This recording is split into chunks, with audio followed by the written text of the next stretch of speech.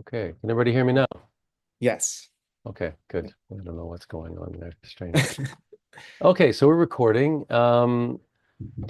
Sorry about our COVID problems, but I see Rory's dialing in, which is a good sign.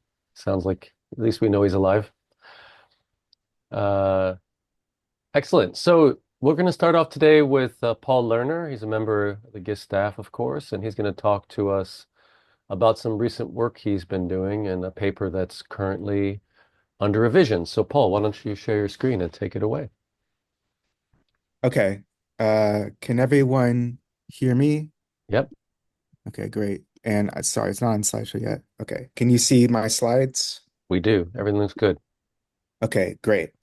Yeah, so as Mike said, my name is Paul Lerner, and I'm going to be talking today about the dependence of ocean productivity on the Earth's obliquity and its effects on atmospheric CO2. This is work that has been done in collaboration with Anastasia Romano, Mike Way, and Chris Close. And as Mike said, the manuscript is currently in revision and was submitted to APJ. Oops, sorry about that. Okay, so I'm going to start with the key take-home points from this presentation.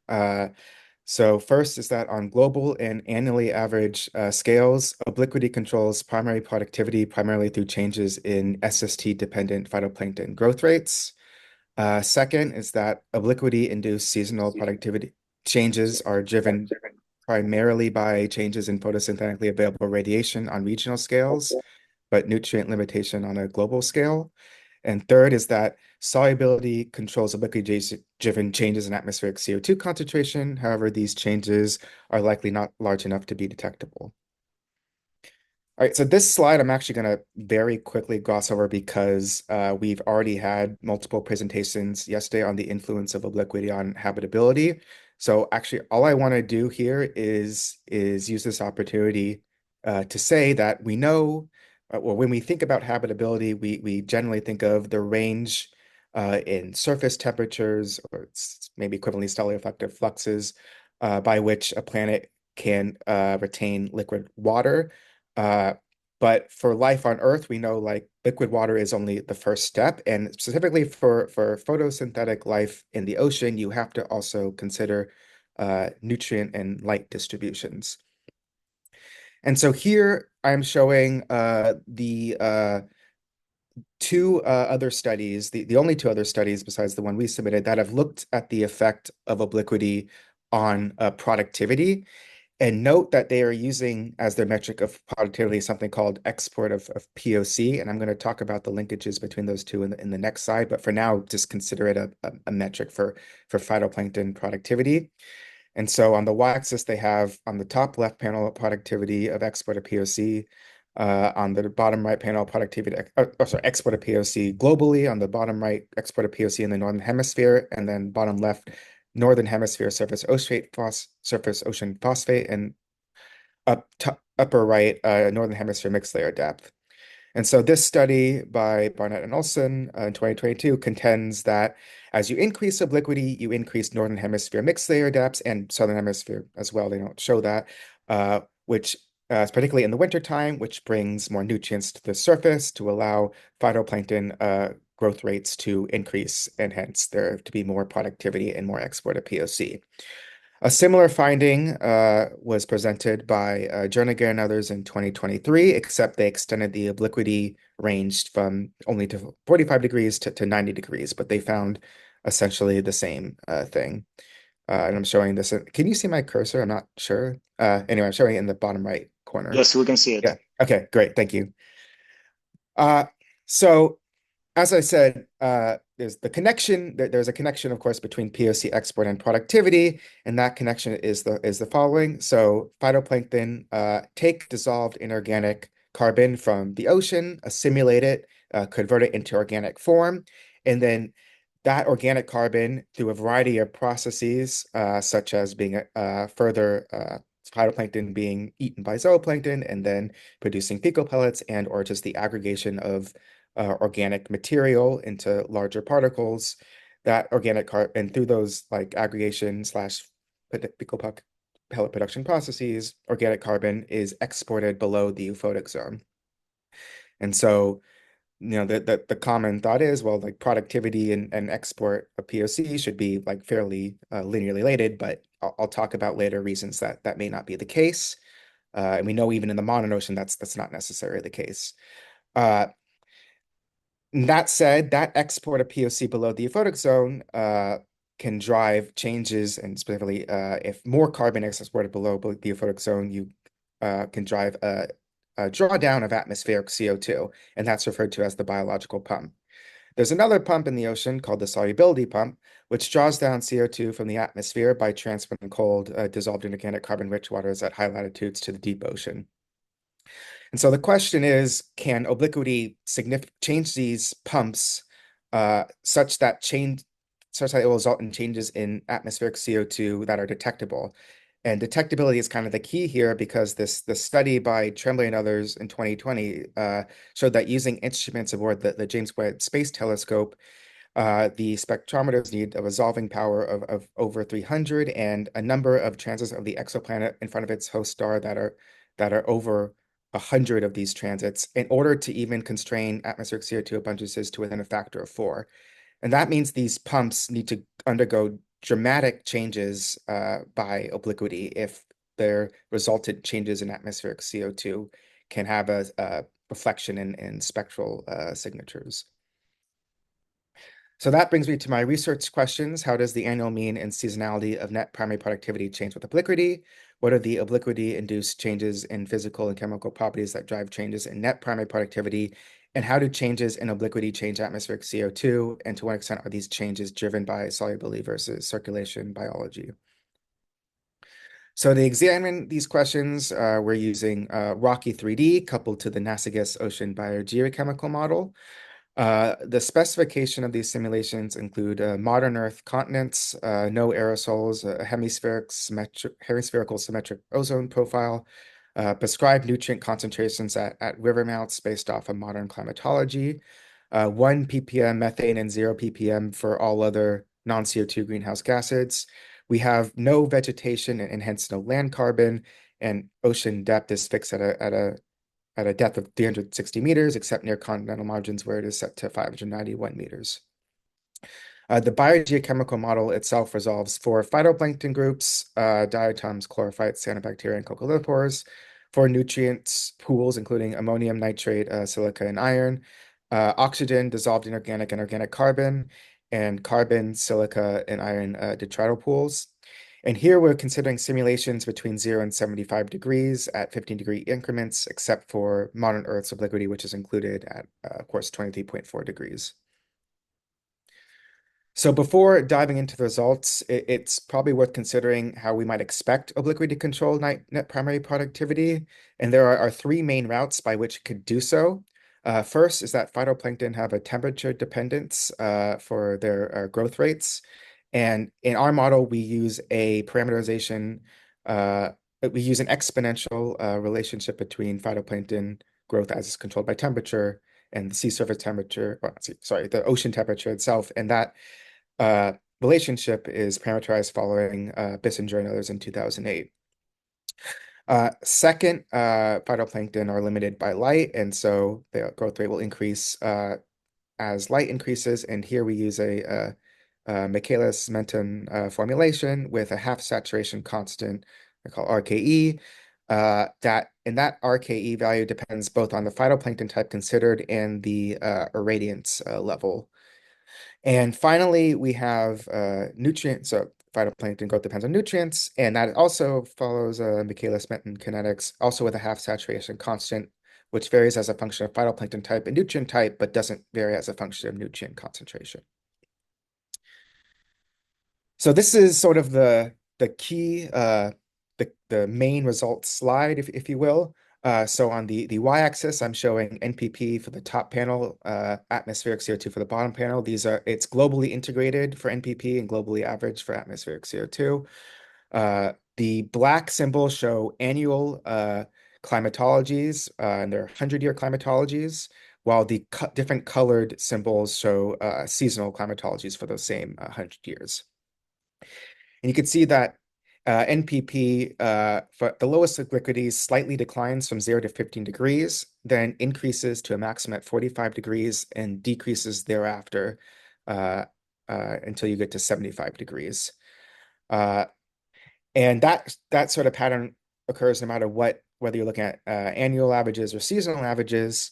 But if you look at the seasonal amplitudes, that is the difference between the seasonal averages and the annual means, you see that for most obliquities, September through November is the seasonal maximum, and the amplitude of that maximum increases towards an obliquity of 23.4 degrees and then remains roughly the same at obliquities greater than 23.4 degrees.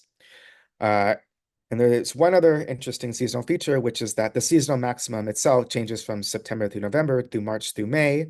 The switch begins at 60 degrees where they're about the same, and then the March through May seasonal maximum seasonal value like overtakes the September through November seasonal value at 75 degrees.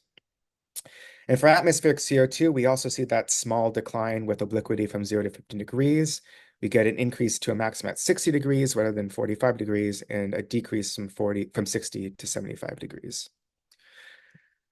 So, sorry. Okay, I'm going to start with the annual net primary productivity response, the globally integrated annual net primary productivity response. And basically, we think that response is driven primarily by sea surface temperature. So on the top panel here, I'm plotting globally average sea surface temperature on the y-axis, again, obliquity and x-axis.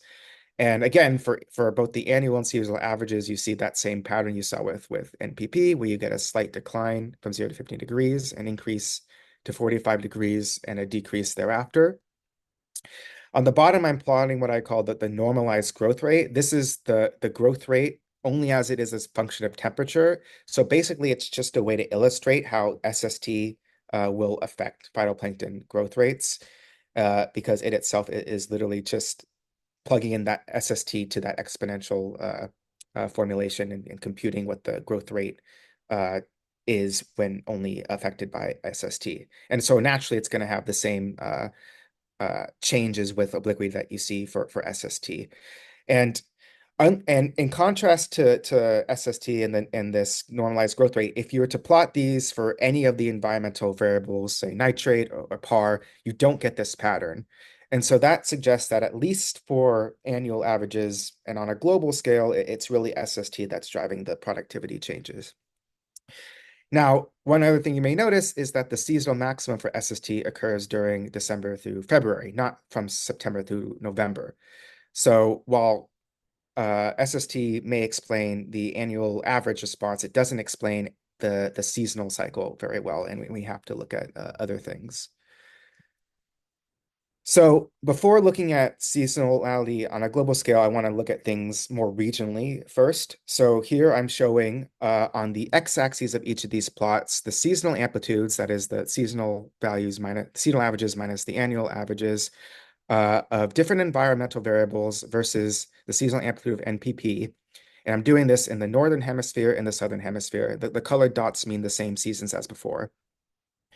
And while you could get some linear relationships for any given season between most environmental variables in NPP, you only get a consistent positive relationship between PAR and NPP for all seasons. That is, as the PAR seasonal amplitudes increase, the NPP seasonal amplitudes increase in any given hemisphere.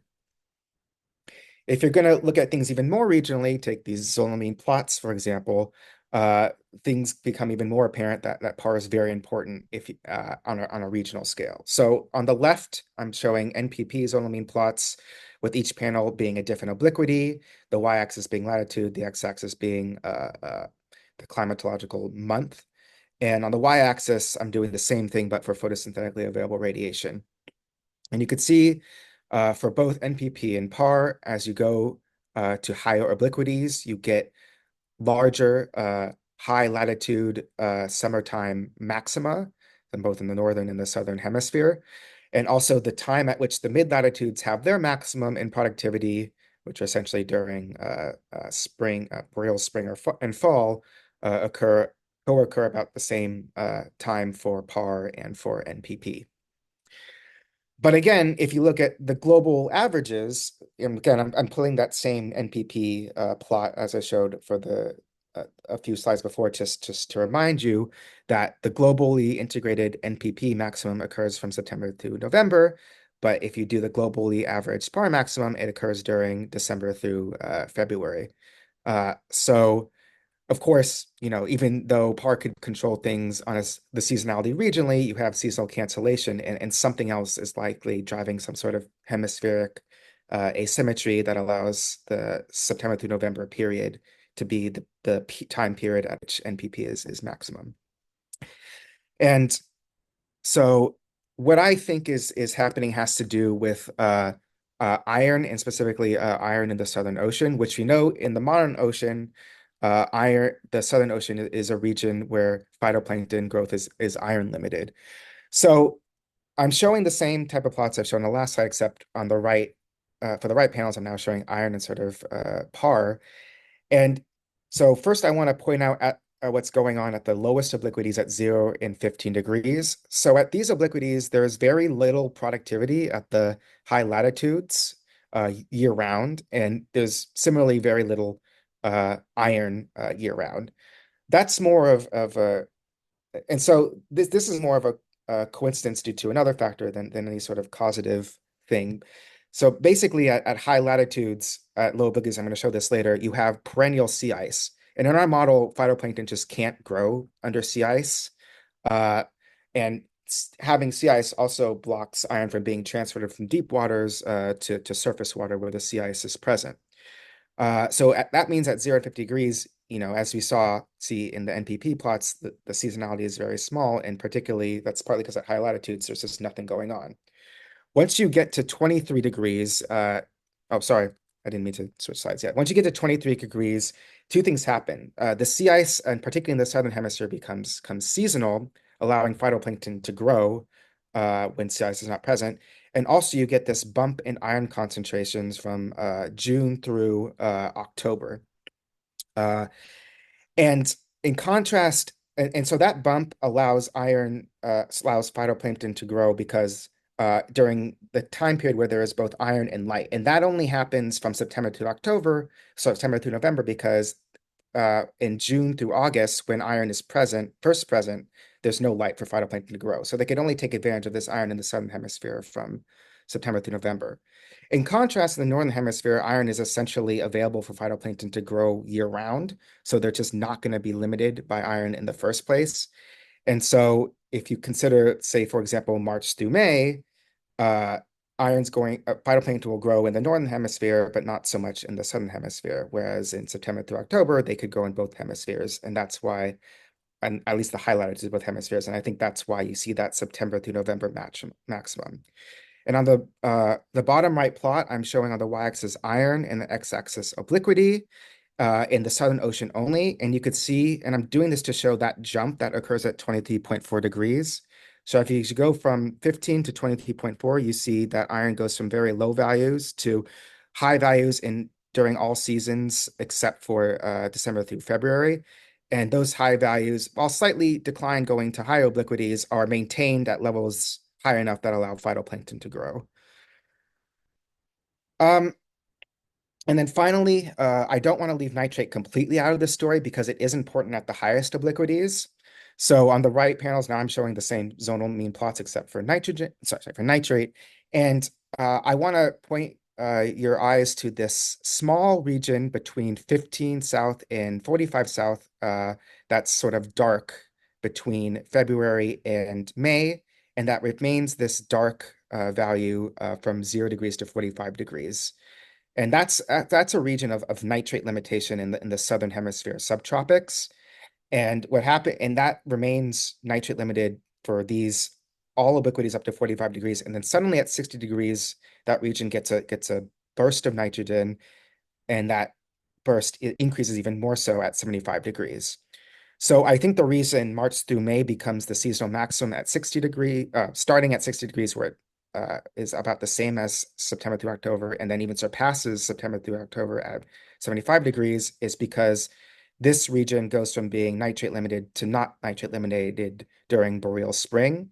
And you could actually see that in the bottom right plot as well, the southern hemisphere subtropic nitrate concentration as a function of obliquity remains below 5 micromole per kilogram and even lower below 2.5 micromole per kilogram from March through in the March through May season from 0 to 45 degrees, and then suddenly jumps up at 15 degree, sorry, at 60 degrees, and even more so at 75 degrees.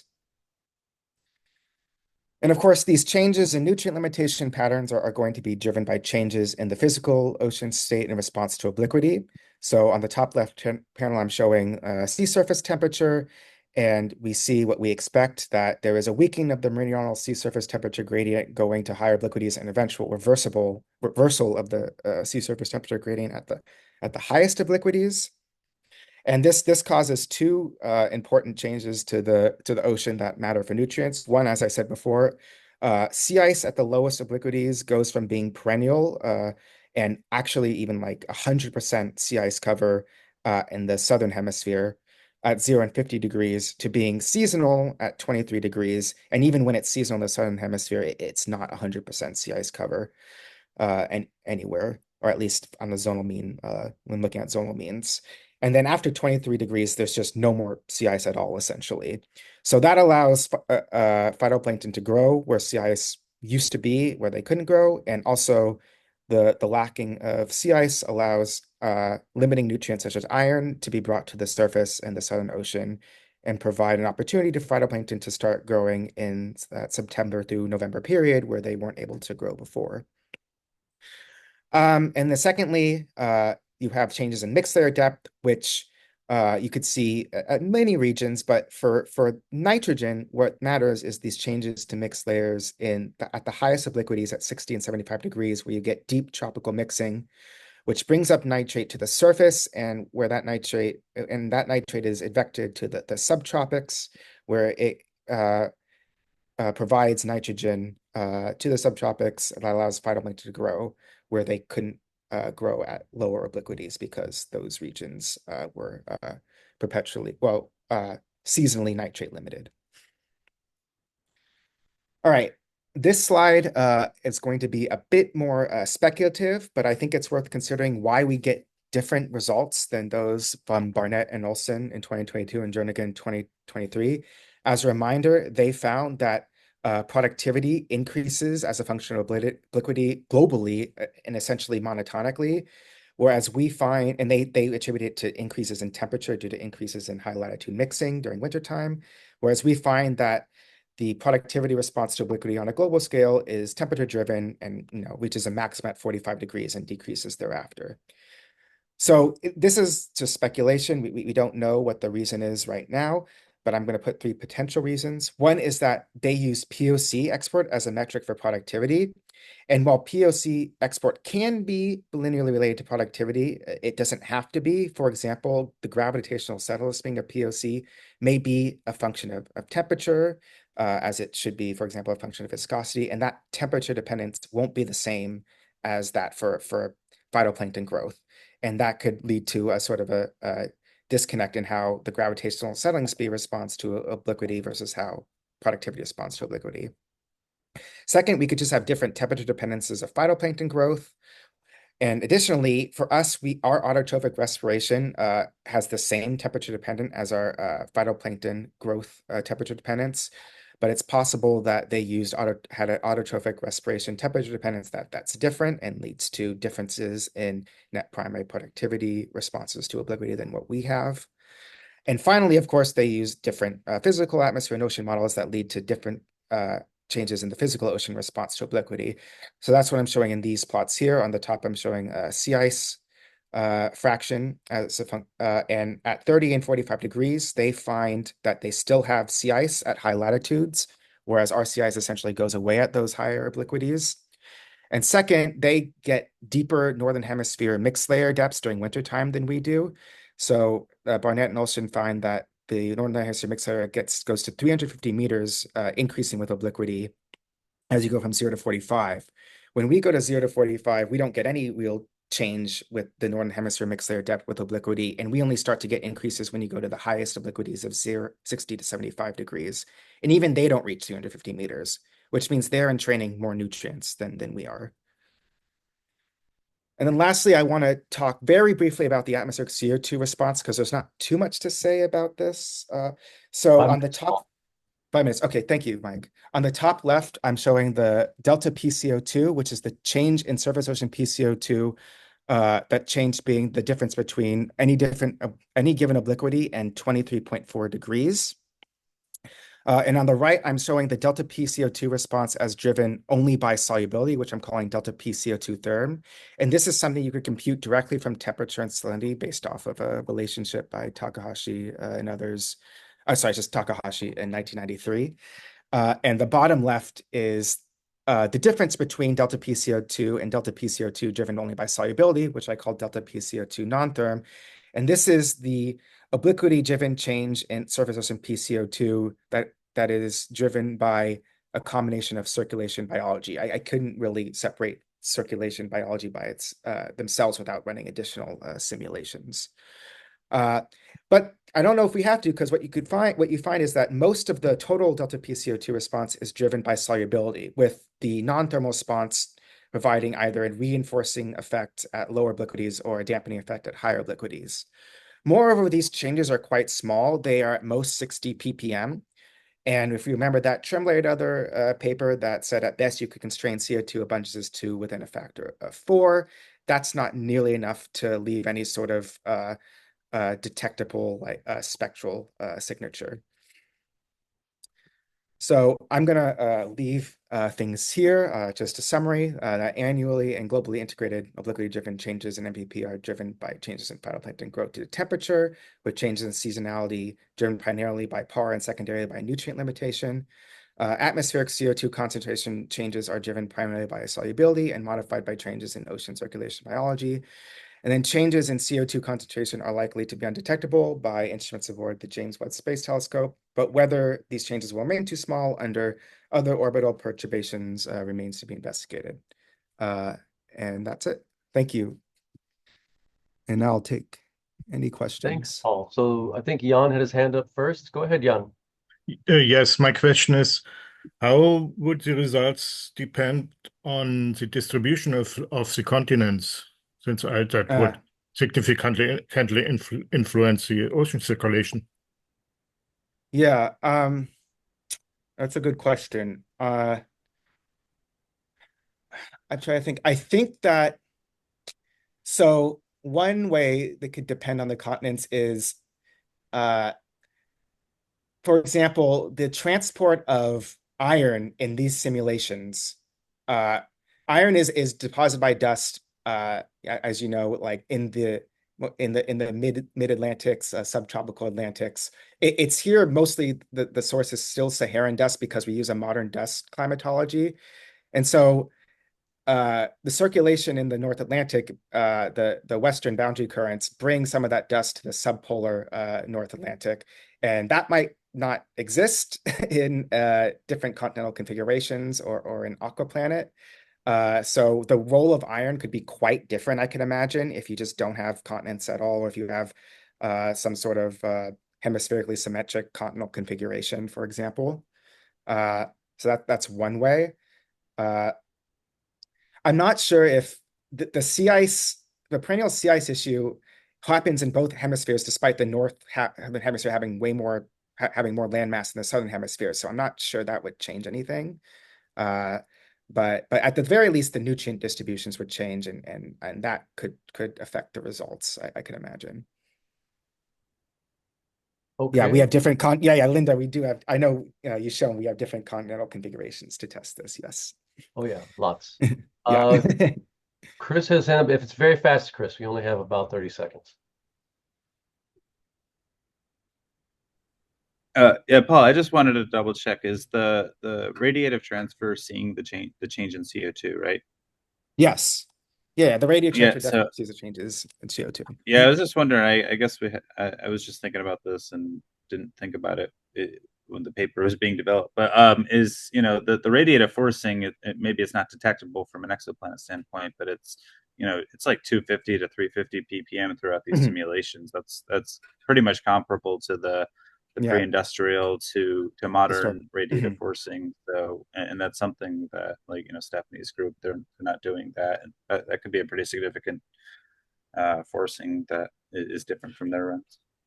Yeah. Yeah, I think that is correct. However, I think in these simulations, I think the the temperature response to obliquity like supersedes the temperature response to the change in CO2. That's my inclination anyway. Uh, because mainly it's because the temperature response I see in our study, I've seen in previous studies that don't change CO2 in response to obliquity, that don't have prognostic CO2 essentially. But yeah, in other applications, I could see that the CO2 the radiative response to CO2 can make a difference. Uh, that might be interesting to look at. Okay, great. Thank you so much, Paul. If you Yep. could stop sharing, we can Yeah. Sorry. Stop. works. Yep. There you go. Okay. Okay, next up is Dr. Sonny Harman. He's going to tell us about spectral differences for synchronous and asynchronous rotators. Take it away, Sonny. And Paul, I'll put a question in the chat. Thanks, Mike. So I'm going to be talking about something an intern of mine has been working on for a little while. So all credit to Nicholas Scarsdale, who's currently a graduate student at UCSC working with Natalie Battaglia, as well as Thomas for his help with putting this together, and a special nod to Eric Wolf, who answered a bunch of our naive questions, shall we say. And I tried to shorten the title to make it a little snappier, but I think I mostly just ended up sort of wading into what half of the other talks have been about the last 3 days. So we're not doing anything nearly as comprehensive as what Chris and others have shown, but we are sort of trying to figure out some sort of intermediate solutions for an intern scale project that looks at spectral differences based on rotation states. This is on archive, so if you want to go take a look at that preprint, we just got reviewer comments back, I think, the end of last week, so we're still working on ingesting those. So what are we doing? And that's not an existential crisis question, I swear. It's mostly just a sort of ballpark thing. This is an internship project, so heavy caveat that there's going to be a lot of parameter space that we're not exploring, that it's going to be a relatively narrow focus. So I understand that there are probably going to be a lot of questions focused on a lot of the really nitty-gritty details or big picture things that we have not addressed. Maybe we'll get there, maybe we won't. But just to sort of grain of salt, this is a very well-scoped project for an internship. Nicholas reached out in 2021 because they were interested in L9859D, which is about a 1.5 Earth radii super Earth at relatively high insolation. It's about 4.5 times what the Earth receives. And Nicholas was interested in branching out from what they were working on, which is predominantly doing ground and space-based observations of warm exoplanet atmospheres. And so we talked about what we could do that was adjacent to L9859D. Nicholas is, as a tangent, now on the postdoc market, starting to apply for things. So if anyone's interested in a JWST retrievals expert with experience with 3D modeling, please reach out. Nicholas is a delight in every circumstance. And for myself, in getting this email in 2021, out of an act of hubris and or ignorance, I signed on to model something like L9859D for Nicholas, within the context of the limitations of both myself, and not as a climatologist, and within the context of ROCKE-3D and its current capabilities. So what are we trying to capture when we talk about L9859D? Well, obviously, like I mentioned, it's pretty hot. It's orbiting an M3 star, and it receives about 4.5 times Earth's insolation. So it's cooking. There's a lot of stuff happening there.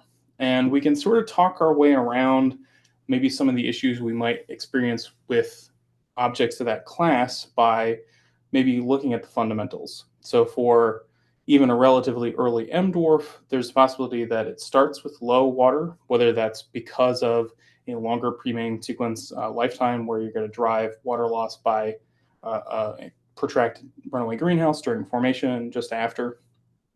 Or you can think about these planets forming dry to start with. And I know there's tons of debate about how much water these planets are going to start with, but you could notionally start these scenarios with a low amount of water and be, reasonably assured that there's some part of that parameter space that's going to be sampled by that. So we're going to start with low water abundance because that gets us around the runaway greenhouse state and transitioning into that. The other thing that we can talk about is that for tidal locking, and in particular synchronous rotation, it's going to be more likely for lower mass host stars. So we're going to talk about both synchronous and rapid rotator cases to try to get in that perspective of how dynamics and climatology are going to shift based on not just the initial parameters, but also how that rotation state is going to drive the climate. So again, because this started in 2021, I conservatively used Planet 1.0 just because Planet 2.0 was in development and testing, but we wanted to make sure that this was something that most of the bugs had been worked out of. And so we chose to use Kepler 1649 spectral files, which is roughly the same effective temperature, stellar effective temperature as L9859. It's off by about 150 degrees, but that's within error bars for a lot of these stars.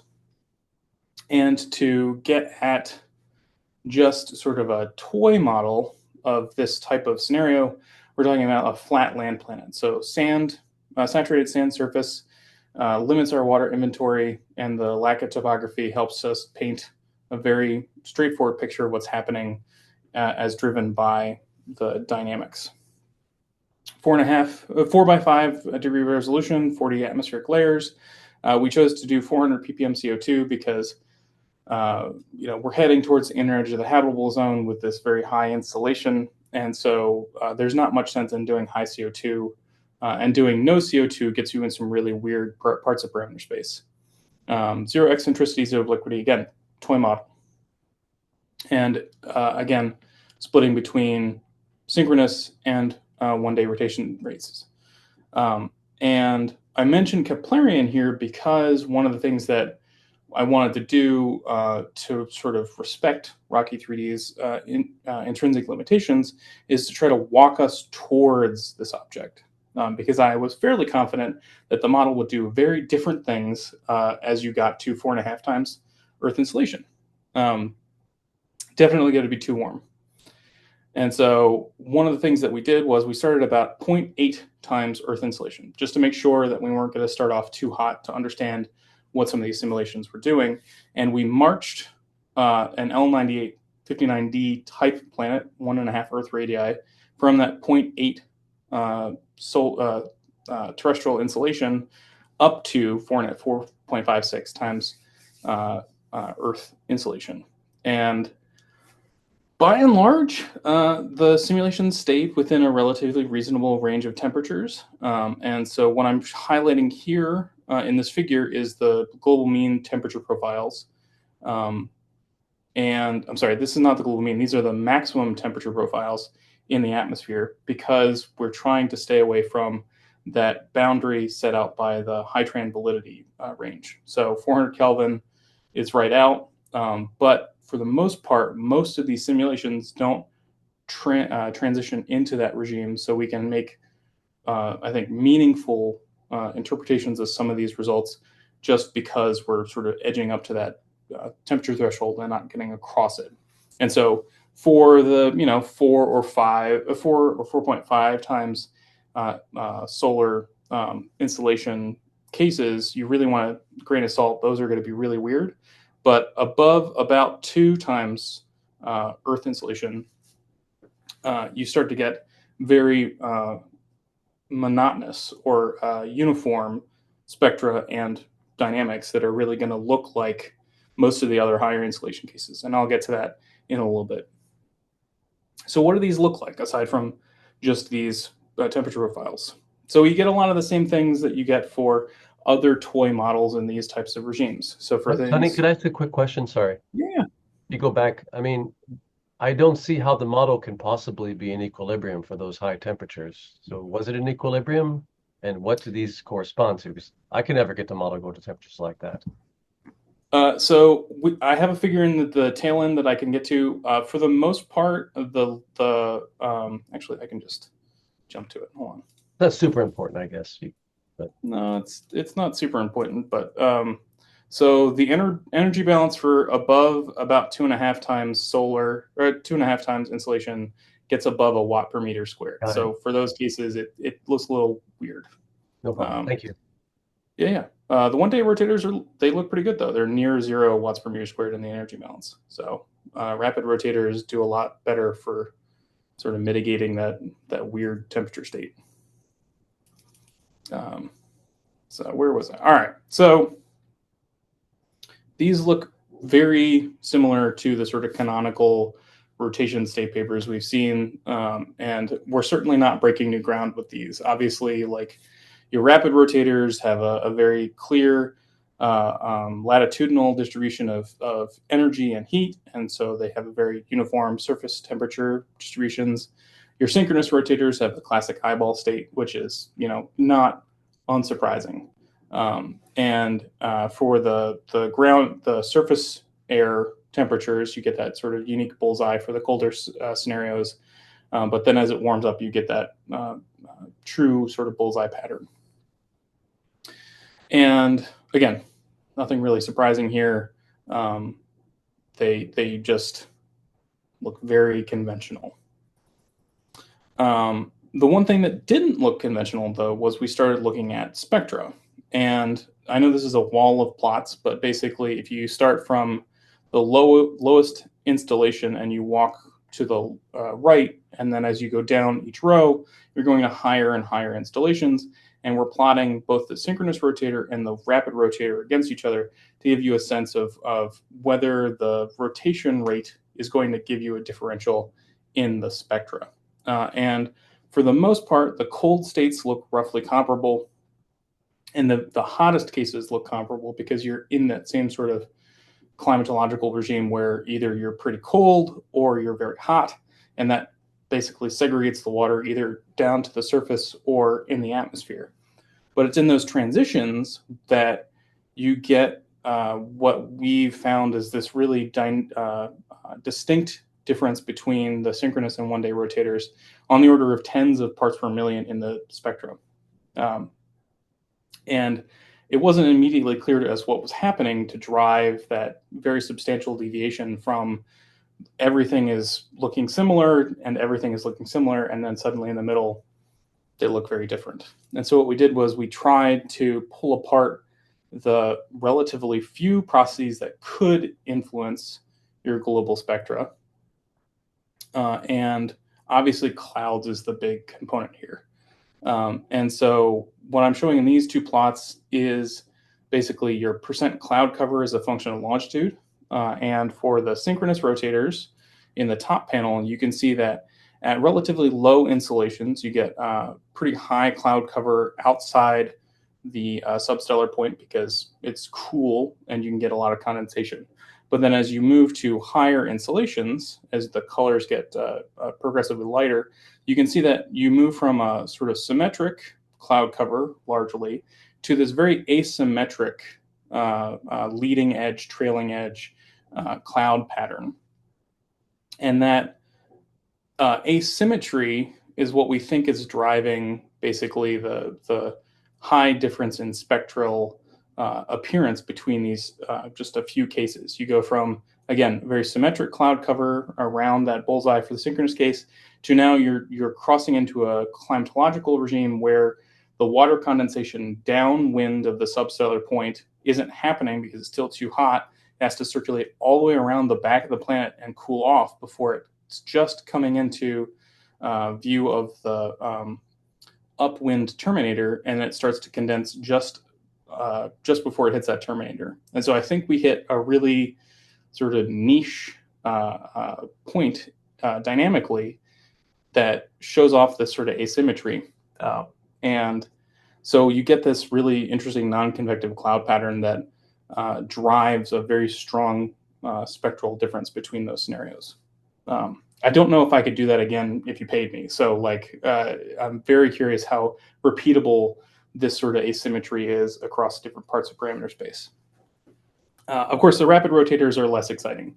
And I made a joke because technically they're more dynamic because they are spinning more quickly. And you can see as you get to higher and higher temperatures, the cloud cover decreases because the saturation point moves basically up in the atmosphere because the planet is getting hotter and hotter. You condense less water.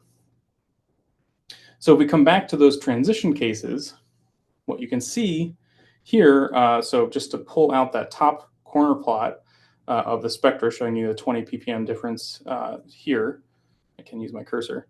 Basically, what we can look at are the differences in the cloud top heights as a function of longitude, and then the line thickness is scaled by the mean cloud cover. So we're looking at sort of thick clouds versus thinner clouds. And what you can see is that you go from this very symmetric sort of table of cloud cover that's corresponding to the substellar point to this very strong asymmetry that's basically sort of pushing you one way or the other between your sort of leading edge and trailing edge. And so, and it's just poised between where you get really thick clouds and where you basically lose your clouds at the higher installations. So it's really balanced between that sort of 1 to 1.6 times Earth insolation case that you're really finding that asymmetry in the clouds. The other thing we can do is we can subtract out the clouds from the spectral calculation and see if the clouds are solely responsible for driving this difference. This is easier to do in post-processing. You can't really do it dynamically as part of the model run because clouds are really important. And so if you remove clouds by setting their opacity to 0 and not including them in a calculation, you can see that you get a much cleaner approach between the two spectra, between synchronous and rapid rotator, because you're no longer seeing those very high non-convective cloud in the spectra. And really what's driving the differences here is that the synchronous rotators tend to be warmer, and so in the global average. And so you're seeing these very strong water absorption features appear more quickly and onset more quickly as a function of installation than you are for the rapid rotators. But eventually they all sort of homogenize at this, you are seeing water in the atmosphere. And that's, again, just to sort of point out, again, the water is basically migrating from the fairly conventional profiles that you in specific humidity and to a place where all the water is basically migrating from the soil into the atmosphere. And that's really what's causing that sort of wall to form there, is that all the water goes from the saturated sand into the atmosphere, and there's no more water to be found. So what else can you do? The second sort of interesting thing here that I mentioned previously is that the synchronous cases are warmer on average and thus have more water in the atmosphere than the rapid rotators. And that's just, again, a function of the persistent installation at one point that can drive higher temperatures, and so sort of overprints your average specific humidity profile because of that high temperature locality. The other really interesting thing that we figured out or noticed over the course of the project was that over the course of a single orbit, the spectra is highly variable. And in particular, for the cases, the one-day rotators, they have clouds, but they're not substantial. And what happens is that the clouds basically move and change over the orbit, and so you get a lot of variability in the spectra, particularly around, say, 1.8 microns. And so what Nicholas did here was he basically pulled out the difference, the standard deviation, at 1.8 microns over basically 12 time points in an orbit for each of the cases, the one-day and the synchronous rotators. And what you can see is that basically monotonically, as you increase the insolation, the rapid rotators have a much higher variability on the order of 5 or 6 ppm that's basically increasing up to about 4 times Earth insolation. And again, the heavy caveat here is that we have a limited water inventory. I don't know that this is going to show up if you have a ocean, for example, because you will have gone a runway probably a factor of 2 before you hit that sort of high variability scenario. And this isn't really observable with things like JWST, but it's potentially observable with like a next generation space telescope. Like I know Mike's gonna frown, but HWO is eventually going to get built. Maybe I'll see data that comes from that.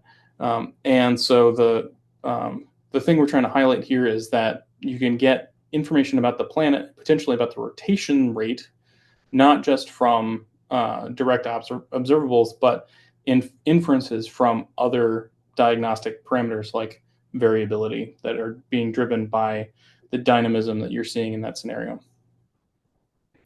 And I wanted to make sure I stopped ahead of time, and so I'm going to try to make sure I leave enough time. But the sort of thoughts and threads to pull on are that one of the things we sidestepped was doing things like low order spin orbit resonances, like 3 to 2 or 2 to 1 spin orbit resonances, just because that would have complicated the math for me. It's, I guess, relatively straightforward, but in response to reviewer comments that we've gotten, we're going to probably do a few simulations to try to capture potentially more of those dynamical regimes as you go from rapid to slow rotators, something like Jacob has shown in 2018. We also probably need to calculate water lifetimes, just because the water inventory is relatively small, and because it's mostly in the atmosphere, it's going to be lost fairly quickly. So the question is, how long would these signals persist? And it's probably not very long, but it could be long enough that we could see some subset of that. Something that came up this week is potentially looking at these signals with other platforms. Avi's talked about Miracle, which does a large swath of the IR, could pick up something like the 1.8 micron variability, maybe. But I haven't looked at the Miracle paper to be frank. And so that's something that we're going to have to do probably in the next few weeks. And it might be for others, but thinking about the larger parameter space and changing that initial water inventory, basically where and how does that cloud transition, that asymmetry appear, and does it appear in the same way at the same insolation, or is it a function of the total water inventory? And then the last thought is obviously a repeat. We are thinking about Nicholas's future, and I would be great to have him continue to work with things like 3D simulations and not just fall back into astronomy and the hot planet observables. So with that, I will stop, and I'd love to take a few questions. Great. Thank you, Sonny. It's great. Yeah, I'm sorry, I must have missed it in the beginning. So what was your water inventory? Did you just put water in the soil? Is that all you did for these simulations? Yeah, so initialized to saturated sand. Saturated sand. Okay. I put in the chat that I did some calculations for these Venus simulations I did many years ago, where I just put 20 centimeters of water in the soil. And I think Ravi did some diffusion limited calculations for me, and everything was gone in a few million years. Yeah, I mean that makes sense. I my intuition for it is that it would be a few million years at most. So yeah, so you don't have a big window to catch these things. No, but I mean if they're common, then maybe you do just it's probably more common than finding biospheres. So you're such an optimist. Okay, Rory, go ahead. Yeah, hey, Sonny. I just wanted to mention that we did do some calculations on the water loss on this system. It's in a paper by Emmeline Froment, who I think is in your area.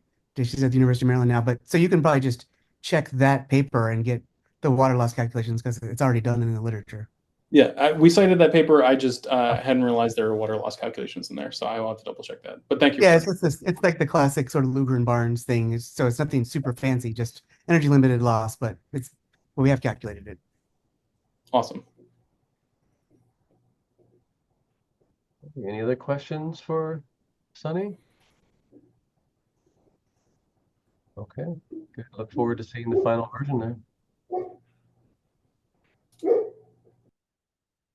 Okay, so I'm glad he waited until the end of the talk to start barking. yeah, that happened to Stephanie during one of her talks. Her giant Saint Bernard was barking. Pretty hilarious. He wanted to sit on her lap or something. Okay, if there's no questions more, we can move on to Kostas. Kostas, are you ready? Yeah, I'm ready. He's going to talk about some photochemistry stuff and Earth-like exoplanet atmospheres. So go for Yeah, it. so this is not results. This is some proposal that got funded from Habitable Worlds. Like I think we got the answer maybe a month or maximum 2 months ago. So no money is flowing yet. No contracts have been signed. We're just in the process. So, but we are super excited with Sonny because this is, I believe, the fifth attempt we did to get it funded. The first attempt was when Sonny was still a postdoc at GIS. So it's been a while, and I think that they just got sick of us and they said, "Okay, here's the money, just go away." So I'll take that. So anyway, the title is Photochemistry in Earth-like exoplanet atmospheres, and the aim is to study how different planetary parameters affect habitability, atmospheric composition, and detectability using ROCKE-3D with chemistry. So I can say a lot of things about motivations. I just have some plots here from the proposal. So these two plots show the CO2 seasonality at the top and the methane seasonality at the bottom in two different locations on Earth. With red, it's the Mauna Loa Observatory, and with blue, it is the South Pole Observatory. So you see that the CO2 has a strong seasonality more in Mauna Loa and not so much in the South Pole, while methane has in both places. And the important thing is that the CO2 is affecting mostly temperature and indirectly things like chemistry, because temperature of course affects chemistry, but methane is affecting chemistry directly. And having a variability of 40 ppbs over the year is quite significant for chemistry, because OH, the hydroxyl radical, which is the number one cleanser of the atmosphere when it comes to chemicals, is directly affected by methane. So when methane goes up, then there is more, then OH is trying to eat up the methane and it goes down. So with less OH, methane goes further up. So there is a positive feedback there. And the same thing happens with when methane is decreased, then more OH is available for other things, including eating up more methane. So methane goes further down. So there is a very important and well-recognized feedback on methane and OH that is affecting all of chemistry. And so this is one of the things that motivates studying any atmosphere with OH and methane. You want to see how these things work.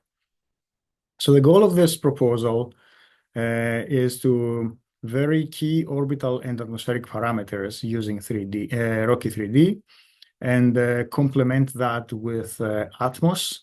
And then in both cases, we plan to use the simulation output together with a radiative transfer model and generate synthetic transmission and reflection spectra and see key observational differences. So it's not only to see which cases that we will be studying have differences in the observables, but also which ones do not, which means that these cases are cases that we cannot differentiate.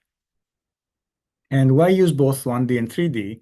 This is, I'm showing you here 4 different plots of ozone profile as a function of altitude, the y-axis altitude in pressure units, and the x-axis is the number density of ozone. You can think of it as like parts per million, or with some exponential factor there. So top left is the pre-industrial atmosphere, And then as you move to the right and then to the bottom left and then the bottom right, oxygen, molecular oxygen in the atmosphere is decreasing to 10% top right, 1% bottom left, and 0.1% of present day values in the bottom right.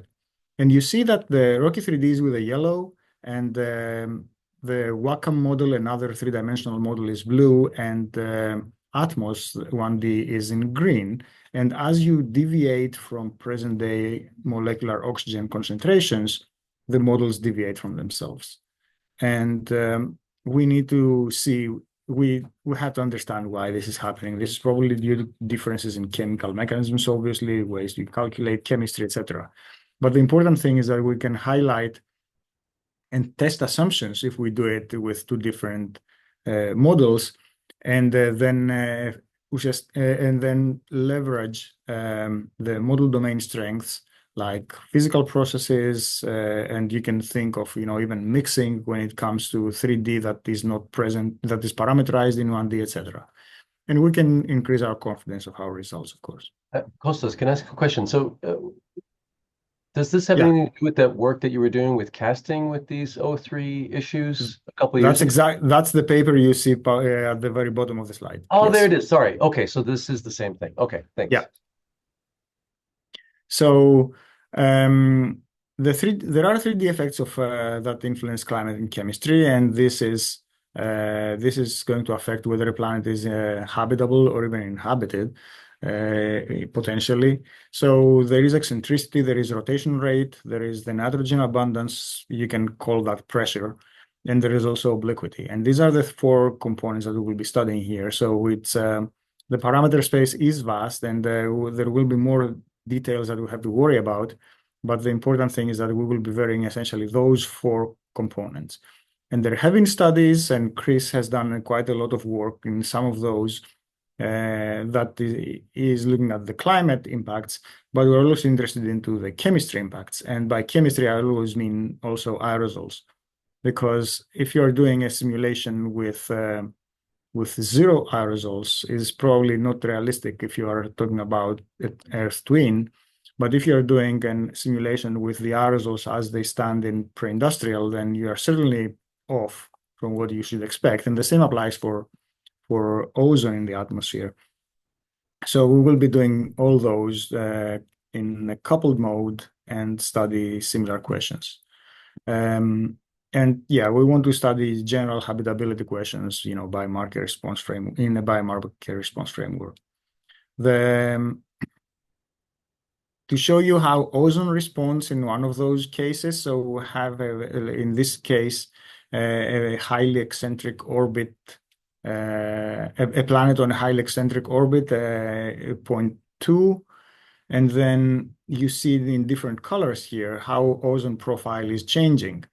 So it can go from this spread in the ozone maximum is something like 50% of the whole signal. So a 50% change in the global mean ozone column is equivalent to to a global ozone hole, as it happens right down in the stratosphere of Antarctica. So we're talking about a major number here, really major.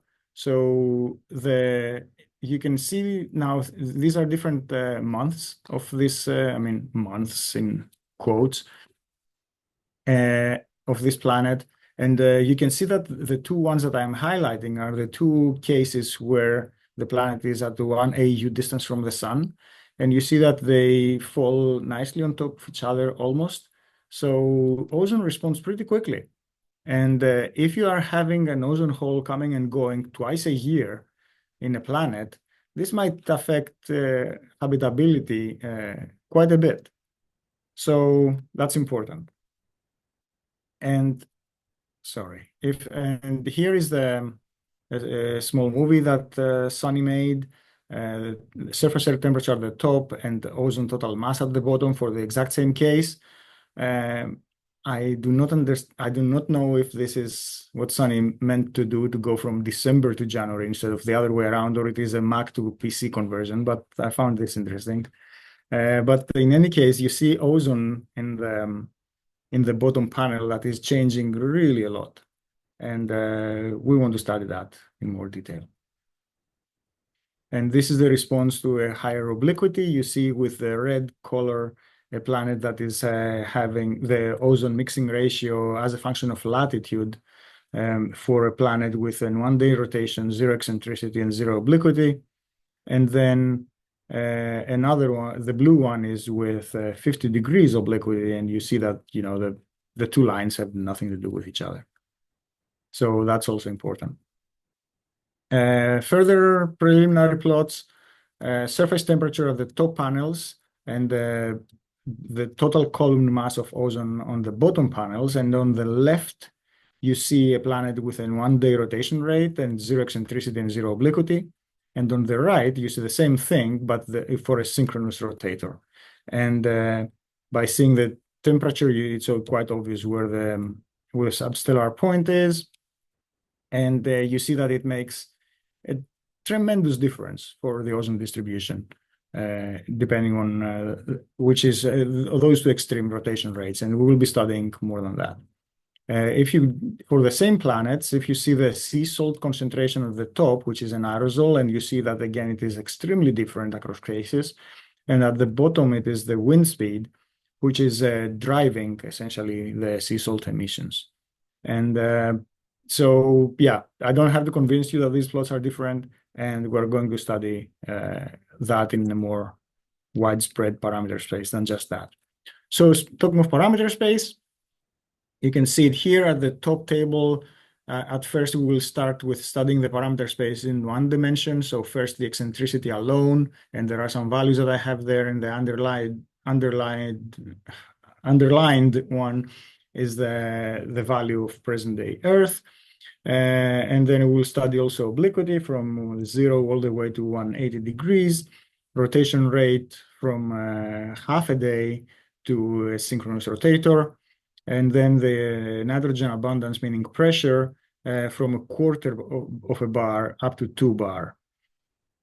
And after studying those cases in one dimension and getting an idea of what to expect, we will also do a Latin hypercube approach in which we will vary composition of oxygen and CO2 as well on top of the other ones. And we will change the land distribution from 100% to modern to neoproterozoic to no land.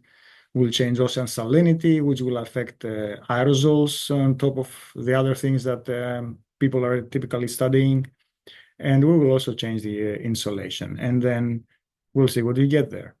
The Latin hypercube, in case you're not familiar with it, is a statistical approach that people are using to cover large parameter spaces. So if you have a lot of parameters, in this case, it is composition, CO2, surface, ocean salinity, and insolation, so 5, and you have another 4 at the top in case you want to mix them up as well. So you have 9. The combining a few cases across each dimension at 9 dimensions gives a totally unmanageable number of simulations. So the Latin hypercube sampling takes this massive amount that you can think of as a chessboard. Every square is a different case that you can take. But then the Latin hypercube sampling subsamples that space, just like the ROCKEs you can see here. And the optimal subsampling is that no ROCKE is threatening any other. And then with some statistical tools, you can fill in the gaps after the fact. You can use an emulator or something like that. The recommended sampling size is 10 times the number of parameters. And just to be safe, people usually say, okay, double that now and see what happens. So if you have, let's say, 5 parameters you want to study, instead of having cases 5 times 5 times 5 times 5 times 5, which is a big number, you have 10 times 5, 50, and then you double that, 100 simulations, and it's totally manageable, even for climate simulations. A tricky thing is vegetation, how to deal with cases that the planet is very different in terms of orbital parameters from present-day Earth. For eccentricity and obliquity, we don't know how plants would evolve and distribute with more or less extreme seasonal cycles. Rotation rate will affect the duration of night, so how long, which plants can actually survive and thrive if the night is very long, or in what you do with tidal locking. I mean, obviously there will be probably no plants on the dark side, but then how about the near the terminator, how close to the terminator and which plants can go there? These are things that we don't really know. Pressure, will that affect plants in any way? I mean, sure, CO2 productivity, CO2 absolute concentration is one thing, but then will pressure affect anything related with their physiological response? No idea. And then the question would be, we have Earth that has a latitudinal distribution of plants, plant types. So certain types grow, like tropical forests grow near the tropics, and then you have shrubs that grow in colder places, and there are other mid-latitude plants, needle leaf stuff, and so there is some distribution that relates with climate regimes. So can we leverage how those climate regimes from present-day Earth can be used on placing vegetation in different expected climate regimes of other configurations? It remains to be seen. But this is something that offers us some headaches, and I know that we have expertise in this virtual room to discuss those problems, and we're planning to do so. And another thing equally tricky is the land ice that the model is not able to simulate dynamically. But there is a trick that Chris said yesterday as well, and people have used it, that you throw away the land ice, you replace with snow, and see what happens. Going to observables, this is a slide I don't know how well I can describe, but the point is that if you have a telescope that is looking from a planet, from an angle that is a transiting planet or semi-transiting or not at all, you are looking from above or from an angle, and then depending on the obliquity of the planet, you might be subsampling or supersampling a certain hemisphere. Maybe a certain hemisphere is always if it's a synchronous rotator, then there is always the same hemisphere receiving sunlight. So you are clearly subsampling the planet, and then we want to have the information from the presumably real cases of the three-dimensional simulations, and then create those subsamplings as they need to be, as they happen based on geometry, and see how that affects the results, and whether there are certain corners of the parameter space that collapse into one observable regime, and which one. This is one important result we want to see. And the other one is what happens if we can actually separate things, and then be able to, whether we can tell which components might be detectable and how to attribute them properly. There are spectral differences that are driven by climate and chemistry, and this is an example. The black line is a planet that is having a 1-day rotation rate, and another one that has a 365 days rotation. And some parts of the spectrum here are very, very similar. Some others are very, very different. And just as a fun fact, when I first saw this plot, I was like, oh my God, I have seen this before in my real life. And I don't know, that's a parenthesis, I'm almost done. I don't know how many of you have been hiking, probably many of you, but in case anybody has ever been to Mount Olympus in Greece and they've seen or even reached the summit, they will probably recognize this plot. And when I saw that, I was like, oh my God, I've been there. So yeah, just a fun fact. That's my last slide. Goals and tasks as it comes out of the proposal. I'm not going to read this. I'm going to leave it here if you want to discuss about this a bit more. The important thing is the 3 tasks that we have at the bottom. We will simulate Earth twins with the modified orbital parameters, including pressure with ROCKE-3D. Do the same with Atmos. and then generate transit transmission or reflection spectra from both and see how they differ or how they resemble each other. And I'll stop here. Okay, great. Thank you, Kostas. Great. Looks like a fun project. Yeah, looking forward to it. I think that plot I've also seen before in some other work that some of us have done, by the way, not just Mount Olympus. But go ahead, Nancy. Oh yeah, I'm collaborating with somebody at NAU who does a lot of vegetation field measurements, and he's in Arizona, so his logo is the profile of a mountain there that looks like the vegetation Reddit. That's so perfect. Yeah, it's a great logo. But so anyway, when you want to map vegetation, I did create a widget for distributing different vegetation types by climate types for Allegra. So we've generated. It's a script you can run if you have the climate, monthly climate stats from a preliminary run, and then you can prescribe vegetation cover with that, and also other boundary conditions. So we did it for different paleoclimate scenarios. So that's perfect. I will certainly be reaching out. Yeah, but I warn you, there's more diversity of vegetation than is represented in any global dynamic vegetation model. Yeah, of course. So, of course. Yeah. So. Yeah, we want to say that we touched that we gave some serious thought on it, but I know we will not be able to cover the whole range of possibilities, and we don't even want to go there. And our goal is not there, but we just want to do something that is good enough. Okay. Anyway, just ping me when you're ready. Absolutely. Thank you. Thomas? Well, yeah. Hey, Costa. Yeah, great talk and very interesting project. So if I missed that, but so you here on your slide, you mentioned Earth twin, but is it all the time orbiting a G star like the sun? Yes. Okay. So in that case, synthetic transmission spectra won't work because transmission spectroscopy around a G star is providing almost no signal. It's extremely, extremely tiny. So okay. Yeah, I don't remember if we said that in the proposal. Maybe Sonny, you remember that? I don't.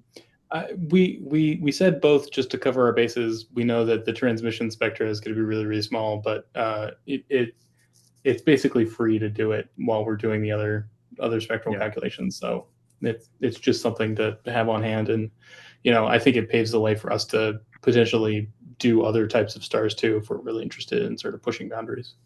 Yeah, same for I think the synchronous rotation, right? I think if I recall correctly, there is a paper by Rory in 2015, but I think could be one specific case where Earth could have been in synchronous rotation. Otherwise, on a G star, it's way more complicated as well.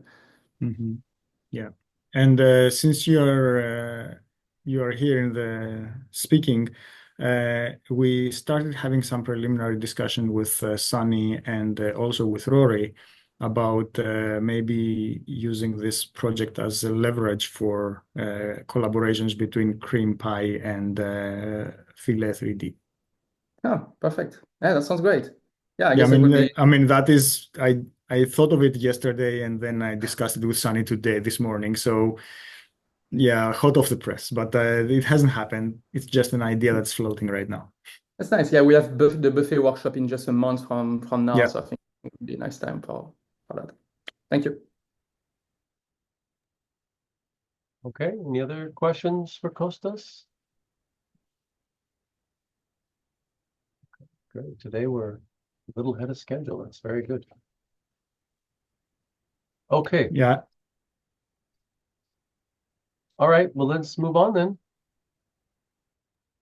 Mr. Wolf, please take it away. He's going to talk to us about photochemical haze from exoplanets to the Archean, or is it Archean to exoplanets? Okay, Archean to Archean to exoplanets. You guys see my screen? Yeah. And then looks good. All right. So thanks for the introduction, Mike. So the title of this talk, Modeling Photochemical Hazes in 3D from Archean to Exoplanets. But I also thought of an alternative title, which is, if this will advance for me, oop, wrong screen. Come on, there we go. What I've been up to during my ROCKE-3D sabbatical. I have not been writing a memoir, but I've actually been using the computing model Exocam, which is one that I've developed over the years. So I've already introduced myself on day one, but just a reiteration, I joined the team in the summer of 2017 to help with Socrates after David Edmondson left. Due to the recent ICAR descope, I'm on a temporary sabbatical for the first half, but I will be back on the payroll starting the second half. So in the meantime, the last year I've done a lot of work, of course, with Exocam and XORT, and our SAT analogy question of the day, if you remember those, are Model E is to ROCKE-3D is to Socrates, as C NCAR CESM is to Exocam is to XORT. So that's how it's kind of a perfect analogy there. And the logo here is made by our one and only expert DAL-E chat GTP prompt engineer Thomas Fauché. So I'm thinking I'm going to roll with the logo on the bottom right for Exocam now. And just as a side point, over the past few months, I've had some discussions with some of the NCAR people that after 15 years now in the field, they finally are kind of interested in some of the work that I've been doing. So they have a software engineer as a side project in his spare time, working on linking the radiative transfer code that I've built for exoplanets and Exocam XORT as a formal external model with CSM2 and perhaps also into CSM3. So eventually I may actually get some of this stuff onto the trunk of future NCAR versions, which I'm pretty excited about. So some more bookkeeping stuff. As I said, I've worked with Socrates a lot over the years. So my part in Socrates has been to work with the spectral files, the stellar spectra, 1D validation testing, things like that. I believe Ondrea has been working with merging Socrates or porting Socrates up to the linkage with Model E3 for Planet 3.0, I believe. So I have not been involved in that. I've mostly on the kind of the pure radiative transfer kind of theory side. So some questions to pose for the group before I dive into Hazes. New spectral files. Currently, the sets of spectral files for terrestrial planets are pretty comprehensive. There has been a significant slowing down of requests for new stuff because, I mean, we've got things covered for Archean and Earth and CO2 rich. And, if there's more any type of exotic atmospheres that people are interested in, let me know if they're not covered. I mean, for the moment, we have a pretty good spread. An alternative thing is adding novel gases. This is perhaps an easier thing rather than reinventing the wheel and creating a new spectral file completely unique. If there's some specific gas that you're interested in, adding one novel species to an existing spectral file is a lower threshold to cross. Things like ethane, ammonia, things like this are interested, but perhaps limited in their applicability and are kind of reliant on chemical calculations as the primary pillar there to tell you, do these novel gases exist or not? Stellar spectra. Also, we have a wide variety of spectra from late F through M. One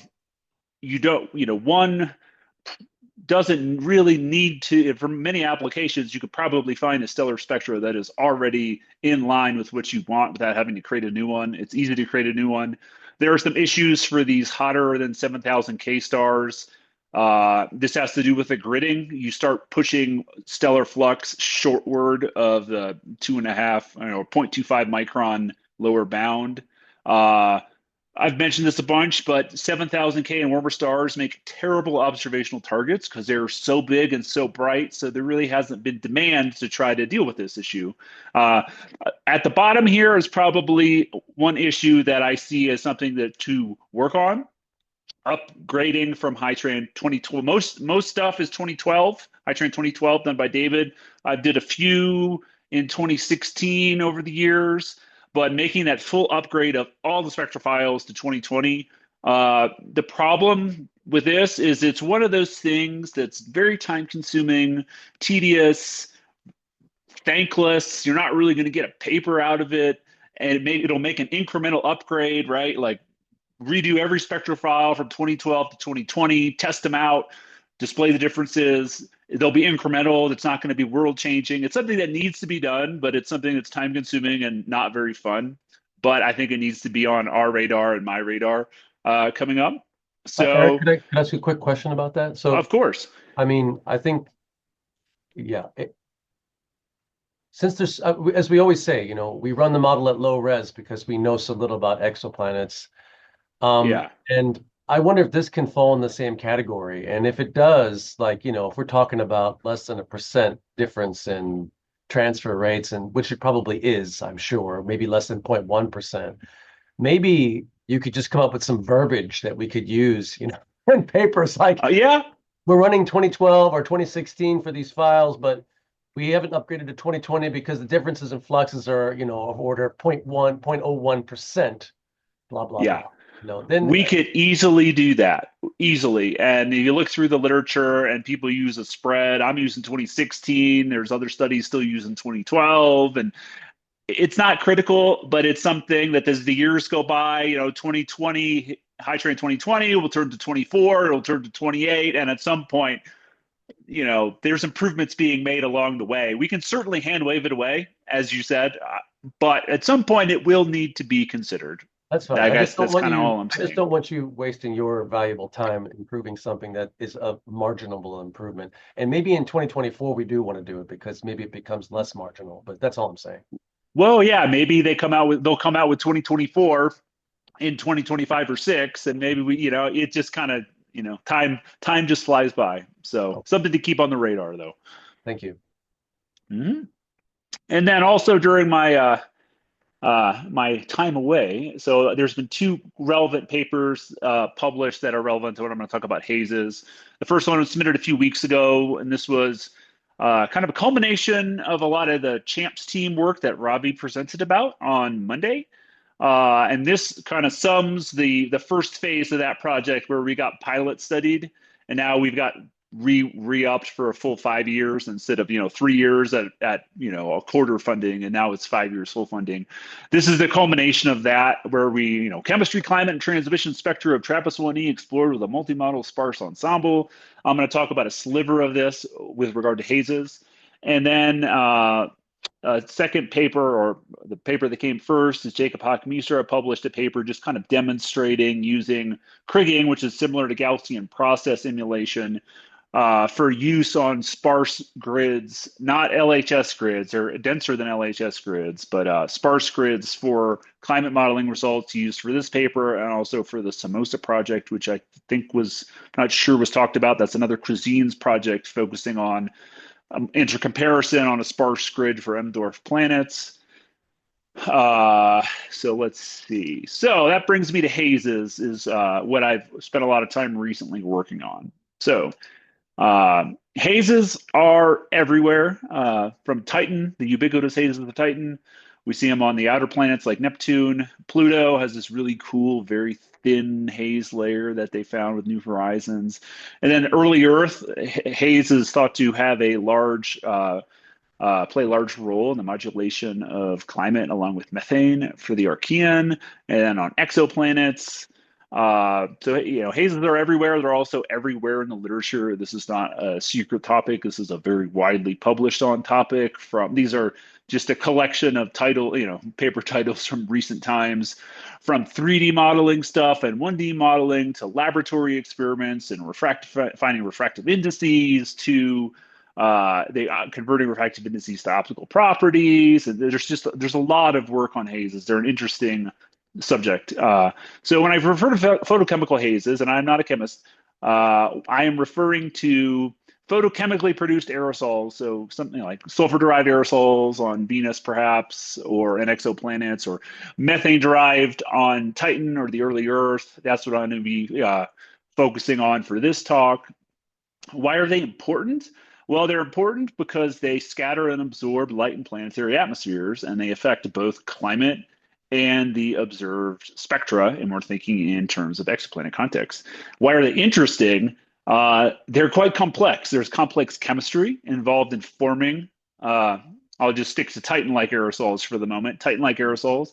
They have complex aerosol morphology, as you can kind of see in this picture. They're not expected to be spheres. They're thought to be these aggregate particles, and you can get even more complex if you think, as is showed in the figure, they're to coalesce or acquiesce some sort of liquid around them, either water or in this case liquid methane. They also have complex radiative effects, which tie back both into the chemistry via refractive indices and the aerosol morphology via are they spheres or are they aggregates. But why do we need 3D models for this? You also see this radiative dynamical coupling where the aerosols are spread around the planet in non-uniform fashions and are not going to be captured by a 1D model. So for our study here, we have our modeling approach is we have an offline chemistry and then online microphysics and climate.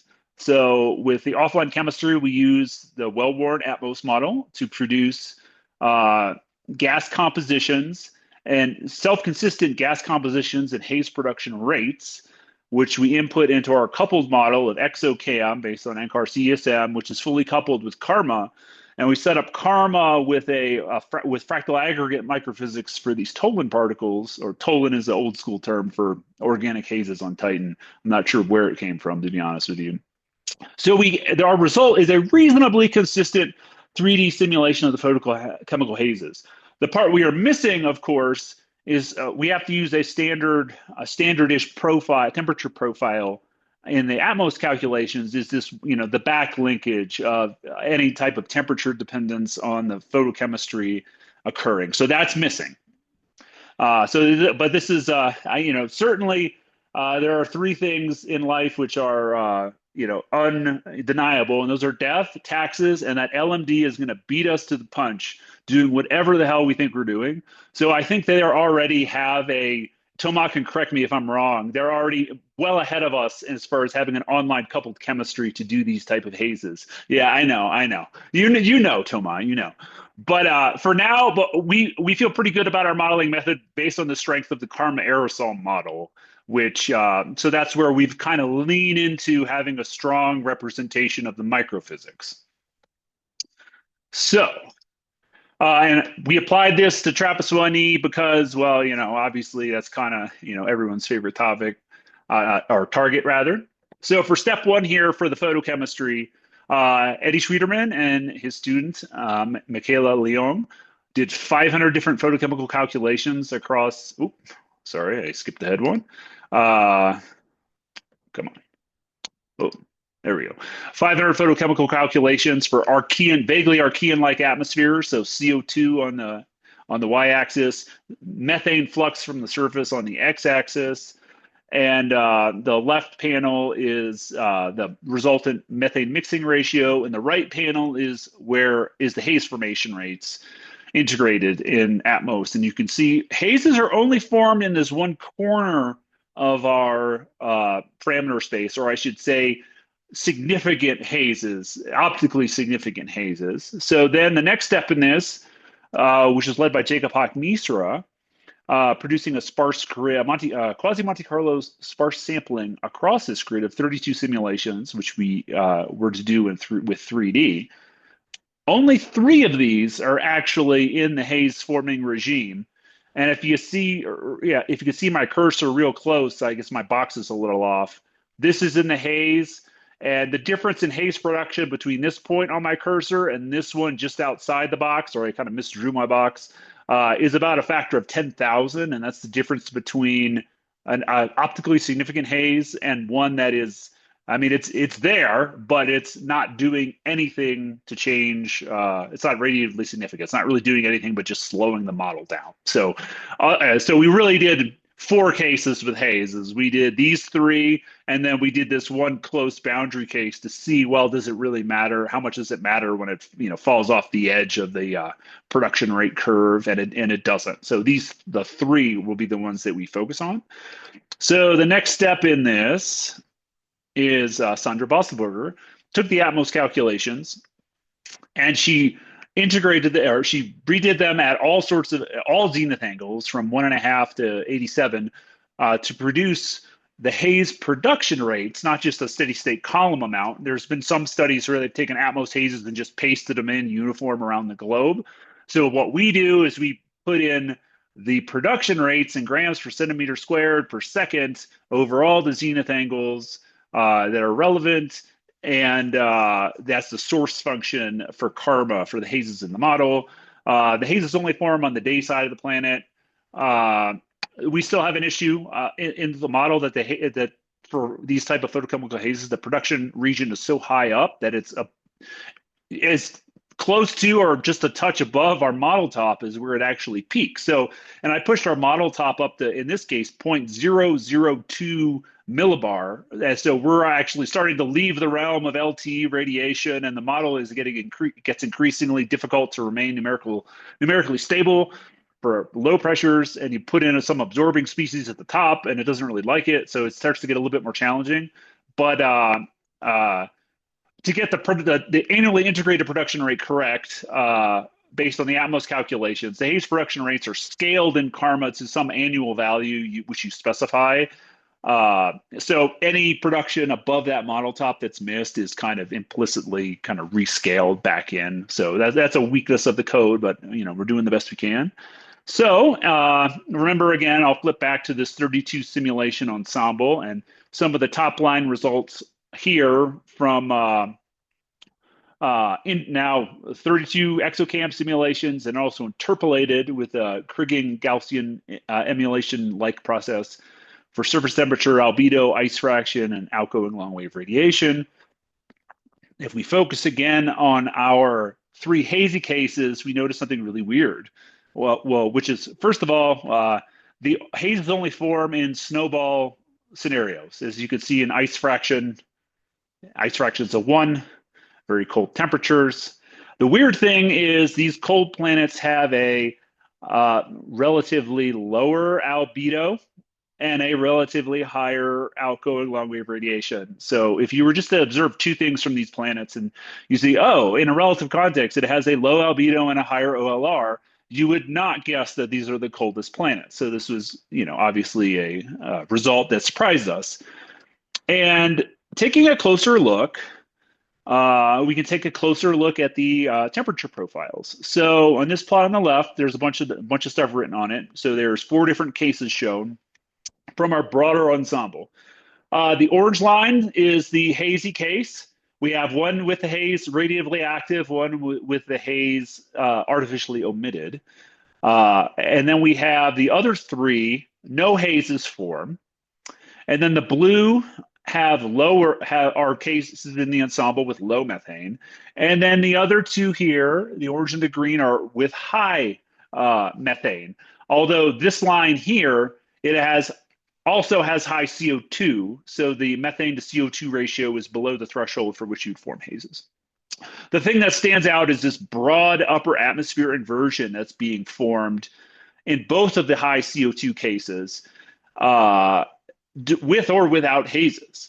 So what we're seeing is that the methane absorbs very efficiently in the near infrared, absorbing TRAPPIST-1 spectra, causing the stratosphere to heat up. And then this is resulting in the low albedo from all this upper atmosphere absorption in the near IR from methane, and also cause for the higher OLR because you have re-radiation from the inversion layer. Actually, it's this inversion layer, not the higher part, to space, which is resulting in the higher OLR despite having these cold surface temperatures. So this is the methane anti-greenhouse effect. Other people have talked about it in passing in numerous papers, but we see it very strongly here. And methane actually dominates over the haze with respect to the climate. So we have this competition going on in our whole ensemble between CO2 and methane, where CO2 always warms the surface, always cools the stratosphere. Methane warms the surface up to about 10 to the negative 3 of a mixing ratio of 1,000 ppm in a 1 bar atmosphere, as we've done. But then beyond that, it starts to cool the surface and warm the stratosphere. And you can see that, and these are results independent of the haze. This is just a methane thing. You can see that in our zoom in on the temperature interpolated plot, where anywhere on the plot you start adding methane, you're generally getting warmer. But with when you add CO2, you're generally getting warmer. Anywhere where you start to add methane up to about this 10 to the 3 mark, you're warming. but then you start to get the anti-greenhouse effect and things start to cool quite significantly. And other people have published about this, the methane story, if you will. I know there's a bunch of plots here, but we have this very red spectra of TRAPPIST-1e, which is really an endpoint spectra to consider. And then, sorry, I know I have wave numbers and I have wavelengths up here, but I wasn't going to remake their plots. So in Burning Goldblatt's study on the early Earth with a sun spectra, they were finding this anti-greenhouse effect just starting to be evident, not nearly as strong as the TRAPPIST-1.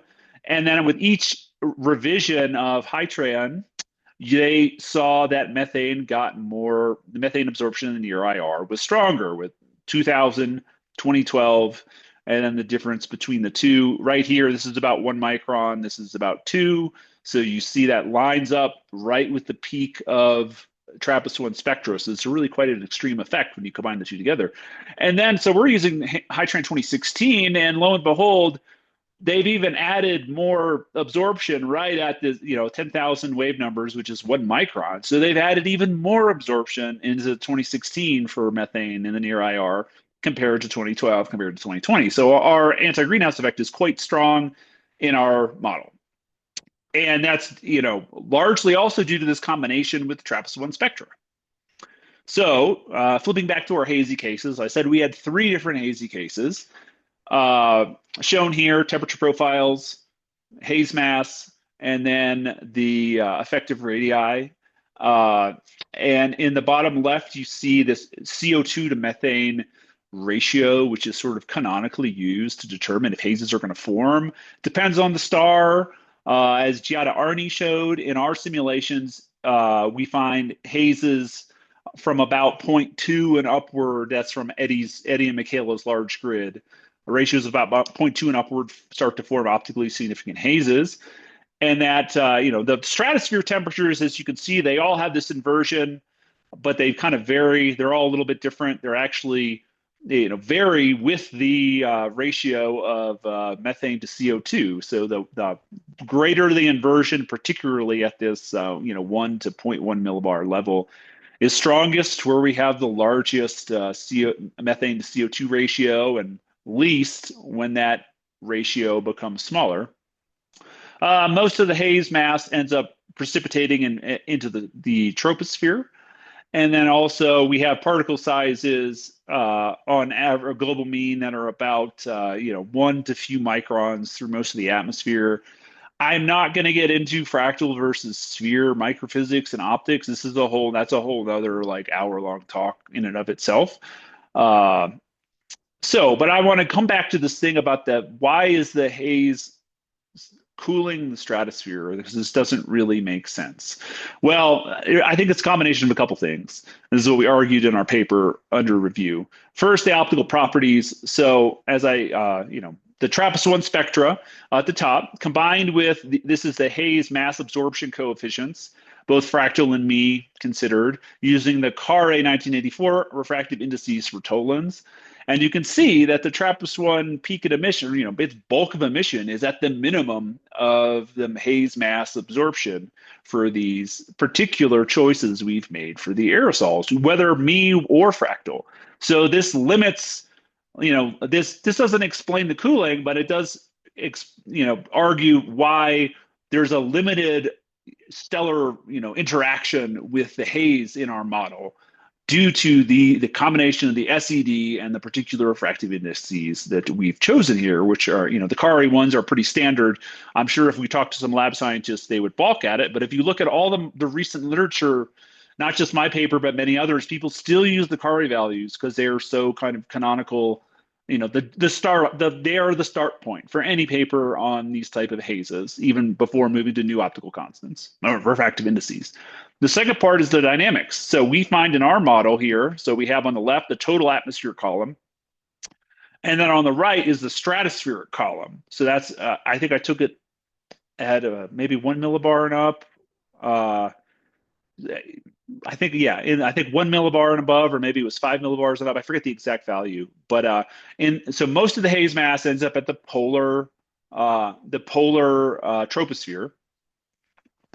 And then the stratospheric haze mass ends up to be on beyond the eastern terminator, is about right here, is on the night side past the eastern terminator. So most of the haze also resides where the sun's not shining. So this also limits limits the stellar interaction of the hazes in our setup here. So as far as the radiative cooling effect that's getting, looking closer at some of the outputs, we're seeing that long wave cooling rates are actually enhanced on this lobe from the stratosphere. And I think it's because if you look back at their optical properties, you start to get higher mass absorption coefficients into this water vapor window region around 10 microns. So combined with warm temperatures in your stratosphere, and then increased optical thicknesses from the haze, you have some efficient radiating to space occurring from these night side stratospheric hazes, which act to cool the stratospheric temperatures in the hazy cases, and we see by about 10 K on global mean. So that's our working hypothesis based on the simulations that we've done. And then finally, I didn't mention this, but the surface temperature for our hazy cases is maybe 3 Kelvin colder than the haze radiatively inactive identical cases. And part of that's due to the dynamical and radiative effects, and also part of it's an initial state condition that these cases without the haze are already in a deep snowball state. So you give them an extra slight cooling perturbation from the haze, and there's no the CISL BETO feedback is already at its maximal.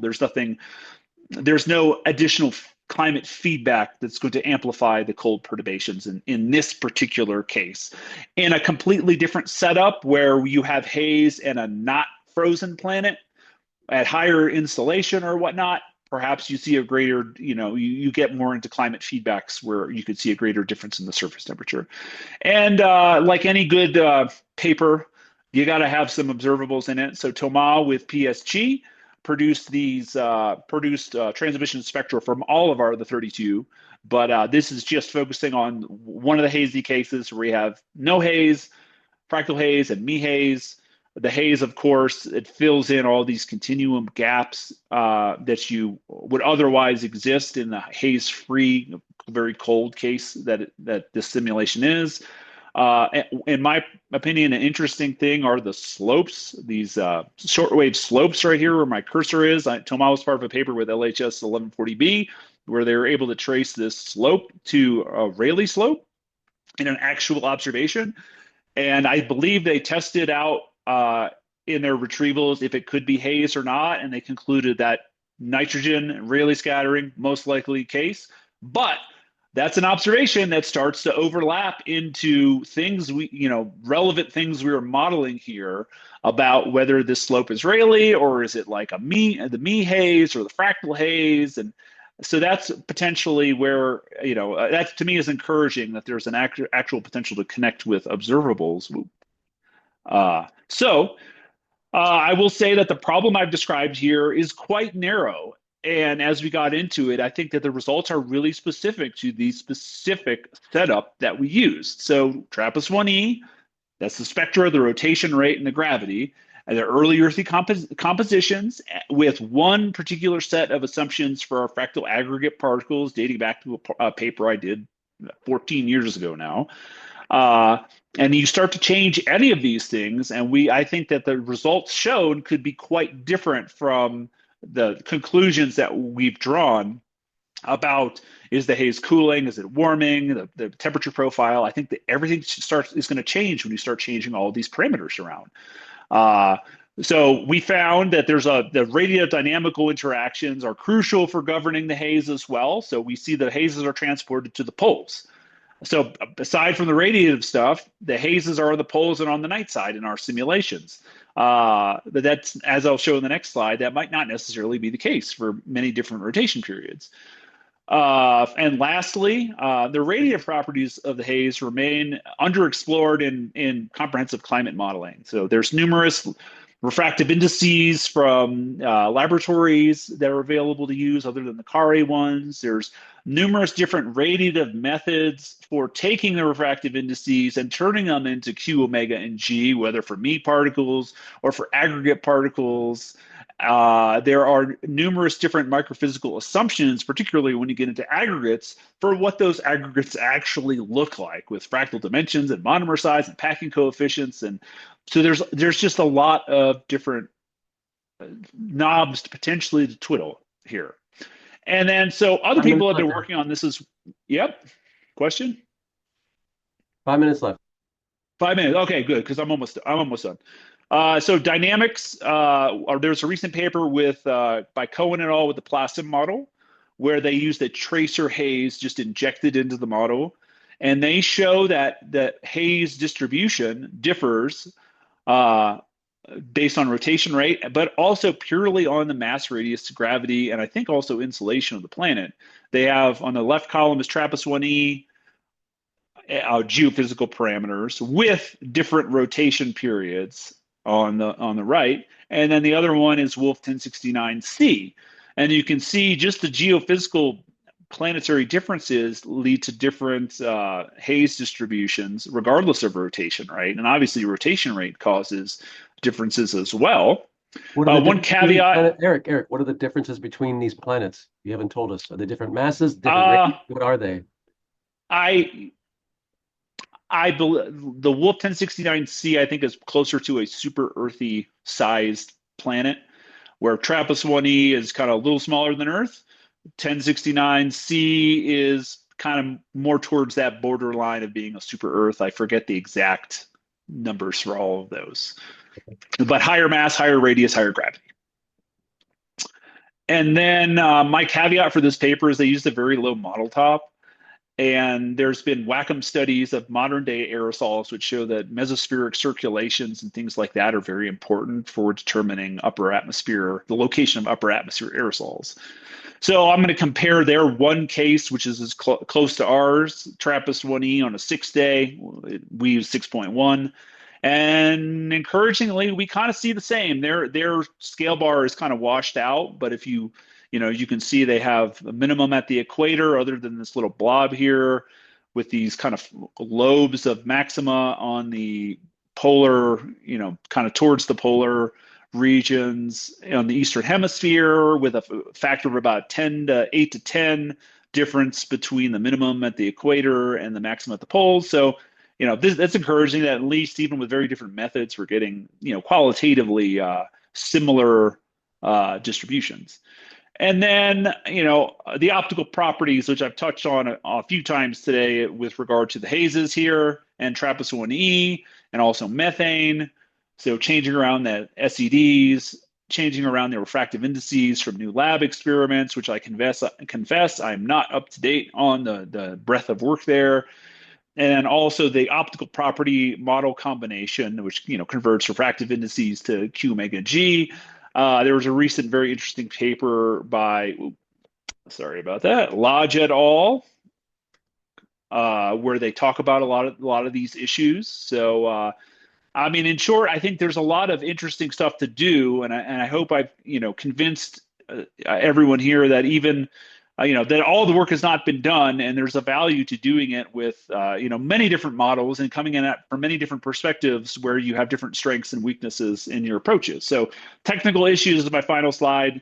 I view for the Hazes, there's technical issues of interest from, as I've said, the radiative and dynamical coupling of aerosols being advected in a 3D system, the complexity of the microphysics, the complexity of the optical properties, ultimately hoping to include fully coupled chemistry rather than putting in ad hoc profiles or ad hoc production rates. And then from broader science applications with 3D models, I'll probably be, running or writing a proposal or two on one or more of these, but ideas are for sharing, not for hoarding. There's more than enough room, I feel. So the role of methane and hazes in modulating the climate of the Archean. There's thought to be relationships between methanogens, methane production, hazes forming, cooling to snowball Earth events, things like that. Hazes also give us the opportunity to model something that we can actually, compare with past data or more, easier observations of Titan and the outer planets. And then the role of the hazes on exoplanet atmospheres and their observables. There's the, obvious kind of climate stuff. How does this affect the habitable zone? But then also thinking back to the paper Tom was on about the shortwave slope of hazes, that maybe those could be observed. So yeah, thanks. That's the last slide I have in my talk. Thanks for listening. I hope part of this was to try to, foster new ideas and new directions that could be done. And I think that the Haze work has a lot of potential moving forward, in both for solar system stuff, which you've known about for a while, but for exoplanet stuff, I feel that hazes and aerosols in general are going to be a big fly in the ointment of a lot of observations. So yeah, thank you for my talk, and Thanks. I will stop sharing. Good. Excellent. So the 1E stuff, I mean, as you pointed out, it's very cold. So clouds don't play almost any role here. I saw that there's no clouds in this model, basically. So you kind of pushed yourself in a regime that's probably good in a way. It makes it much simpler to understand what's going on. That is true, and that was by coincidence, not on purpose. The other, 29 simulations are warmer and some are very cloudy, but that one in particular is very cold and has no clouds. Okay, any other questions? Oh, Ondrea has a question. Go ahead, Ondrea. Can you hear me? Yeah. Yep. Mm-hmm. Hey, Eric, thank you so much. I think it's not really a question. I just want to say something, and I don't want to forget to say it later. So I wrote last year, I wrote a Seek proposal. I think we talked about this a little bit at AppSciCon, but it was about like methanogens and hazes on early Earth and glaciation events. So I'm super interested in this. If you would agree, I would like to send it to you, and maybe we can think of a way to get it done. I did not get it funded because they said that they didn't think I had the ability to do it on my own, basically. Okay. And it was too Earth focused, but yeah. Yeah. Okay. Yeah, I'd be more than happy to. Yeah, I'd be more than happy to read it and talk to you about it. That would be great. Okay, cool. Thanks.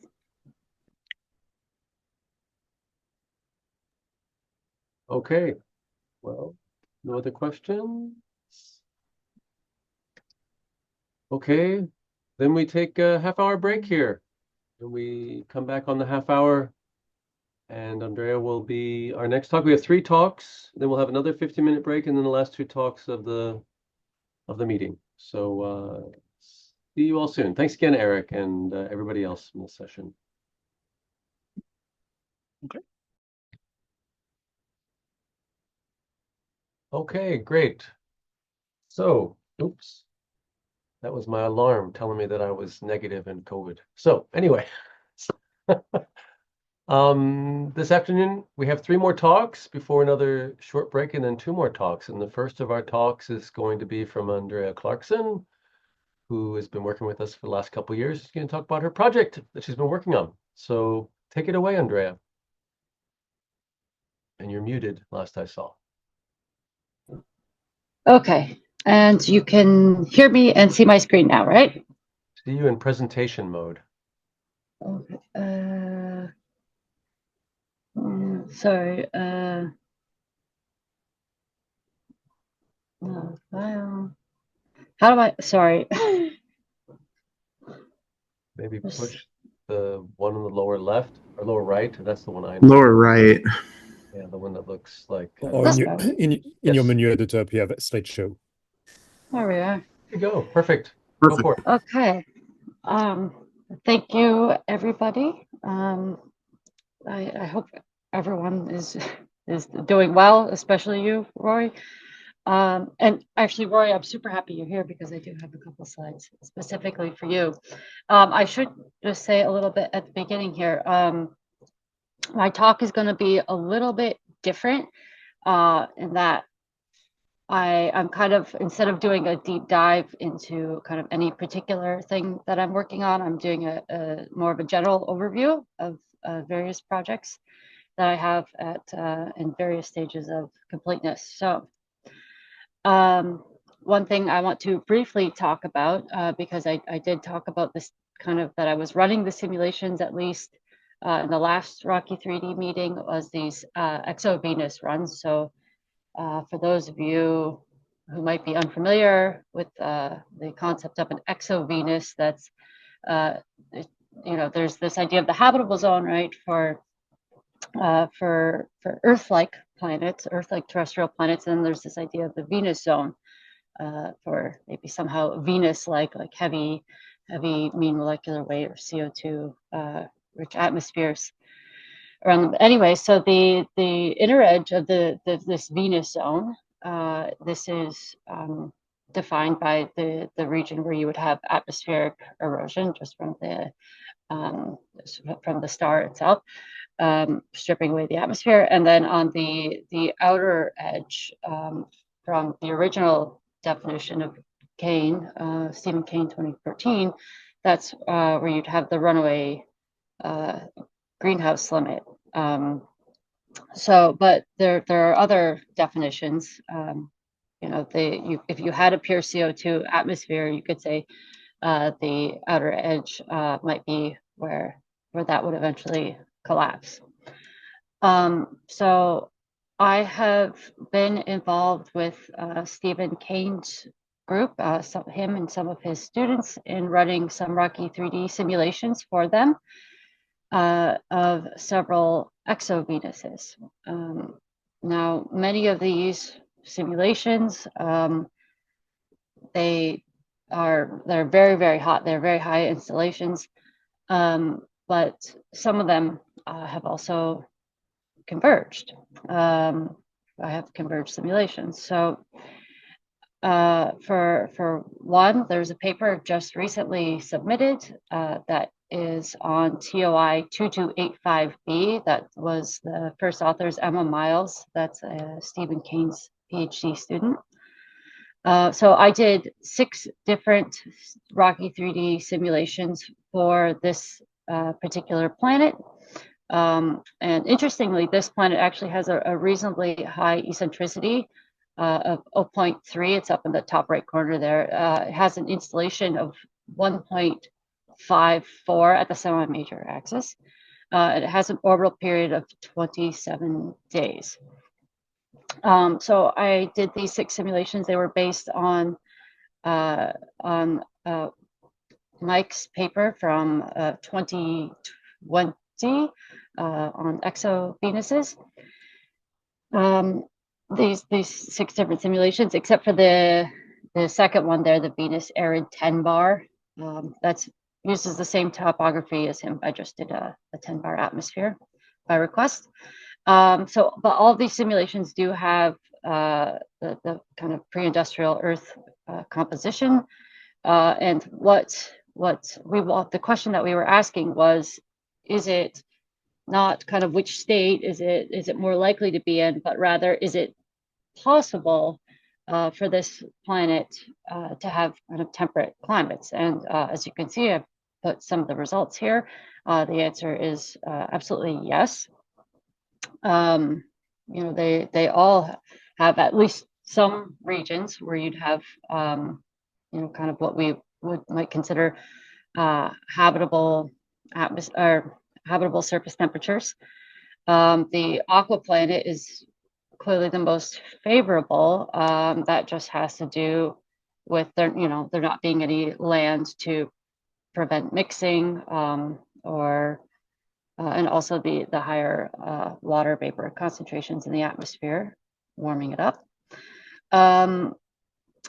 So I also have done some simulations and I put this in here last minute for Sonny, of L9859D, which there is a spectrum for it now, if you're interested in. But that was, I found that for every simulation that I tried to run, it was going outside of that 400 degree temperature limit, but I did also do two simulations for LHS 1140C, which I was able to get to equilibrium, which has a similarly but slightly lower, very high installation. And actually from this project, I started thinking a little bit about, and another project I'm working on that I'll talk about, but I started thinking a little bit about the impact of ocean depth on climate. It's not something that has been looked at in great detail. We know it's important, but it's not been looked at in great detail so far. Now, of course, we all know that water is ubiquitous in the universe, and as we've heard several times this week, we don't know even for the Earth, any of the details about how much water we had, initially or very early on in the Hadean and the Archean. We just don't know. So what I'm doing is I'm trying to limit the scope of this, but I'm looking at a very small parameter space. I'm trying to look at depth and also looking at rotation rate for several tidally locked planets so far, to see what impact that might have. One of the interesting things here, and you'll see in a second on the next slide, is that some of the differences, based on the sampling that I've done so far, it's not clear if there's some kind of smooth or step-like change. So here I have on the left-hand side the zonal mean velocities plotted, and also the mass stream function, which I did not show the scale there, but it's 10 to the 11 kilograms per second. And then I have on the right-hand side here the surface temperatures and a little bit the wind vectors as well. I'm not sure how well you can make those out, but so you can see that well, there are several differences. The one that catches my eyes the most, and I guess yours as well, is probably the difference between the 900 meter and the 158 meter simulation here. And I should mention these are not ones that I have run. These are Proxima Centauri B simulations that Mike and Tony Del Genio ran in 2019 or 2018. And here they did do a test of the impact of depth on the overall climate state they looked at. So here we'll also see that between 2052 and 900 meters, there is differences in the jet strength. This I'm not sure exactly why that's happening yet, but this is work in progress. And then here we go, Rory. I also did recently some simulations of Glaser 514b, which is this highly eccentric planet, eccentricity of about 0.45, although it's quite uncertain, I believe. So the average installation is 0.28, that of Earth. Now, interestingly, and maybe Rory can speak to this a little bit, it seems that certain EBMs that have been published on this so far are suggesting that this planet can have habitable temperatures with as even down to 1 bar CO2 atmospheres with just 1% methane. Now, Hector, Rory's student, correct me if I'm wrong, if my memory serves me correctly, what he said in his presentation to us was that for pure CO2 atmospheres, he found that the sweet spot was around 8.4 bars to get Earth-like mean temperatures of about 14 C. So I guess what I'm saying is that there's either a big difference between these energy balance models, or that that 1% of methane is doing a lot of heavy lifting. So this is kind of a joke slide, but so here I've done several simulations now, and everything that I've done so far, it's been basically pure CO2 atmospheres. I haven't tried adding any methane yet, but as you can see here by my plot, that is an actual plot, by the way, of the snow and ice fraction. I'm finding just snowballs for all of these. So that plot in particular is the 9 bar CO2 atmosphere. That's for an aquaplanet as well. I also have my simulations that many of you are probably familiar with. That I misspelled the name of the planet there accidentally, but yeah, that's the Speculos 2C. I've been working on that one for about a year, but still a little bit stuck on it, just right at the end. But this is Speculos 2C. That's a relatively low activity, at least now. It's kind of an older M-dwarf, M6 star. It's 32 parsecs away. It has a installation very, very close to that of the Earth. You know, it's a M-dwarf, so it's of course a redder spectrum. So it's thought that at, you know, even lower installations, you might get a runaway state. It has a 8.46 day period, and because of its close proximity to the Earth and the fact that it's transiting, it's a favorable candidate for JWST transmission spectroscopy. Okay, so we've heard these different circulation regimes talked about a couple of times, even today already. So I'll just briefly go over this.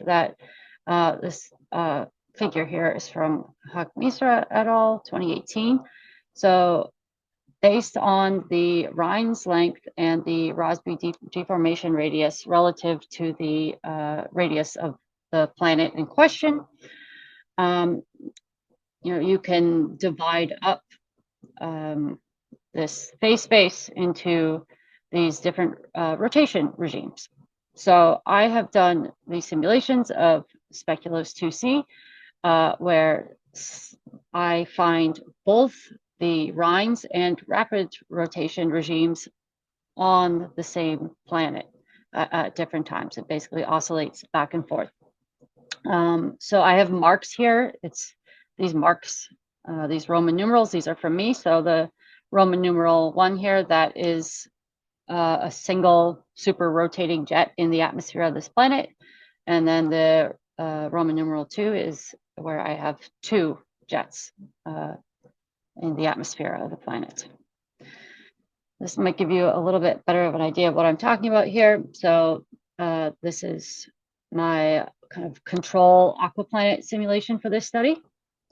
And so the double jet regime here is basically this region in pink, and then you have the single jet regime. Now these oscillations, they last, or they go, they have a period of about 110 Earth years. I also have plotted here the fractional habitability and how that changes in time. The snow and ice fraction, you can see that changes actually by over 10% over one of these periods. The salinity at several different latitudes, and the ocean stream function, which is a little bit of except for the ocean scientists here. That's the volumetric flow rate in Sverdrups. That's the unit for it, non-SI unit.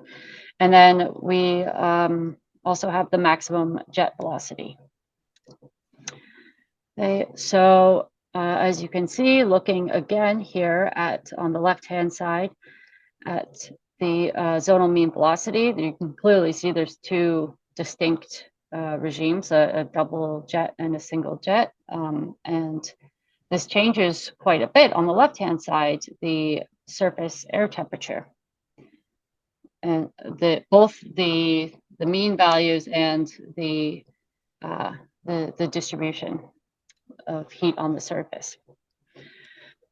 So the working hypothesis right now is that the transition from, starting off from, and these do start from a warm state. They're warm start simulations. They go from the single to the double jet regime. And I can play this again. So it happens at about cycle 2500 there. It goes from the single to the double jet. So that seems to coincide with a minimum in the global mean temperature. And I believe this has to do with the Rossby radius, as that shrinks. Basically, you have the pressure scale height changing due to that has a temperature dependence. Sorry. Now, when this happens, the Hadley cells, you can see they expand outward. They bring the equatorial heat towards the poles. They melt a lot of the ice. This actually nearly shuts down the ocean heat transport. So, during the time where it's in the double jet state, the ocean heat transport is nearly shut down. Now, in terms of it, the recovery, I'm actually working on that. I'm not getting the next slide. I'm working on that a little bit with Natasha here at NASA GISS to investigate that. We do think it is probably sea ice related, though, at this point in time. So here is an overview of kind of the various knobs that I have turned to explore the parameter space for kind of the when and why and how this is happening. So this TLDRO, this is basically, do these oscillations happen or not? So if I, removing the CO2, it still happens. Increasing the CO2 does not happen. So this may have to do with the ice formation. I varied the rotation rate, which had an impact. I added land, using a thermodynamic or like a slab ocean instead of a dynamic ocean. Basically, I don't find them. And then if I did, I also tried doing a deeper and a shallower ocean, which seems to matter as well. Okay, and then finally, I also have been, I actually spend half of my time doing model development. So what I have been doing for the past several months is, as Eric was kind of talking a little bit about earlier, is I spent some time, and this is all for model E3. I basically took the current GISS radiation code, and I took all the planet radiation stuff that was in there, and I took it out. It either moved to a separate file or it's moved upwards in the code, just because there's really logically no reason these things should be together. And I then updated to the newest version of Socrates, which hasn't been done in a while. I didn't see any, at least for the simulations, the tests that I did, I saw no major changes, but I just did the update anyway. Took about 5 minutes. It's painless if you haven't done it. I can show you how. And then I've also been working on hooking up this radiative transfer scheme for clouds called MCICA. That's the Monte Carlo independent column approximation, which is basically, these clouds, they have subgrid variability that we are not able to resolve in a global climate model.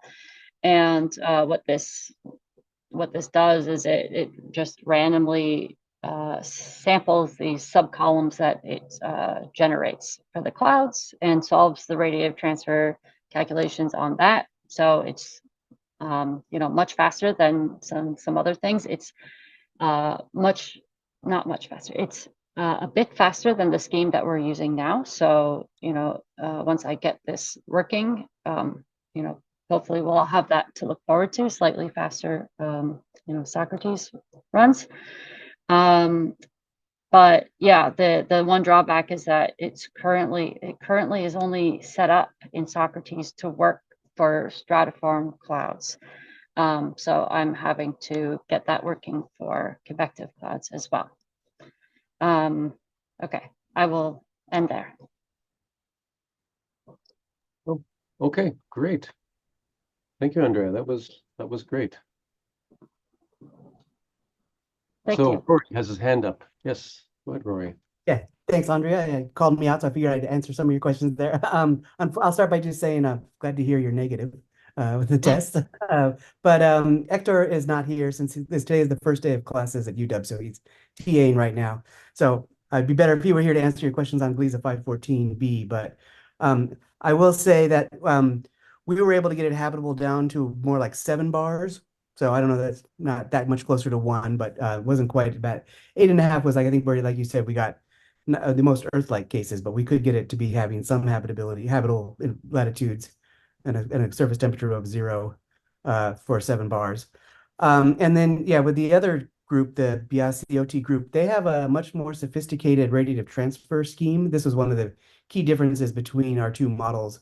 So they actually do like some line-by-line calculations, and that might be so it might actually be that methane is doing a heavy lifting, like you suggested. And I'll just mention too that we've been in contact with that group quite a bit, and the discoverer of that planet, Mario Damaso, is like suggested we look at this planet with our two models as kind of a fillet type of experiment, just to see sort of what would happen, because it is such a different parameter space than standard fillet protocol of what an Earth mass, an Earth-like planet on a circular orbit around a G-type star. Here we're talking about an M dwarf planet and a large eccentricity, and so we are seeing indeed that there is some divergence here between what our predictions are. So I think it'll be an interesting case once Hector finishes his paper. We've got the reviews, as you think and we're hoping to resubmit it here in the next month or so, and we'll definitely share it with you. And it'll be interesting to see if we can tease out sort of what really is the source of this pretty discrepant results between the two codes. Yeah, okay, that is super interesting. I mean, I could, like I was kind of joking here and joking yesterday about there's not much to show right now because I'm my models are either very slow because running Socrates with a 10 bar CO2 atmosphere takes a long time, or basically I'm running into issues with the entire ocean being frozen solid. So anyway, sorry. I was going to ask if you tried adding methane to your simulations. No, that's what I think. That's the direction that I would head next. I was kind of curious since I guess we're not going to have our meeting that we were going to have later. If you thought beyond that, if there's anything you think I should try out. No, I don't really, but I think the best thing to do is for you to run these simulations. I think I'd trust the 3D results over either of the EBM results. So I think you might be the tiebreaker, or maybe you'll go in a completely other direction, is to tell us what is really happening with these climates, and hopefully then we can use some of the results you're coming up with to maybe fine tune our models a little better, as we kind of were discussing yesterday about sort of a synergy between EBMs and GCMs, and as GCMs play in a very non-Earth-like parameter space, that might help us understand how to tune our EBMs to behave more accurately in this sort of non-Earth-like parameter space. Yeah, so no, I love that idea. So. Yeah. Yep. Great. Okay, well, thank you. Could I set up a little Zoom rendezvous for later today for you all, like you had planned for beers? Instead, it'll be on Zoom. Oh, that sounds so depressing. Okay. Yeah, but could be. It's probably best to do it when Hector can join as well, I think. That's I think a good point too. Okay, good. Sounds good. Maybe next week. Next week. Excellent. Okay. Any other questions for Ondrea? Okay. Good. All right. Well, then we'll move on to Nancy, and she's going to tell us about her work. Sorry, can I have a question? Yeah, I was Okay. just wondering, Ondrea, you mentioned at the end that you started to use this Monte Carlo approach. So did you like understand what we were actually doing before? Did we use like prescribed clouds or something? Because Max was kind of surprised at what we were doing, and I couldn't get exactly from him. I guess he didn't know exactly. So, like, do you think that something that we were doing, like, it was not quite correct or just too much simplified? No, I think so. I'll preface this saying I'm, not an expert in these cloud radiative transfer algorithms. So the scheme that we're using by default now is called triple clouds. So like if you want to look at that up and see all the details, my understanding as I wrote that there is that really the difference between triple clouds and Makika is speed. I don't think there's a big accuracy issue or anything like that, but it's speed. And then a little bit, I've heard some people complain a little bit about the noise in Makika, but I think this is more of an issue when you're doing like weather modeling as opposed to climate modeling, right? Like just much higher resolution and smaller timescales. Okay, thank you. Okay, great. Well, okay, one more minute for a question. Okay, I'll ask you later, Ondrea, about the subgrid heterogeneity.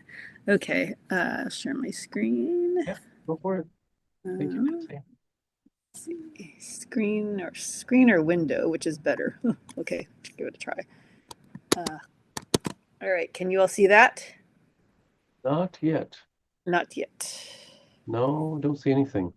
Not yet. Okay, let me share screen. Allow to share window. Share this window. That's working. We see your VPN connection. You don't see the slide? No, your VPN. Maybe you're sharing a different window. It's not screen or something. Okay, let me try it again. Let's see.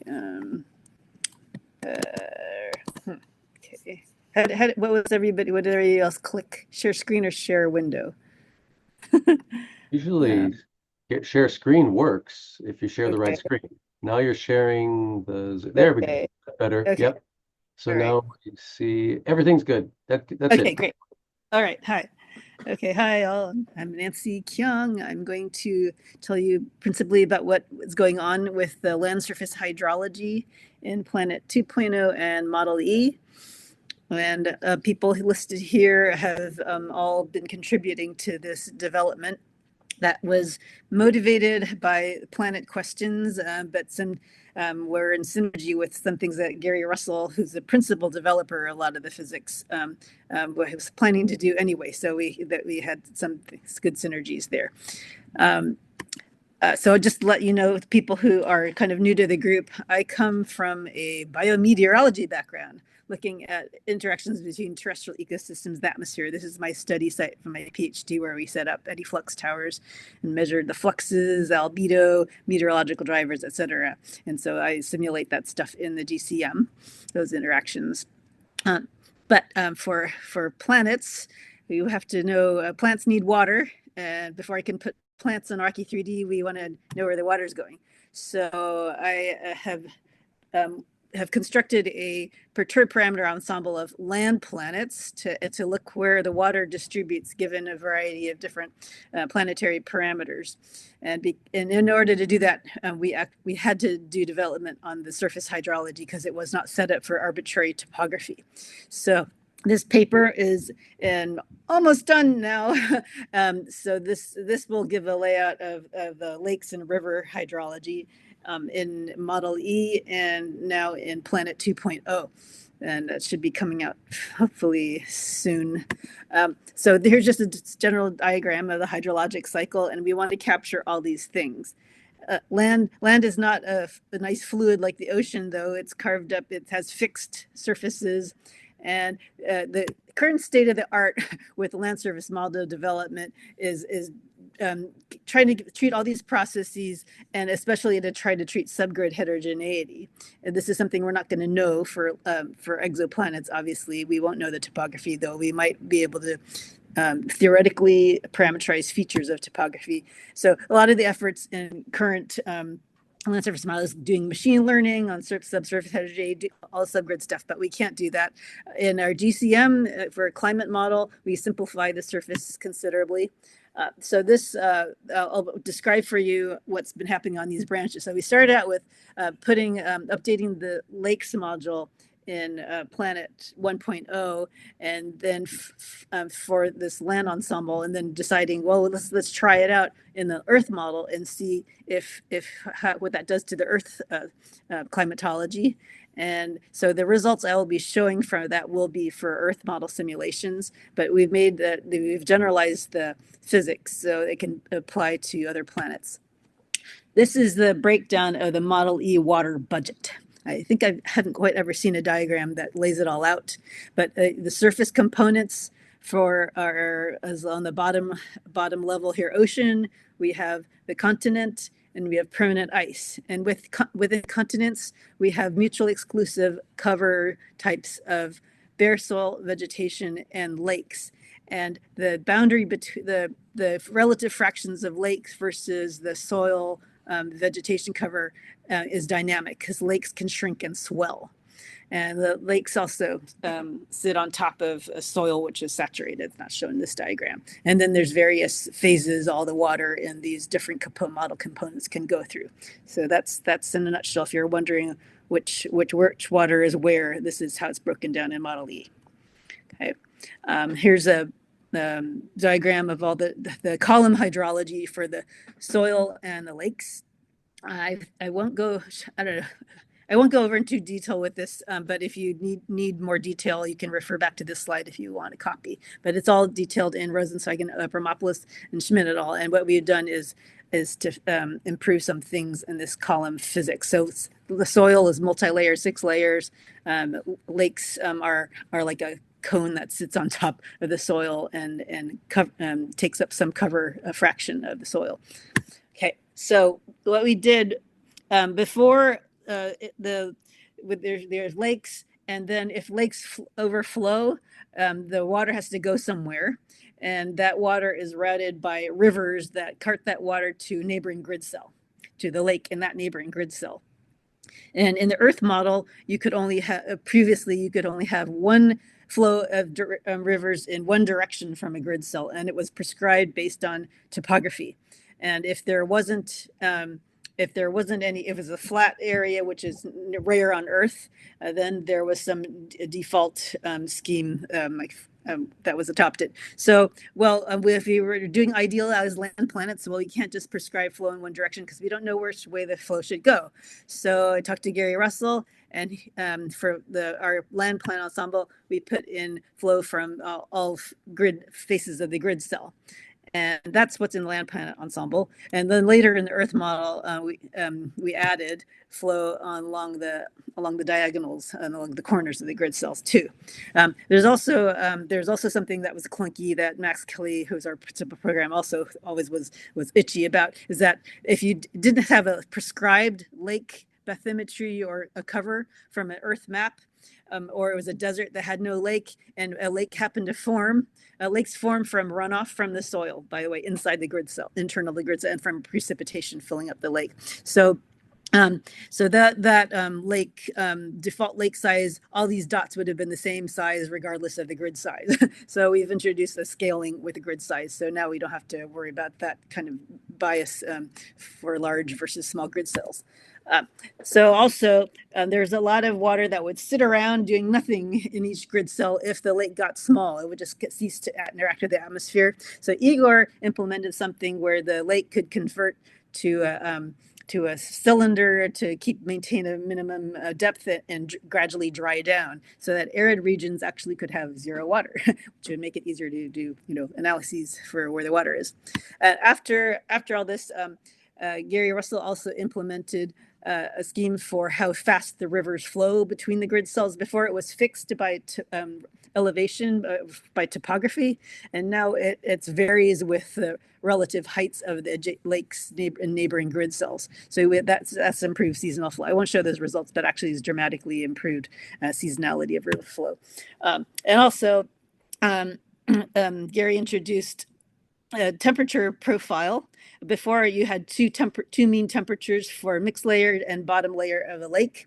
And now there's a nice temperature profile, and also the mixed layer depth didn't change much. So now it's more responsive to the turbulent kinetic energy at the surface. So you can have variation in that. And what that does is we don't have gigantic lakes like Lake Superior staying frozen most of the year when they should be thawing. So that improves the seasonality of ice on lakes. Okay, so some results for this. This is for Earth. On the left, upper left, is what we initialized the model with from an old topo map for lake cover. And when you run the model and equilibrate the hydrology sum, you get the lakes changing a bit from that initial conditions. And this is the old model model E 2.1, and the difference from observations, how much the lakes changed. So when we put the new physics in, we changed this is actually not the grid by grid cell comparison for lakes actually isn't the best way. So later on, we're adding also river basin comparisons. But this is what we get with the new model. We actually get more water now in the tropics, where there actually wasn't enough water. So we have a chronically dry tropics in Model E, which people always thought, oh, it's a topography, is not high resolution or whatever. But actually, we have river flow from the Andes filling the Amazon basin, which is actually what happens in real life. It flows from the Andes and goes across the Amazon and gets into the Atlantic Ocean, actually. And also the Congo. Congo was also way too warm and dry, and now we got more water there. So that's improved. I'll show you temperature results later. So if you, for where the rivers flow, on the upper left is a plot of the diagnostic of mass inflow into a grid cell by rivers. So you can see the Nile's very prominent. This is historical flow, and this is all with prescribed unidirectional river directions. On the bottom is what happens when you put in all the new physics. So you see the water now spreads out a lot more evenly in these various river basins, and see on the right is the difference between mass inflow and mass outflow, which can tell you where the river mouths happen. So since we didn't prescribe where the river mouths are, now sometimes the river flows out a slightly different grid cell from before. So we're anyway, the process of probably putting in a new topography file that Gary Russell's developed, and see if we can get the river mouths correct. But so that's how we're spreading the water around a bit more generally. So that's good. There's the way to test this out is actually to look at the total water storage anomaly, seasonal anomaly on land, and we can compare this to GRACE data, satellite data of water storage. And so on the left is the GRACE data, which shows the seasonal anomaly relative to the mean of 2003 to 2009. And in the middle is the old model, and the right, the new model. So they're not too far off from each other, but you can see in the Amazon, we tend to be biased in the summer still. So the new model maybe is putting too much seasonal water anomaly, but we don't know. So this will be redone with summarizing the water at the river basin level rather than the grid cell level, because at the grid cell level you'll get two various extreme points. But otherwise, that's sort of a good benchmark for performance is the total. And the total water storage is not something you can get very easily out of Model E. So for those of you who ever want to do it, I do have a widget for calculating all the total water in the model now. So this is how the new lake physics has improved surface climatology. So up on the left is observed climatology surface temperature, And in the middle is the old model minus observations. You can see it's too hot in the tropics, generally pretty hot points. And in the right is with the new physics, those hot regions in the tropics have cooled down quite significantly, at least a couple degrees. So that's a good thing. And precipitation also, where we were too dry and now it's cooled down. So that means a generalized planet physics are good for modeling, except for some things that are not good. Let's see, I'll back up a little. So for example, we don't get the Nile. The Nile is a historical river flow. This is something you'd have to prescribe, where people have engineered things so that they flow a certain way. What we have in the model is we've preserved a possibility for both approaches, where you can prescribe some areas and leave others completely prognostic. So those are more tests. So we have these planet Earth synergies and the surface hydrology improved these things, various the tropics, the seasonality river flow, lake ice cover, and so this new physics, because it's generalized for topography, is good for dealing with climate change, where now the rain doesn't fall in the same place, and for paleoclimates, where you don't know where their lakes are necessarily, and for looking at planetary habitability. Now, there's a lot of things we still have to do, and also have also improved recently. So Gary's recently implemented a river ice flow. We're putting in a Model E3 now. There's an updated Earth lake map from high-res data. I've also made a new soils map, soil textures, and we have, and then there's the cube sphere coming up with Model E3. And there's some things we need to do is we don't actually have energy bounds for soil water under the lakes. The water just sits there and doesn't update its energy. That's maybe, I don't know, might be leading some crashes in the model. And the time step, the lake area update is only daily, whereas water comes in at the sub-daily time scale. So that really needs to be improved, especially if we have things like flooding, which can happen very fast. And lakes don't, one big lake does not actually represent how lakes distribute over a planet. There's actually a demography of lakes of different sizes and depths. So that's something that would be future development with the future higher. And it's common for a lot of models to land models to have elevation classes by grid cell. We have a different scheme, a top model scheme that doesn't account for, has a way of. Anyway, Igor can go into the details about how the top model scheme works, but that's a way to parameterize subgrid heterogeneity elevation in the model. Okay, so how does it apply to other planets? So I'm not going to go into every detail for our land planet ensemble, because just describing the full ensemble takes like 15 minutes. But the idea is that we're going to have from space telescopes, or we have now actually a large statistics from lots of planets, but we have very few parameters, very few variables measured from any planet. And there are a lot of unknown parameters that affect planetary climatology, and those lend to uncertainty in predicting things like the potential surface temperature habitability of the planet. So how can we use our system science, like from ROCKE-3D, to inform these large statistics and maybe inform uncertainties in predicting habitability? And also we wanted to be able to detect water. How will actually water distribute? We can't see water from transits. We can't tell if it's habitable on the surface because of the cold trap dilemma. And the glint is one thing that requires direct imaging, and you have to know something about how extensive the water cover is. And maybe from looking at various other parameter relationships, we can kind of come up with alternative combinations of parameters that are observable that might tell us something about the possible presence of liquid water. So all these people contribute to this, and so guys, I'm here also to help update you on where we are with the paper on this. Okay, it's listed here what everybody's contributed. Everybody contributes something pretty substantial. So the ensemble took all these stellar types from TRAPPIST-1 all the way through the sun, and sampled from them, and also 9 other, or actually a total of 10 variables, parameters that were sampled from. And let's see, I won't go into all the details because it'll take too long to list every one of them, but they're N2CO2 planets that we perturbed stellar, orbital, atmosphere, land surface, and initial conditions of H2O.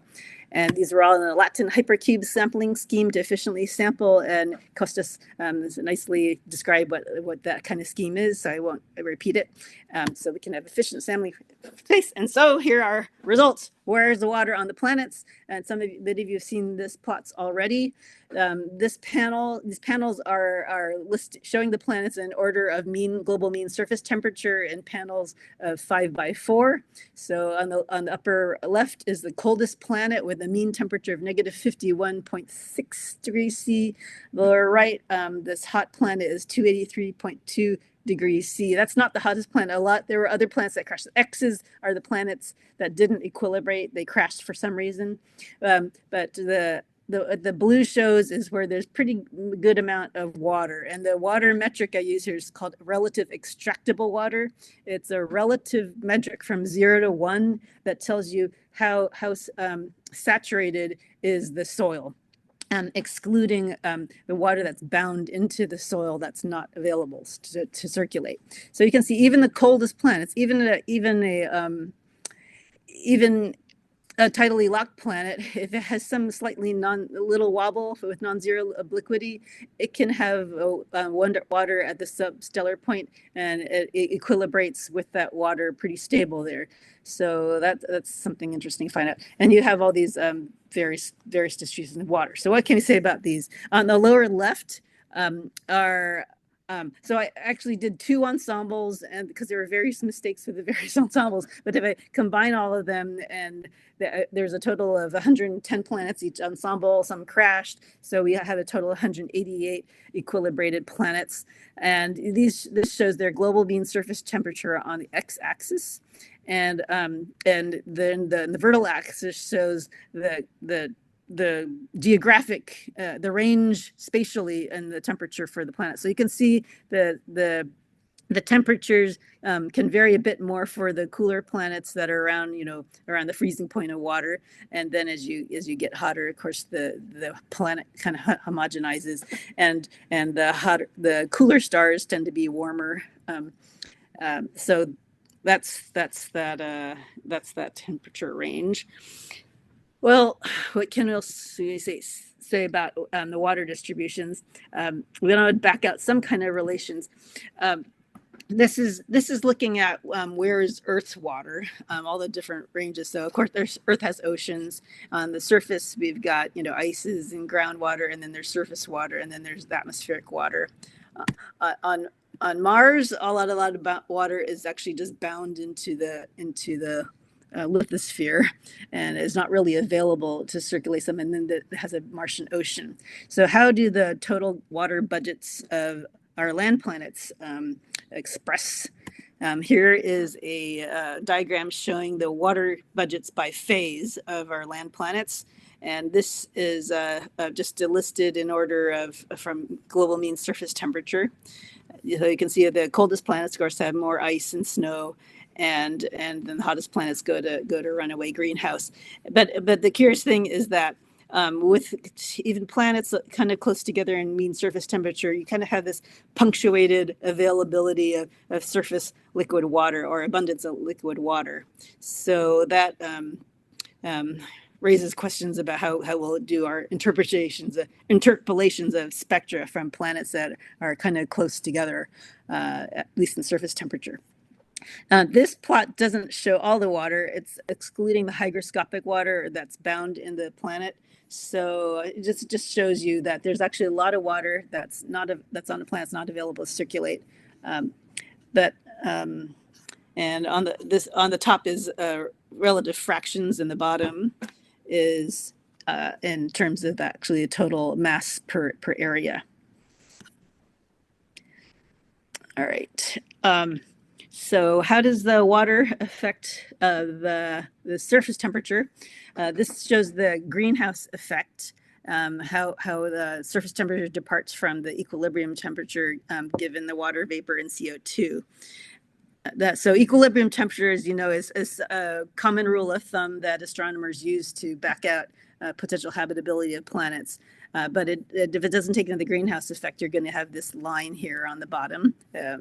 And if you have water vapor, which is shown here by the relative sizes of the dots, or you have a greenhouse gas like CO2, you can have this departure. So it would be, I'd like if we can, come up with some rules for quantifying potential difference from that equilibrium temperature to constrain potential habitability in other planets, if we can somehow constrain their greenhouse gases.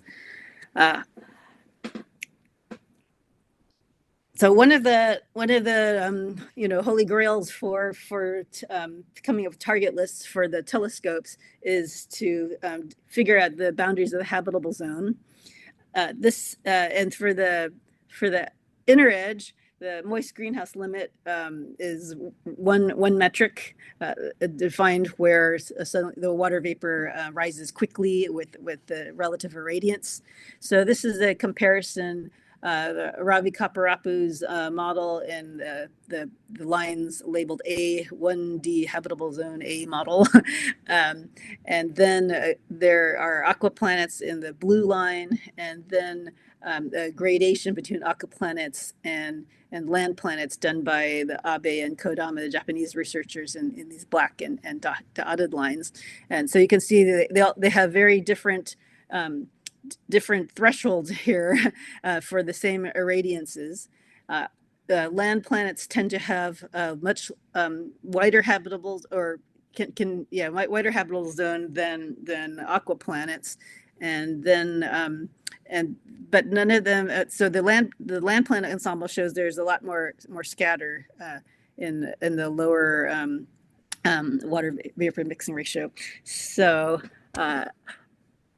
what I don't have here is sufficient statistics from the land planets to fit curves and uncertainty bounds around those curves to provide curves to compare to these other models. So that tells us something we have to sample better in our next ensemble that we design. So, and here is how the water lifetimes for these planets are calculated by Sonny. So Sonny took the upper atmosphere pressure and water vapor mixing ratios and calculated about how long, given some simplifying assumptions, how long it would take for the planets to lose all their water. And they're shown relative to stellar flux versus the stellar type on the y-axis, or mean surface temperature versus the stellar type. So you can see that the cooler planets, in general, they lose their water faster just because of their stratification of the atmosphere. And you can also see, though, planets that are otherwise very similar, with this similar stellar flux and also same stellar type, can have very different water loss rates. It could be because of greenhouse gases, it could be because of orbital dynamics, it could be because of their initial water content. Initial water content seems to be a little less important, but it's a lot of the orbital dynamics and greenhouse gases make a difference. So that will inform maybe how we decide on how to interpolate spectra for planets with similar parameters otherwise. 4 more minutes. Okay, all right. And just to wrap up, so what I'm hoping is that when we're done with this with this ensemble, we'll make it public, and then the community can do some more analyses. So there's a student at ASU, Austin Ware, a student of Patrick Young, who's actually submitted a paper that's a revision analyzing ensemble using Bayesian stats to come up with confidence bounds for the habitable zone, for the continuous habitable zone, for a few different kinds, around different kinds of stars. And so since I don't have a whole lot of time, but the idea is that copper operator just gives us one boundary. Here now we have probabilities or confidence bounds, which is what we need. made. So here, anyway, for everybody's on this paper, this is current status. I Rayta reran a bunch of planets in our ensemble that had their CO2s kind of zeroed out. So now we have better stats, and those planets, most of them are equilibrated. So I'm actually redoing the analyses with this new ensemble with a better sampling in the low CO2 range. And so that'll be our final ensemble. And I haven't shown all the examples for like planetary albedo and surface temperature, but those hopefully are new rules of thumb for the stellar habitable zone. So I will be pinging all of you for your input on this paper over the next month. Okay. And then hope is that people will do further analyses, and Marcus will try his model emulator again. And this will add to ROCKE-3D's ICAR mega ensemble. And there are a few lessons learned from doing this PPE. How much more to sample, how to stagger the parameter sampling so you don't get so many crashes. And we do need a higher model top, and we might use E3.2. So other things, we have a bunch of new hires and people who joined the Lakes group. We have a programmer now, and I'm also adding surface spectral albedo to the model from another branch on the model, so that we won't just have gray surface soil albedos, but we'll have spectral albedos, and that's this branch. It's been put on model E3, and so it'll go on P2 planet 2. And there's a little widget if you guys want it for calculating soil water.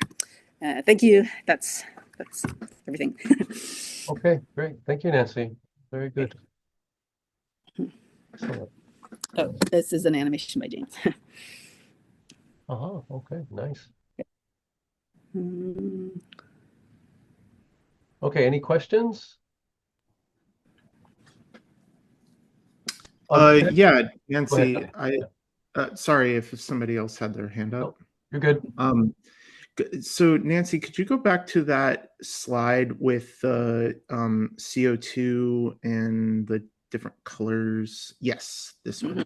Yeah. So it looks like, I mean, there's a lot going on here, but it looks like as you increase CO2, the slope of that line sort of changes. Is that what I'm?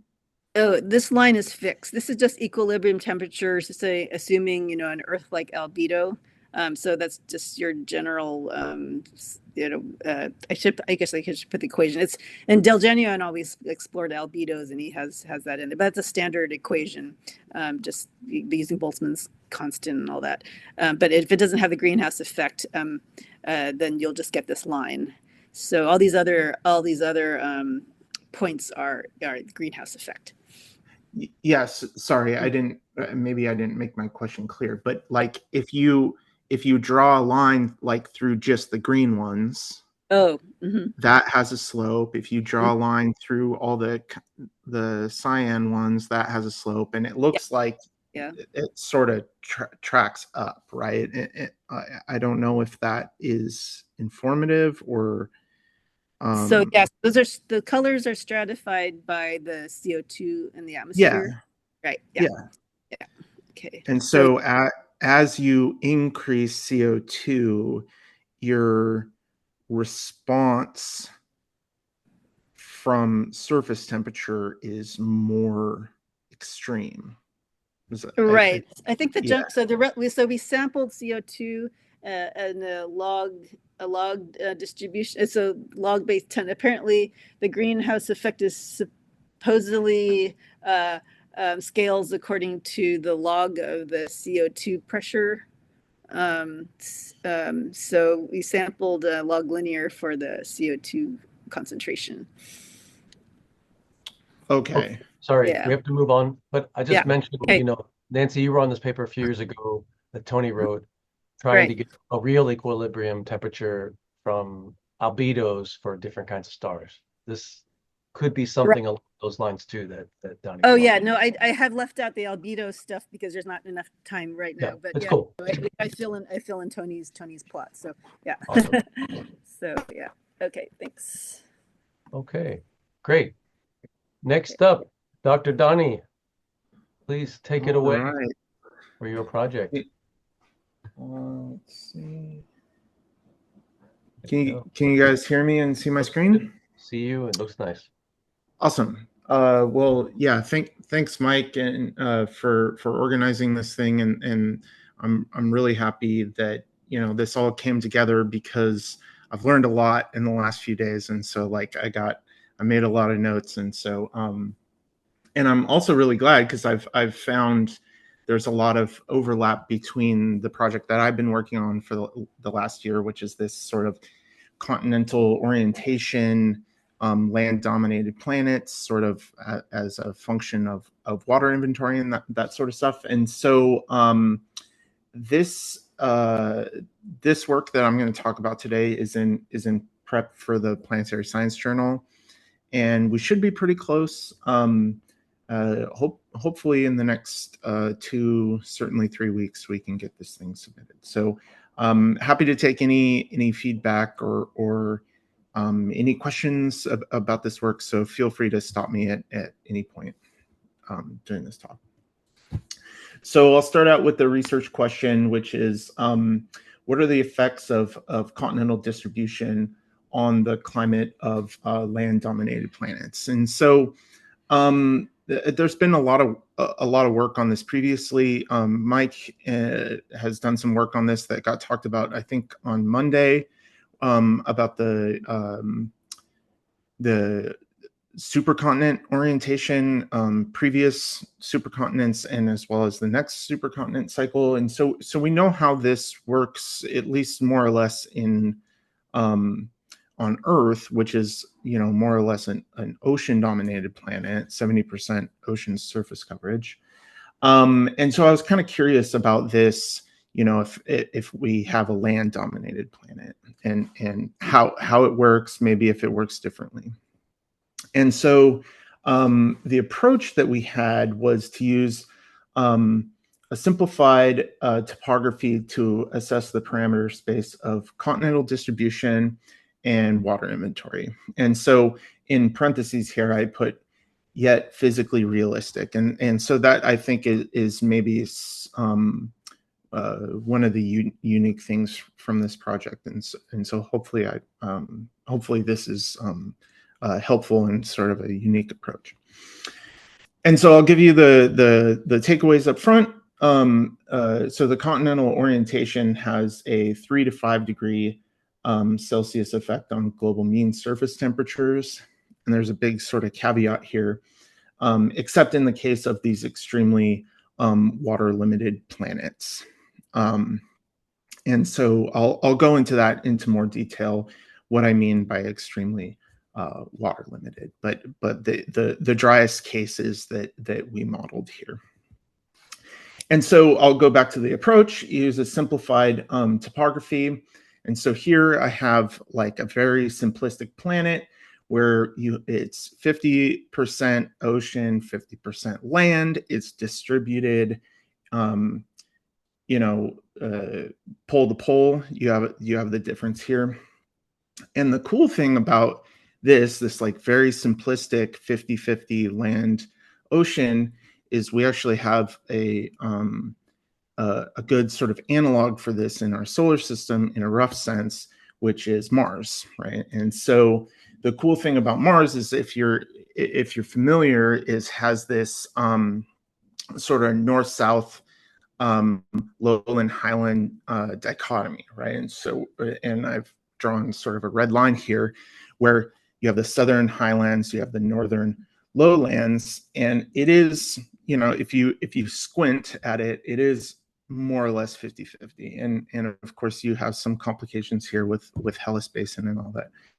But so the approach here was to use Martian topography as a way to sort of get at this like very simplistic 50-50 50-50 distribution that is like, we know it's physically like realistic. And so that is, that's the sort of laboratory that we're going to use for this.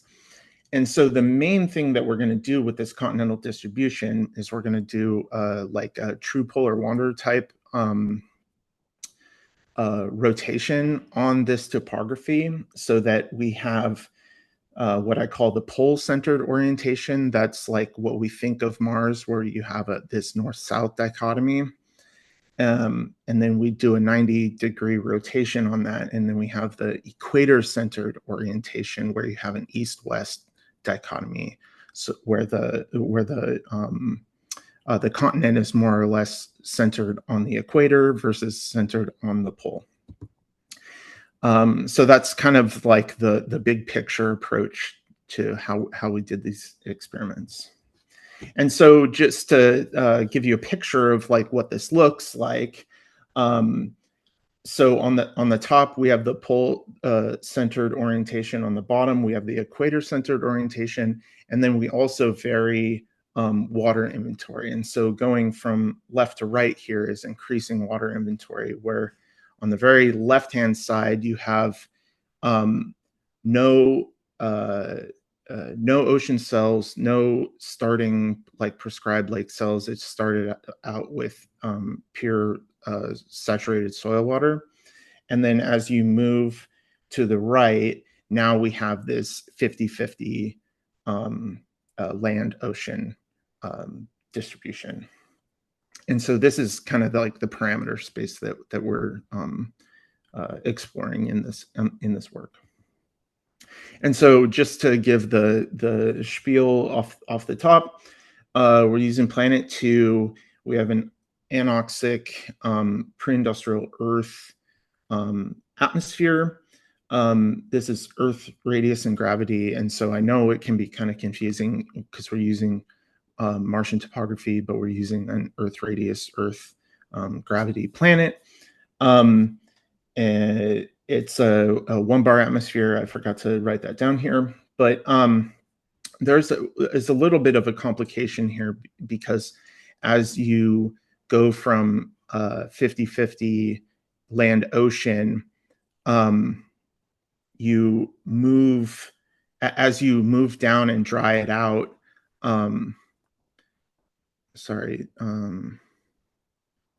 I see that there is a comment, but I can't. Sorry, Sonny, Danny, I just didn't want to interrupt you. That's why I sent it as a comment.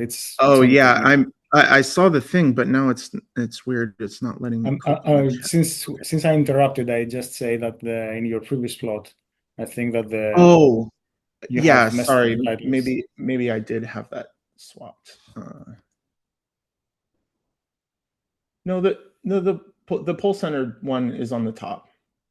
The continent is on the bottom, and it's centered. Sorry if that's confusing. So the center of the plot is the equator. The center of the plot is the equator, and so what I mean by centered is the continent itself is centered on the pole. Gotcha. And so. Okay. Yeah, okay. Sorry. That was not clear. Okay, thanks. Yeah, thank you for clarifying. Yeah, so the bulk of the continent is centered around the pole, versus in this case down here, the bulk of the continent is now centered on the equator. Yeah, thank you for making me clarify. So yeah, like I was saying, there is some issue here with the water inventory. As you go to drier and drier simulations at lower and lower water inventories, we had to move from oceans to lakes model configuration. And I'm glad Nancy went right before me, because she went into very exhaustive detail about how this lakes work. But basically why we had to do that is, in these very low water inventory things, the ocean cells were completely drying out, the model crashes. And so the lake setup gives you the possibility for lakes to completely dry down, the water to move around prognostically due completely to climate. And so we're using pretty low land albedo. This is more or less olivine, similar to the Martian highlands or the bright areas on the moon. Yeah, no vegetation, all that sort of stuff. So And so this is sort of the meat of the results that we have here. And so on the x-axis we have water surface area. So this is as you sort of fill in those lowland basins with water. And on the y-axis we have global mean surface temperature. And I'll just sort of orient you here. We did a couple control simulations. We did an aquaplanet simulation. This is a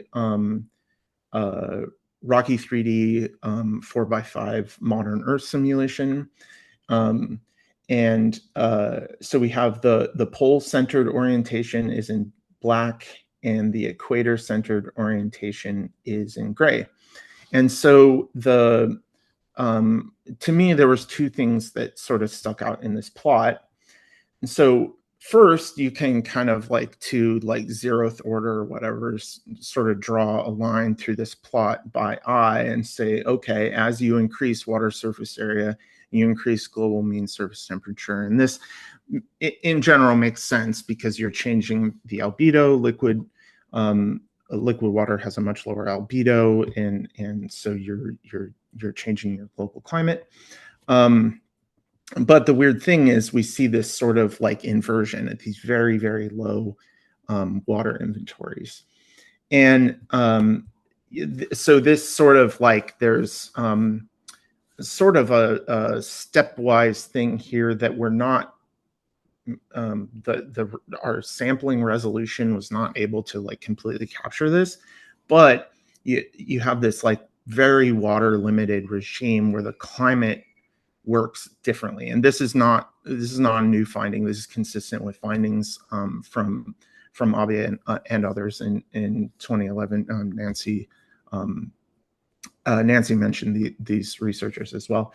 And so this is the idea that I think I described this one. Yeah. So here, these are two plots, two maps showing ground albedo. And so on the these are both the pole-centered orientations, and so the bulk of the continents are down here. But on the left-hand side, this is 1% water surface area. This is one of our lowest water inventories, and so the outline here in red is this is basically the sea level. So this is a very, very small amount of starting water in lakes. And then as we move from 1% to 5% water surface area, again you can see the sea level here.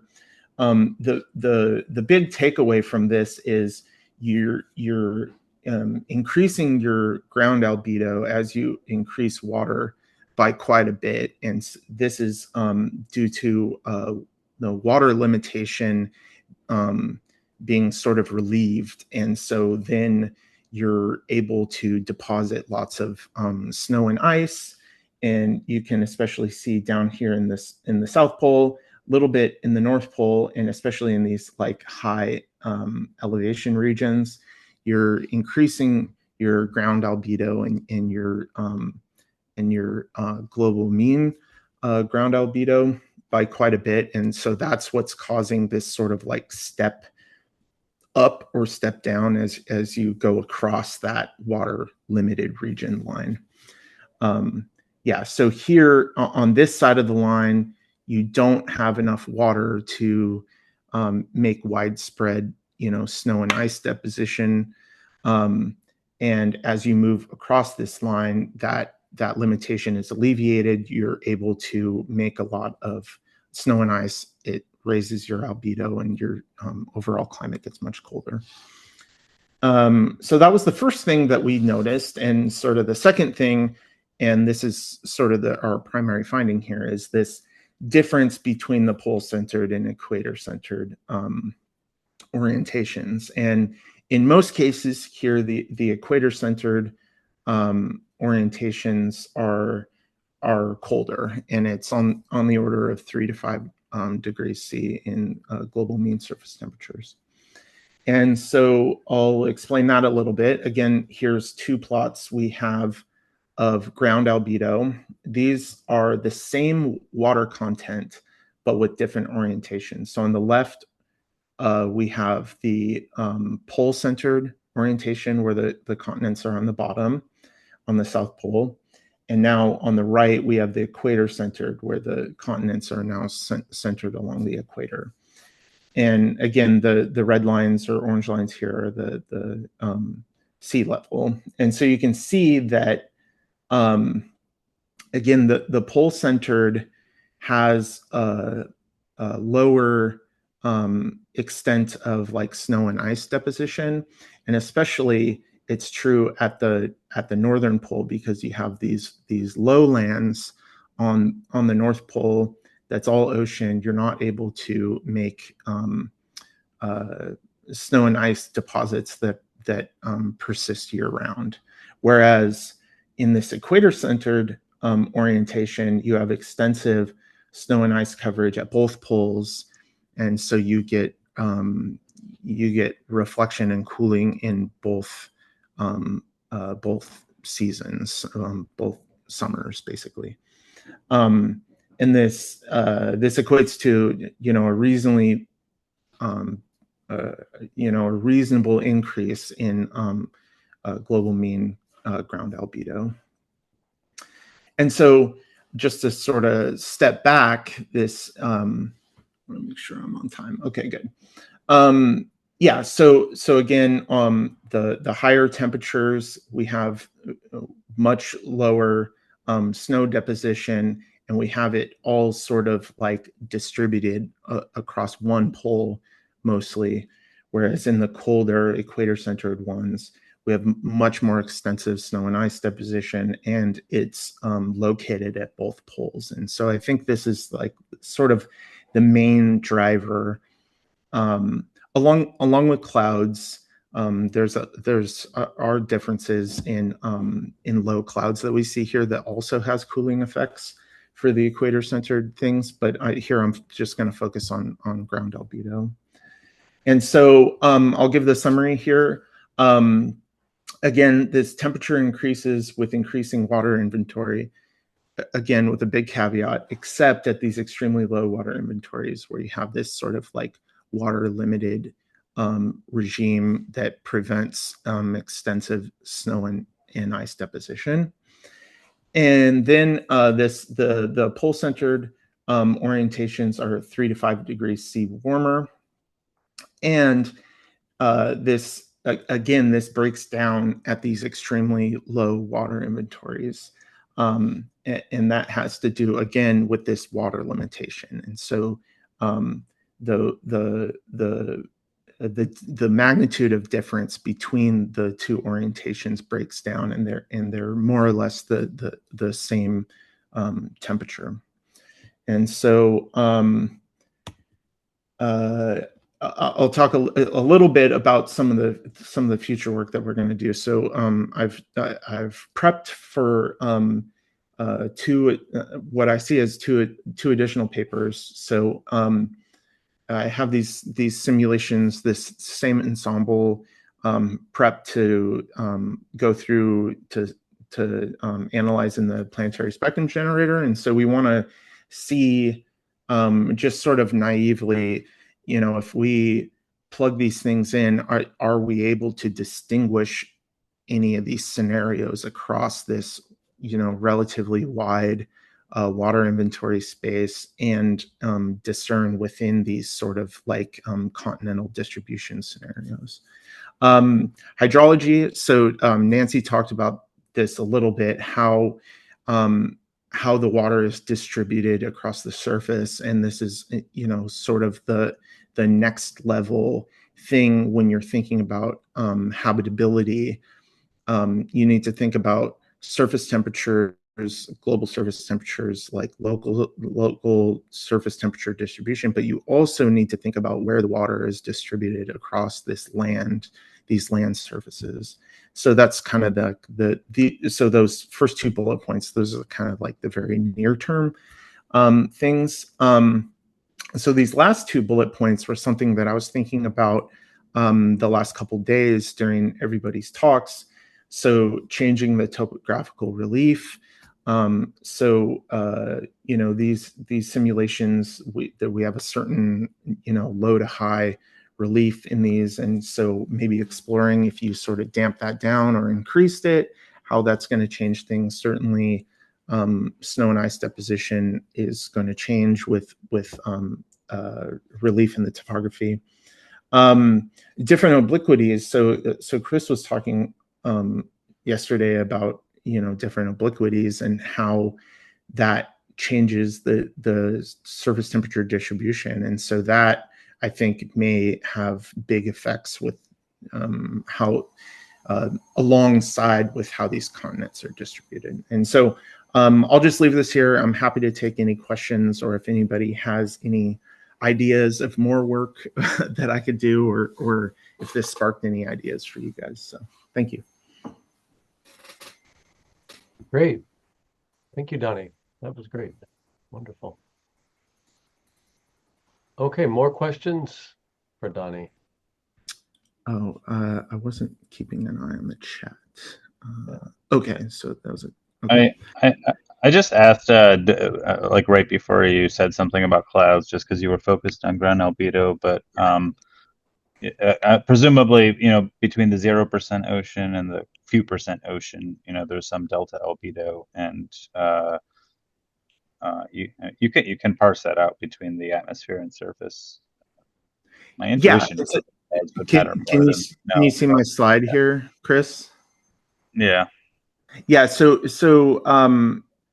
I haven't personally done a lot of thinking about clouds outside of this, and so this sort of stemmed out of a discussion that Mike and I had, just thinking about the low, mid, and high clouds. And so you do see this effect where the equator center, the cooler simulations do have more low clouds. So that's this left-hand panel here. And so the low clouds have a cooling effect. And so, yeah, it is sort of, I think of it as additive. I don't know if that's exactly the right term to use. And you see, you know, this big step function from the driest ones. And as you alleviate that water limitation, you have this big step function here. See that in the mid clouds a little bit too. In the high clouds, there's certainly not a step function, but it is more of a linear trend, but you see less of a difference between the two orientations. Yeah. I guess regardless of what the clouds are doing, I could send you, like, there's papers that you could just calculate the planetary albedo between, like, partition it between the atmosphere and the surface contributions, and then you would just get your answer as far as what's doing more of the lifting. Oh, and I think you and I talked about this a few weeks ago, right? Where I so I if I'm understanding what you're asking is, like, basically the net forcing or the forcing from clouds, right? Is that trying to tease that out? Right. Yeah. So presumably there's some increase in the albedo between 0% and 10% ocean, and you can, whatever that delta albedo is, you can partition that into, you know, what's caused by the surface and what's caused by the atmosphere. And so my intuition is it's more clouds than snow cover, but you were arguing the opposite. But if you did the calculation, it would just, you could just tell. but Interesting. Anyway. Okay. Yeah. Yeah. If you send me an email to any of the citations, I appreciate that. Yeah. Yeah. Nancy, go ahead.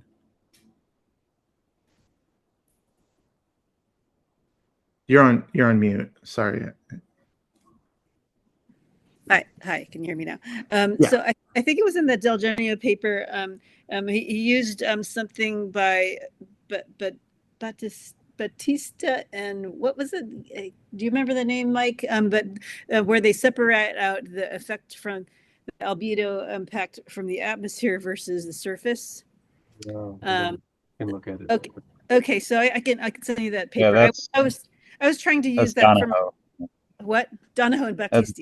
Right, yeah, right. that's kind of what I was thinking of actually. But Yeah, okay. yeah. I actually tried to use that for the land planets, but I was getting weird trends by stellar type. So I think there's some assumptions in there that are, for good for the sun, or maybe I was trying to just come up with analytical, um, summaries. But yeah, anyway, if you explore, I'll send you the paper. You could probably use that for your paper then.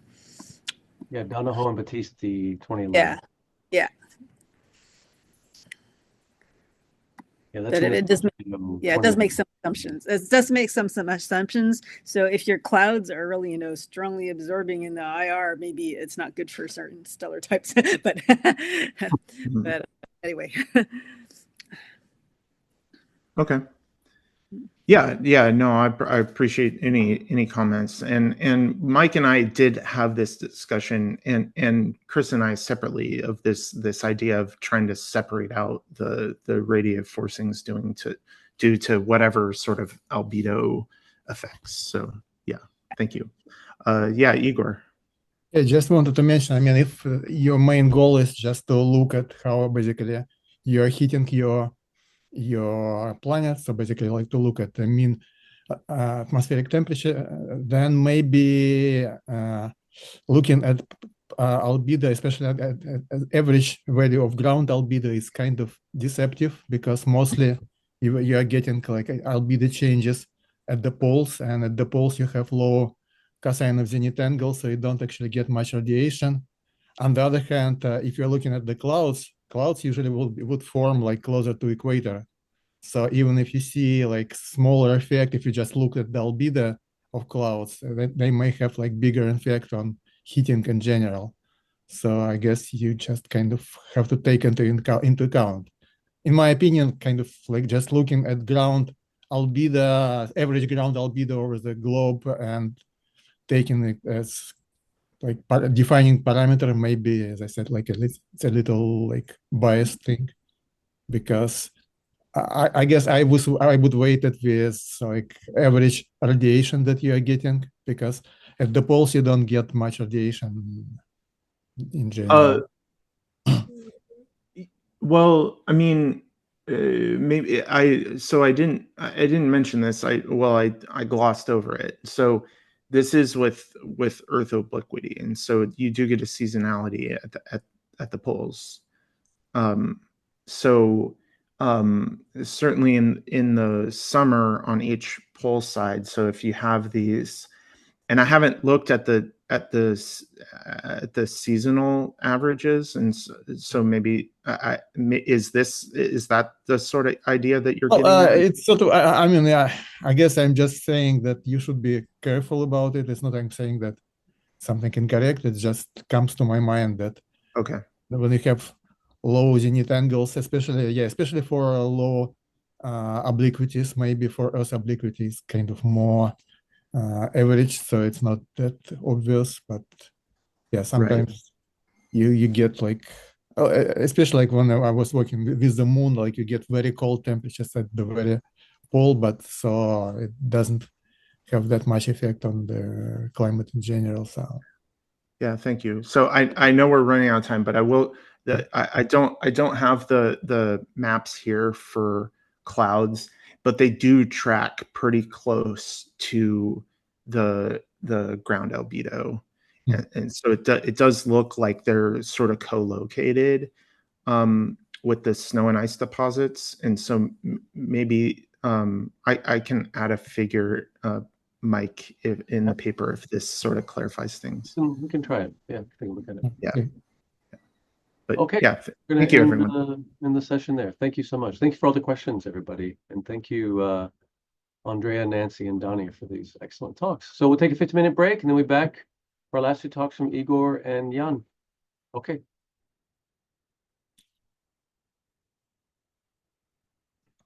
Okay. So we move on, and we're going to hear from Igor Aleinov about exotic ices in ROCKE-3D, a project he's been working on for a couple of years with some applications to Mars. Go for it, Igor. Okay, hey, let me try to share it. So just share desktop.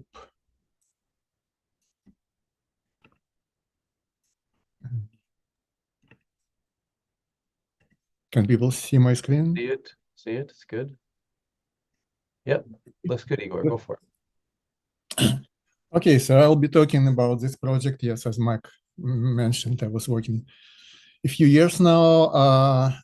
It's exotic ices in ROCKE-3D and as application to Mars climate. So basically, I will talk a little about what we mean by exotic ices, and then pretty much explain our Mars model in general, what we can do with it, and how exotic ices help to it, and maybe talk about other applications if I have time for exotic ices. Okay, so what we call exotic ices. By exotic ices, we call all ices that are not water ices.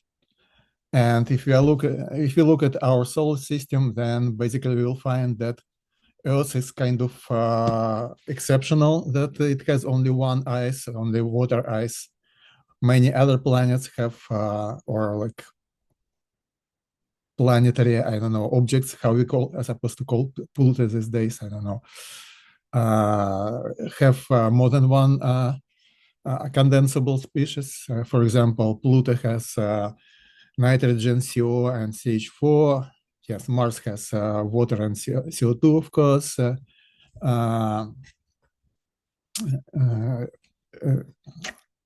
Titan has water and CH4, and Moon doesn't have anything right now. I mean, it has some condensed water, but doesn't have atmosphere. But in the past, it could have transient atmospheres, in which case it had at least CO2 and water ices, and maybe some other exotic ices. So that's also possible. So those are applications. What's happening? Yeah, so just to mention why actually it is important to distinguish between the ices. This is just basically quick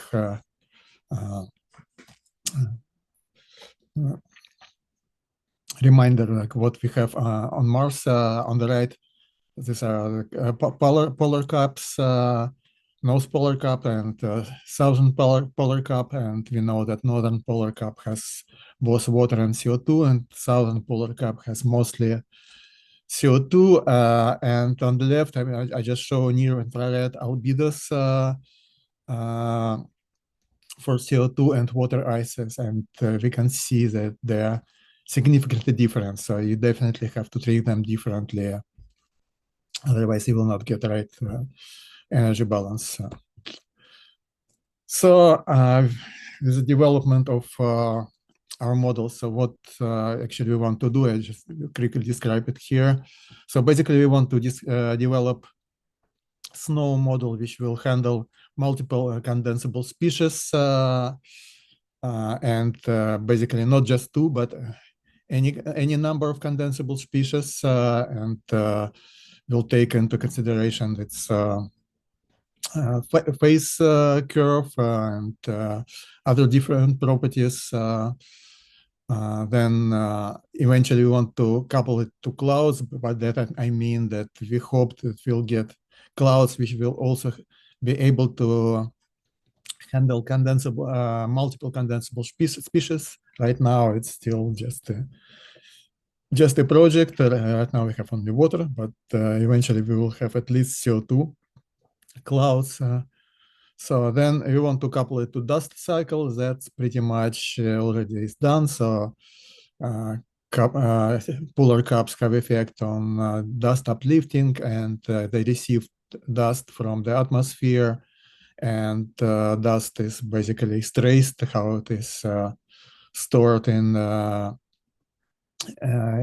the snow. So it's all already available, but what we want to do, we want also to compute albedo based on all properties of different snow ices and the amount of dust in the snow. That's still, it's basically work in progress.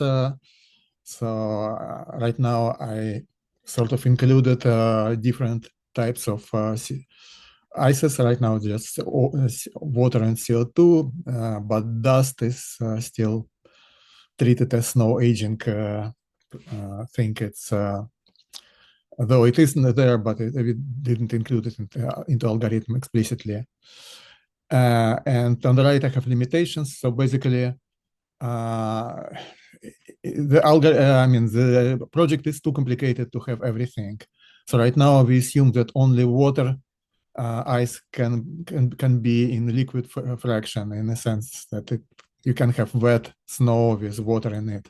All other ices are just dry ices, and we have no support for floating ice. So basically, it's still a lot of development will need it to do Titan correctly, because if you want to have methane or ethane ice floating in the lake, then yes, extra development is still needed. We also don't include exotic ices into ice sheets. That's a simpler thing, but right now it wasn't done, and I guess we don't plan to do it quickly. So now I want to show you basically some basic results. So this is testing of the developed snow model as it is right now. Here I'm testing it just for a single Earth site, and I'm showing you seasonal cycles on the horizontal axis is time and days, and vertical is snow thickness in kilograms per meter square. And here are just 3 layers of snow, and black dots show the observations.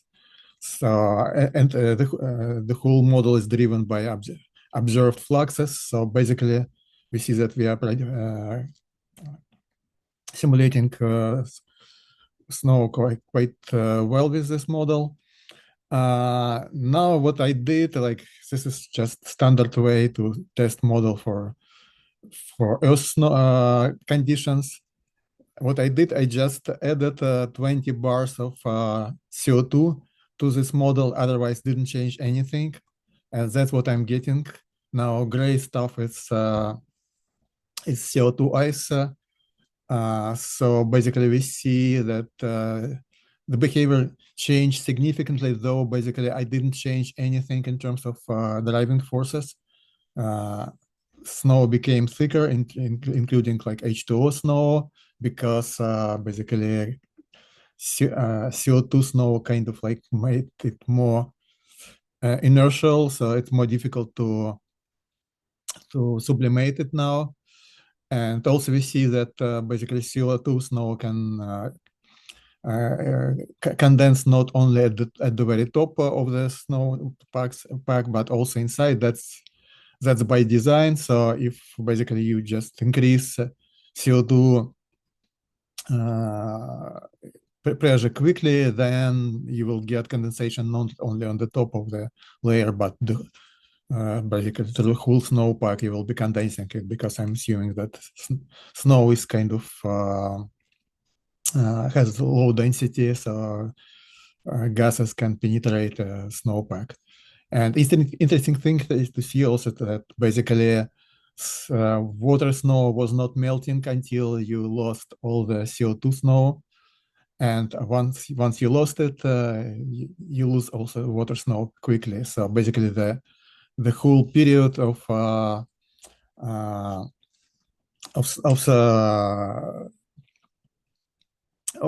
the season when you have snow didn't change. It's just thickness that has changed. Now we are switching to Mars. That's the real site from Mars, from the northern pole. And here I'm showing 2 seasonal cycles. Unfortunately, here the algorithm has slight glitch. It has certain non-zero numerical diffusion between the layers. So it's not exactly how it happens on Mars, but I like to show it because it kind of shows how the model behaves. So basically we see that, yes, mostly CO2 is accumulated on top of water snow, but if it penetrates deeper in the layers, then basically it can be preserved during the summertime, even when you lose CO2 at the top of the snowpack. If you have deep water snow and your CO2 snow somehow is able to penetrate deep and at certain conditions, it probably will. Like if you condense CO2 quickly, it may condense in lower layers. So it can stay basically through the entire season and not be lost during the summer. So you may get like some kind of layered structure eventually. Though honestly, I was trying to find conditions on Mars where that would happen in like for real, and so far I still couldn't. Basically, for most obvious conditions, CO2 actually condenses only at the top. So this actually was fixed, and in reality, in all I would be showing, most CO2 just condenses at the top of water snowpack, and basically, yes, you don't unfortunately preserve it during the summer. So here's basically our Mars setup. I guess I don't have to explain too much. It's just Mars topography. Just want to say that in all simulations that I will be showing, we put a water cap at the north, just north to the 8 parallel. And yes, it's 4 meters of snow equivalent. Otherwise, yes, and I will be showing experiments first modern Mars, and then like will vary obliquity and atmospheric pressure. Oops, that didn't fold. Yeah, so here I'm just showing what we are getting for climate. I guess Jan will be explaining in more details what we are doing with dust. This model is using is rather old dust model, so it's not exactly what Jan will be showing. But here's basically comparison on the left. It's left plot shows the dust cycle. On the right, I showed temperatures, and the left column shows what we get in ROCKE-3D, and the right column shows what observations are. So we don't uplift enough dust in the atmosphere, and yeah, that's basically through the entire season what happens. But in general, it looks reasonably, and temperatures are also look reasonable, but also they basically follow that cycle, so we don't hit the certain areas of the atmosphere slightly above the surface because we don't have enough dust there. So here's water cycle. Water cycle depends, of course, on what we are doing with polar caps. So on the left, I'm showing our observations. So here it's vertical is latitude, horizontal is time as solar longitude. So it's a seasonal cycle, and we see that we are getting pretty reasonable fit with observations, but yeah, I guess can be proved. That I will not go into details. So this is a pressure cycle. This is pressure measured at Viking 2 landing site.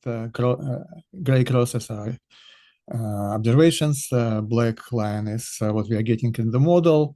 This is basically just what we have right now with the model for polar caps. Albedo is treated differently for CO2 and water ice, and emissivity is still the same for both ices. So that's something that has to be fixed. So here I'm showing if I slightly tune emissivity, use different emissivity for northern and southern hemisphere, then we can get slightly better fit. And people do it usually with their models, but our goal is basically to formulate our albedo in such a way that such hack will not be needed.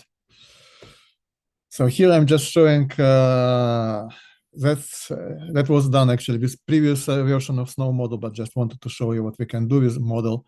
So this is CO2 depletion. These plots are showing basically a concentration of CO2 in the, I guess it's in the lower surface. It's probably close to the surface, yes. So pretty much there's different seasons just basically to show that during the southern winter we can deplete it significantly. Actually, in this experiments it's up to 30%, which probably too much, but that's what we are getting right now, and it's still, I guess, subject to investigation. Here I'm just showing the temperature. If I just make a cross section through the along the meridian for this depletion, one blue line is for 100% CO2, and the red line is 90% CO2 and 5% argon. So that basically shows depletion. Like we get about 10 degrees lower temperature, and that's what actually people, I think, see in observations. So that is something real that we can predict, but maybe with slightly strange CO2 concentrations. So now here I'm just showing what we are getting with our new snow models, behavior of our polar caps. So here I'm just changing obliquity and looking how surface pressure varies over the years. So basically, I guess bottom line here is that for low obliquities, you're getting atmospheric collapse. So everything below 15 degrees obliquity basically goes to zero.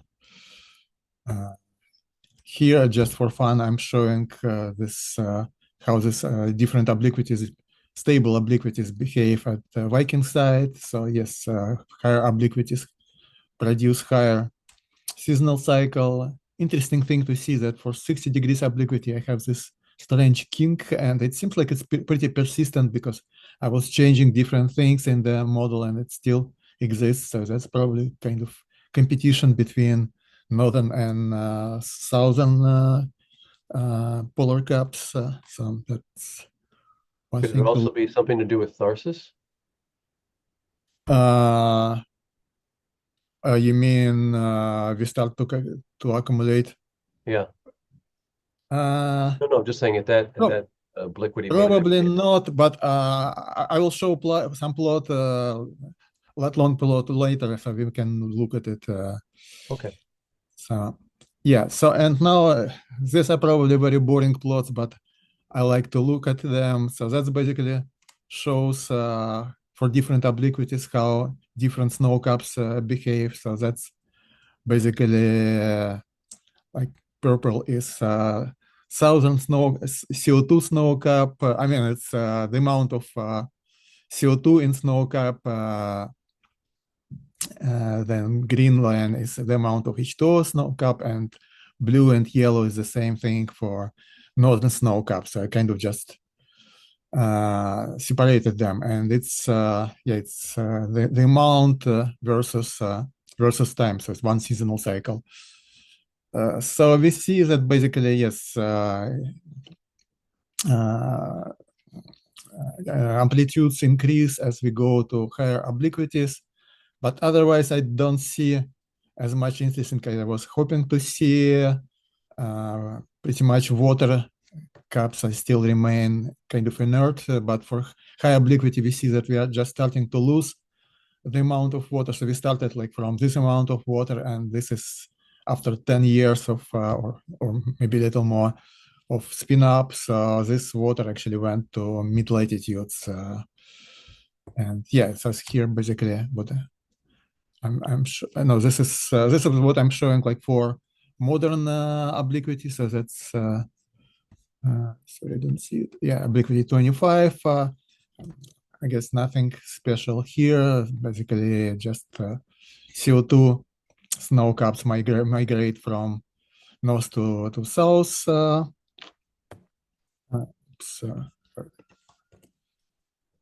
Sorry. Yeah. Sorry. Yeah, and this is for 60 degrees obliquity. So you see that water started to migrate to mid latitudes, but we still don't see anything in Tarsus in terms of CO2 caps. That's what I guess what your question, Mike. So maybe there is a little, but on this scale, it doesn't show up.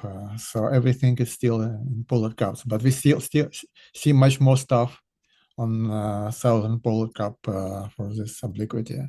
Although you see a lot on the water side. On the Yeah, left. water definitely. Tarsus, yes, it's a big problem.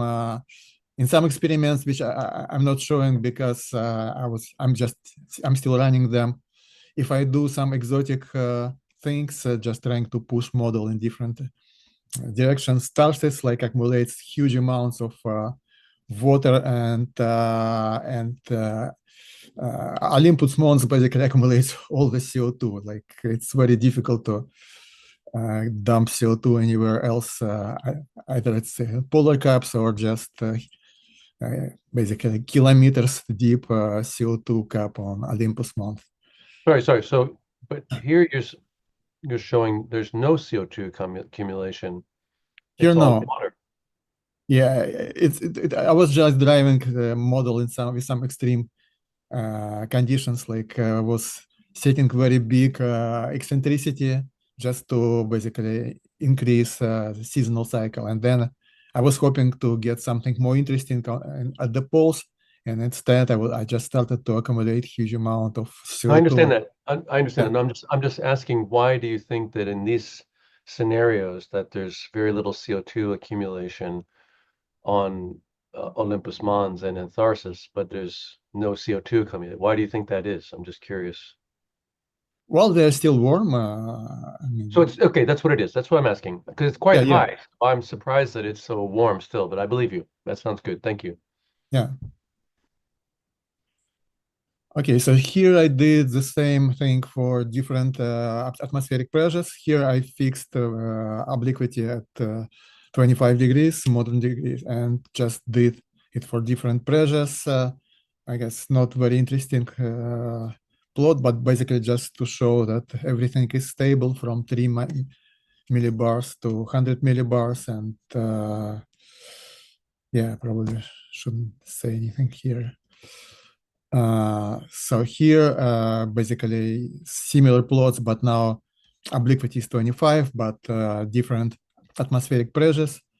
So the behavior looks similar, and amplitude of the signal basically increases as we increase atmospheric pressure first, like to 100 millibars, but then I didn't like search all parameter space, but when you go to 1000 millibars to 1 bar, basically you start to accumulate much less. Your CO2 caps nearly disappear, but not completely. So for 25 degrees obliquity and 1 bar CO2, I'm still getting small but noticeable ice cap at the South Pole. So here, basically, yes, that's what I'm showing, like what we have for 100,000 millibars. And maybe if I would change color scale here, we would see that there is something on Olympus Mons, but since I'm using the same scale as I was using in previous plots, very little CO2 accumulation at the southern pole, nothing here, but a lot of water, mostly in Tarsus region. And we see that we are starting to lose water here. It's less water than on previous plots. So here are basically my conclusions. So yes, we implemented exotic ices, which seem to be working correctly. We noticed that for different obliquities, we start to collapse atmosphere for obliquities less than 50 degrees. For modern obliquities, from 3 millibars to 1 bar, atmosphere was stable. Yeah, and there isn't much going on with water cycle. Unfortunately, I was hoping to get something more interesting. Yeah, and I want to discuss slightly. I don't know, do people have questions, or if not, I can spend 5 minutes discussing Well, let's see. something. Do we have any questions from anybody about the Mars stuff? If not, then Igor could spend a few minutes talking about his lunar stuff. I just wanted a quick question. You did say, Yeah. was it you or someone said the other day that you were going to put this in Model E, E3? Is that right? When you guys, Well, it shouldn't hurt because basically for Earth there should be nearly no changes. Just if you extra like pieces of functionality. So this will be put into this unified snow model. That's what I understood. Is that correct? Yeah, but I'm trying to preserve interface similar to what it was, so it should be relatively easy, I guess, to swap. So as long as this universe snow model doesn't change interface too much, and I hope people wouldn't do this, so we can just swap it and good luck. It should just work. Yeah, it would be nice to have it for land ice because that would be useful also for planetary applications. So if I have a couple more minutes, I want just to show. 3 minutes. 3 minutes. Yeah. Basically, other project we are working with is lunar atmospheres. And unfortunately, I don't have time to explain all the details. But basically, there is a hypothesis that in the past, Moon could have thin atmospheres because of active volcanic outgassing. And originally we thought, well, according to some published papers, that it should be like very thick atmosphere, like up to 10 millibars, but apparently it's more likely it would be at 1 microbar scale. So here, basically, I'm showing what if we had this CO2 atmosphere 1 microbar thick at the moon, and moon, like modern moon, has basically zero obliquity, so no need to show different seasons. So on the left top is atmospheric temperature. On the left bottom is ground temperature. They don't change too much, but you can see that at the poles it's quite colder. And moon also has thermally shadowed regions, which those are the regions where craters where you don't get any light. So solar light. So here I'm showing temperatures in those regions, and I hope you can see scale, because scale is different and it's much colder. So it's up to 60. It's as cold as 60 kelvins in this region. So that means that you would condense basically everything, including if you have CO2, you will be condensing it there. So if you outgas like 1 microbar atmosphere, basically it will not escape, but actually it will condense. It will condense quicker and in these polar regions than it will escape to space. So on this plot, I'm just showing basically what happens with 1 microbar atmosphere if you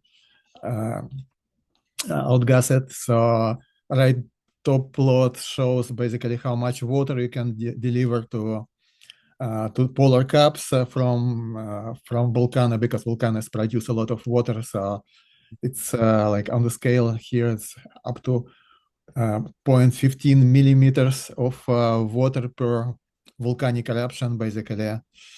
And since I'm running out of time, I just wanted to show that bottom plots basically show how quickly you condense atmosphere. So on the left, it's CO2 condensation. On the right is water condensation together with CO2. And these plots actually have 3 orders of magnitude difference in the scale. So yes, you deliver much less water, but my bottom line is that you're still getting condensing both CO2 and water, and that's why exotic ices are important for this project, and that's basically our one of our future researches and implement something that we want to do, but we haven't done yet. So I guess I'll stop here because I'm out of time. Okay, great. Thank you so much, Igor. That was very nice. Thank you for all the hard work you've been doing. Fantastic. Okay, so we have one more talk today, and that is by Dr. Perlwitz, and he's going to talk to us about all the incredible work he's been doing on the Mars dust cycle with this model. So Jan. please take it away. And hope you're feeling okay. Yes, okay, can you see something? I see something. I see a screen in presenter mode. Okay. Looks good. Take it away. Okay, so yeah, I'm afraid Igor promised a little bit too much, what I'm going to show. I'm going to update on the status of the Mars dust in ROCKE-3D, or another chapter of hunting down bugs as a climate modeler. And just shortly for motivation, I'm not going to spend much time on this. Why do we want to have dust for Mars in the model? So Mars is a very dusty planet with frequent dust storms, which also can engulf the whole planet occasionally.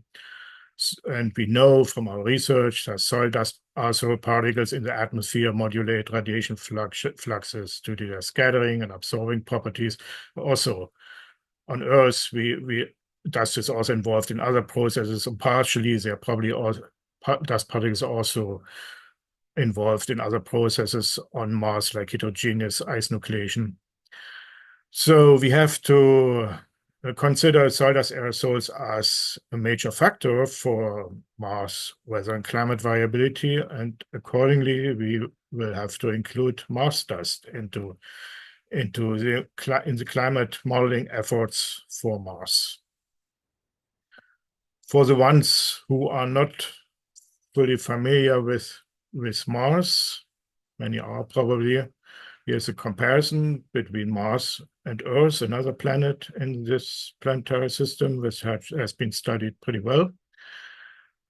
And so one big difference is that the eccentricity of Mars is much larger than the one of Earth, which also can be seen in the difference between the perihelion and aphelion. So Mars is farther away, of course, while Earth has an average distance of 150 million kilometers from the sun, and the variations is not so large, so the variation is much larger between perihelion and aphelion.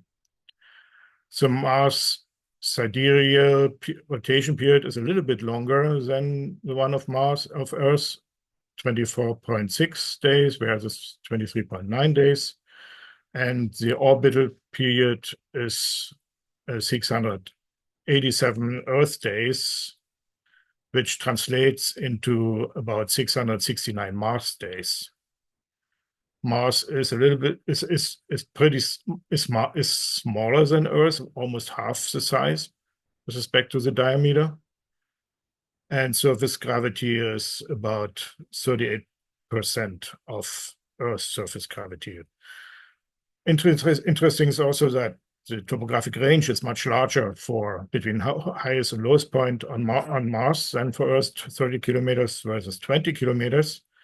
Then the solar irradiance is about 40% of the one for Earth. And here also there's a large variation between aphelion and perihelion.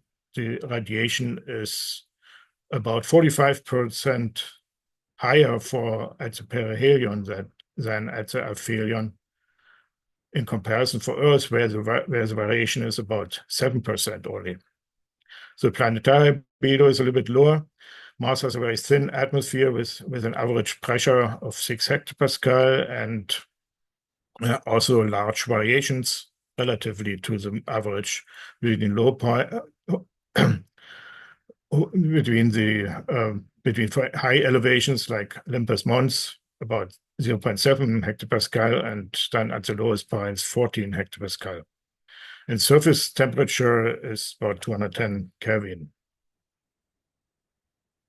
So here I'm going to give a little bit a description of what's in the dust module for Mars. We utilize the dust module that has been developed for the NASA GISS Earth system model. The last iteration that was published, the model 2.1. And that module is a sectional module. It has 5 bins for emission, transport, and deposition of dust, with a total particle diameter range of 0.1 to 32 micrometers. Dust emission is calculated with a PDF probability function for the wind speed to account for subgrid scale variability. And we have 3 subgrid scale components. One is variability from turbulent kinetic energy, another one from variability in sensible heat flux, which also can be seen as a abstract representation for dust devils, and variability for moist convection, which is not relevant for present-day Mars, but may have been for wet Mars a few billion years ago. And we have also some constraints for dust emission. For one, we use preferential sources, which are derived from topographic depressions.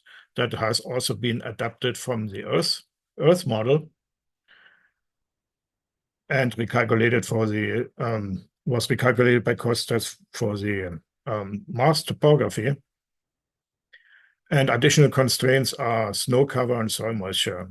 And specifically for Mars, we include an explicit dependency on the atmospheric density to account for the large variations in the surface pressure. The dust module has one free global parameter, which we can control through the RunDeck, which can be used for scaling the magnitude of the dust cycle, so that it's a factor for dust emission, which is globally valid. For advection, we use a quadratic upstream scheme, which considers second-order moments, which increases the effective resolution for advection. And removal is done with a new tri-deposition scheme, which just has recently been implemented into Model E, which has not just size dependence of the gravitational deposition, but also size dependence of a dry turbulent deposition, that was implemented by Olivia and just published this year. We also allow for wet removal by collision with hydrometeors. Radiation is calculated with the Socrates module, and that includes me calculations for scattering absorption of radiation by dust aerosol particles. For the radiative calculations, we consider 8 size bins. And for this, we divide the clay bin for transport into 4 sub-bins. So for observations that we include in our studies are, for one, 12 years of gridded global column dust aerosol optical depths, which have been compiled from various Mars missions by Montabon, and they are available for Mars years 24 to Mars year 36 by now. We don't use Mars year 24 since the first 3 months of that year are just infilled data from Mars year 25, and so that would distort a little bit the calculations of averages and standard deviations.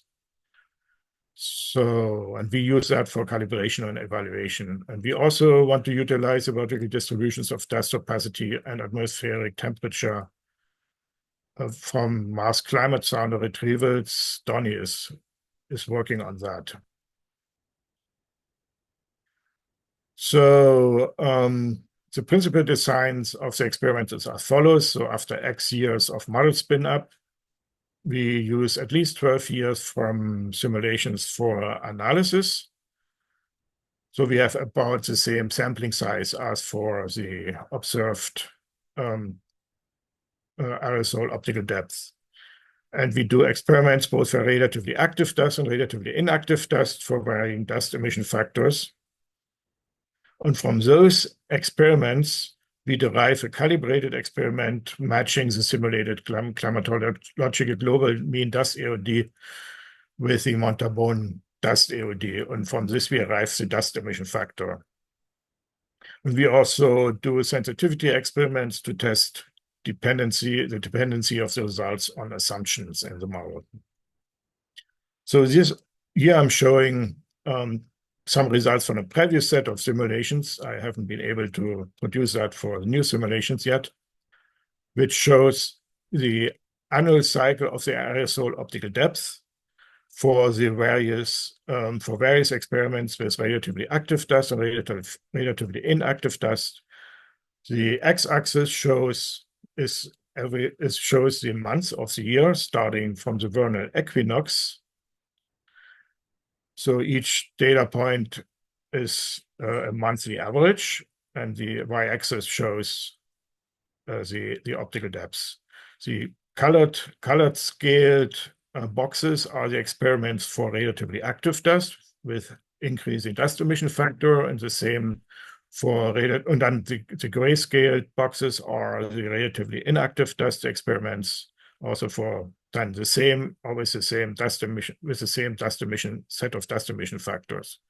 And what we can see is that the model simulates an annual cycle of dust, which also is compared to observations which are also shown as red boxes for each month. And so around the perihelion, the dust Mars produces much more dust than when Mars has a larger distance from the sun, and the dust cycle follows this pretty well. And what we also can see is that for the same dust emission factors, the simulated dust aerosol optical depth is lower than for the experiments with relatively active dust than for the experiments with relatively inactive dust. And that indicates, or that pretty strongly shows, that there is a negative feedback in play, that the dust radiative effect suppresses dust emission and the dust cycle. So that's all nice, but unfortunately, 2 months ago, we found a bug in the model. And maybe anyone, the people who have seen the film Brazil understand the reference here. So the bug is that inadvertently it was assumed that all dust particle bins have an effective radius for dust of 1 micrometer for all dust sizes, and instead of a size-dependent dust effective radius, which leads to the fact that the dust aerosol optical depth is calculated too small for small particle sizes and too large for large particle sizes. And that, since dust aerosol optical depth and the radiative effect of dust is such an important factor in the simulations, that led to the conclusion that all experiments have to be redone. So here I'm comparing what effect that after fixing the bug, how the simulated dust aerosol optical depth changed from fixing the bug. The left 6 panels, so these are a lot of panels. We don't see the panels right now. We still see Tuttle Buttle. Oh, there we go. It just took a minute. It's good. Okay, so I'm back to Tuttle Buttle now. Now we see the plots. I mean the effective dust radius change on DAOD. We see that now. Okay. So on the left 6 panels show for relatively inactive dust, and that is without feedbacks in the model between dust and climate. And the six right panels show for relatively active dust. The first column is the climatological mean. The second column is the climatological standard deviation, all for annual data. So maybe we just can focus on the lower panels, which shows a ratio between the experiment with the size-dependent dust effective radius relative to the effective radius with the assumption of 1 micrometers. And as I said before, that would be panel E now. as I said before, the dust EOD was calculated too small for small particles and too large for large particles. So even though for the average dust AOD doesn't change much in this experiment with inactive dust, the geographical distribution of the dust AOD changes. So in regions with more smaller particles, we have an increase of the dust AOD, and in regions with larger particles, we have a decrease. The variability also actually increases by the standard deviation actually increases in the experiment, even in the experiment with relatively inactive dust without any feedbacks. That is probably due to different contributions of small particles and large particles to the variability, and then the relative then the weighting, the relative contribution changes and increases the overall variability. Sorry, Jan, are you saying are you looking at the lower right now? Yeah, I'm looking at panel F now. That is, it shows the standard deviation for the experiment, the ratio of the standard deviations for the experiment, for the two experiments, relatively inactive dust between size-dependent dust effective radius and 1 micrometer dust effective Right. radius. So it looks like it's about a factor of 2 larger, at least in the max, right? Yeah, in the max, yeah. Okay. That plainly must come from just the relative contributions of small particles and large particles to the to the variability, since there's no feedback in the system here. So there's no other variables involved that could cause that. Okay. So the panel K shows the ratio of the climatological mean between for the relatively active dust experiments, and the geographical pattern is about the same as for inactive dust, but I have different scales here. First, I tried the same scale, but then you couldn't see anything in panel E. So here, actually, the size-dependent effective radius leads to an increase of the global average dust AOD by about almost 25%. Okay. And there is basically no change in the minimum of the value, but at the maximum it increases by the maximum values are increased by about 50%. So we have actually a significant increase in the dust aerosol optical depth, and that is apparently also due to the interplay with other climate variables, that we have feedbacks in play here. So I have not looked what feedbacks that are in detail here, but probably that smaller particles are more involved in climate feedbacks than the larger dust particles. So I assume that is from the increase in relative dust AOD for the smaller particles. And the panel F, what is this L? L shows for the standard deviation. So here the variability is actually doubled for the global average standard deviation, or the mean of the global average standard deviation. Okay, the mean of the global average is doubled. Okay, because the max is much higher. Yeah, and the max is even higher. So with the increase in the mean dust aerosol optical depth increase, that would be scaled down again then when we match it with the Montaboni data. What is relevant here in these changes is that the geographical distribution changes. Yeah, so it has had some effect on the dust AOD and the geographical distribution. And since we also decided to include other changes, I have to hurry a little bit, I see. Since we included the other changes, like from changes switching to the new triposition scheme and then switching off snow E, and setting the dust solubility to 0 to have no condensation removal for the ice phase. So all cumulative changes, and as you can see, they all change in the same directions. So all changes led to an increase in the dust AOD. But so, Is that good or bad? Does that make it observations or worse? Yeah, so but then we scale it down again. So that's the mean dust AOD can be scaled. Okay. That is not the problem. So the factor is 2.229. I also compared the water and CO2 ice snow awareness that Igor implemented, and the difference between these two experiments is very small, so that doesn't have a big influence.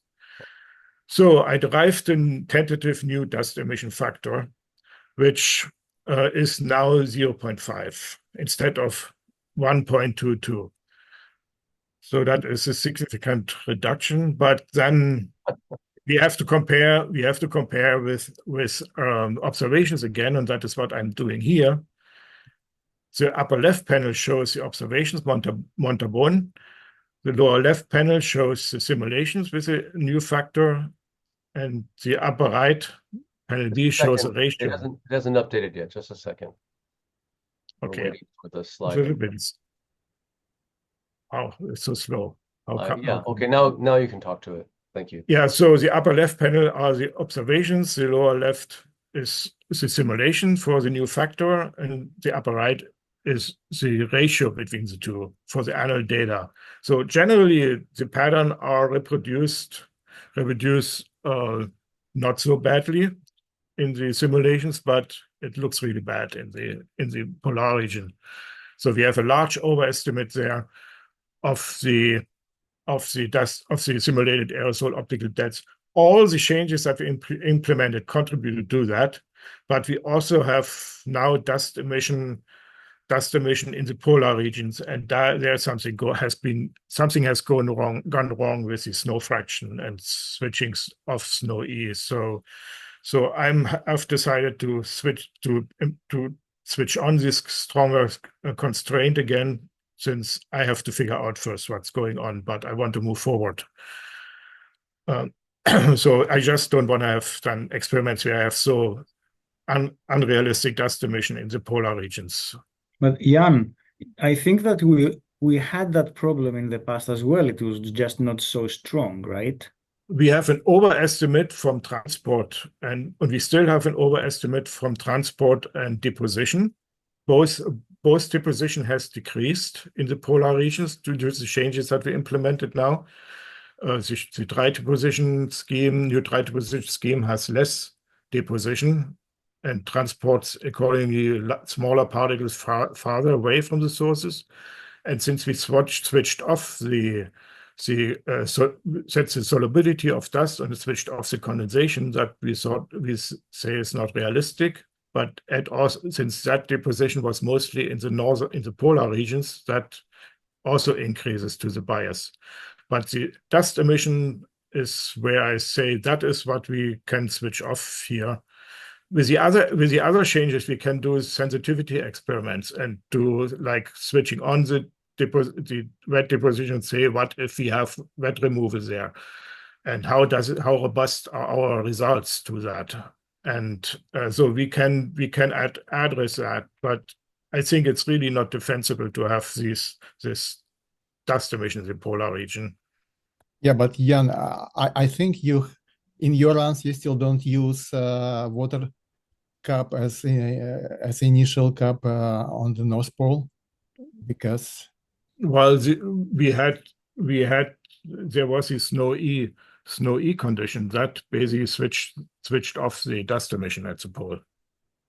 Yeah, but just your initial conditions. I mean, if you're using run deck, which is I guess default run deck, it still doesn't include the water polar cap at the North Pole. So maybe that's just. Well, I'm including what's in Planet Branch, but yeah, I have to check, but I think I didn't put it into the run deck. It's just those who know they. Is there something that needs to be switched on? Then of course I need to know that. Yeah. that I have to set. Then I have to set the compiler directive for that. If there's another compiler directive, it is not in No, the no, no. raster. It's not a compiler directive. Just the different input file. Different input file for initial soil conditions. Okay, guys, we only have about 5 more minutes, so why don't Okay. we discuss this after Jan finishes? Yeah.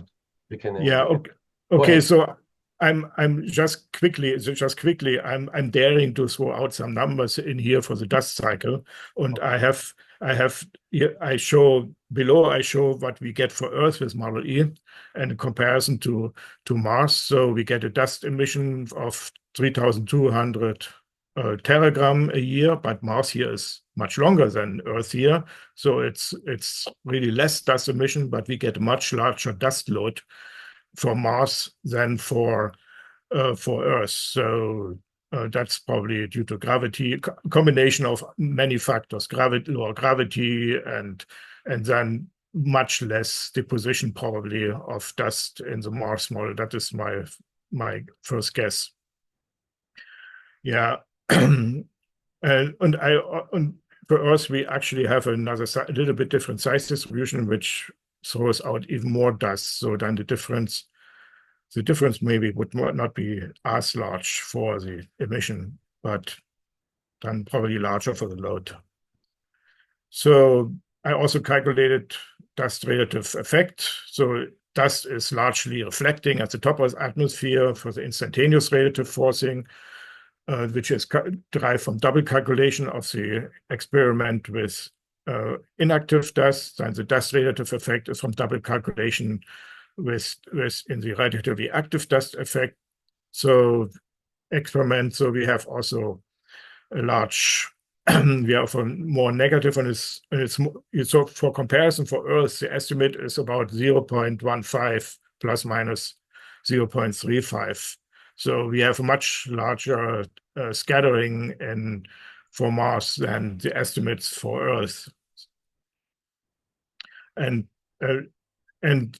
has a cooling effect at the surface and a warming effect in the atmosphere. So there's a redistribution of energy into the atmosphere. But that has to be tested. The robustness of all these results have to be tested with the sensitivity experiments, and that is all to be done. So in summary, also the dust module from the Earth system model can be used for simulating dust also on Mars. It is not clear right now whether a recent fix of the bug or the updates to the physics in the model really improves the representation of the dust cycle. I have some medium confidence in that the dust radiative effect generally counteracts dust emission and dust load compared to dust without radiative effect. That is negative feedback. The radiative force in diagnosis indicates that there's a negative radiative effect at the top of atmosphere and a stronger one at the surface. So we have a net cooling effect at the surface, a net warming effect in the atmosphere.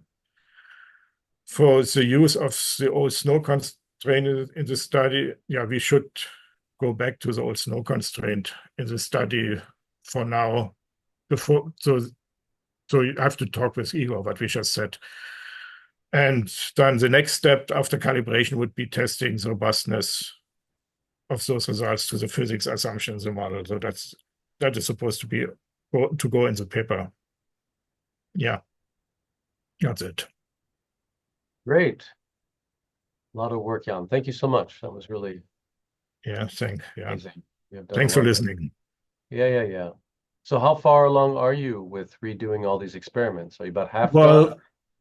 Yeah, so we maybe have to do the recalibration with it. We have to do something with the dust emission at the poles, and then that would be another 10 days for new calibration experiments. So I thought I would have been further now, but this problem with the dust emission at the poles is a little bit a problem here.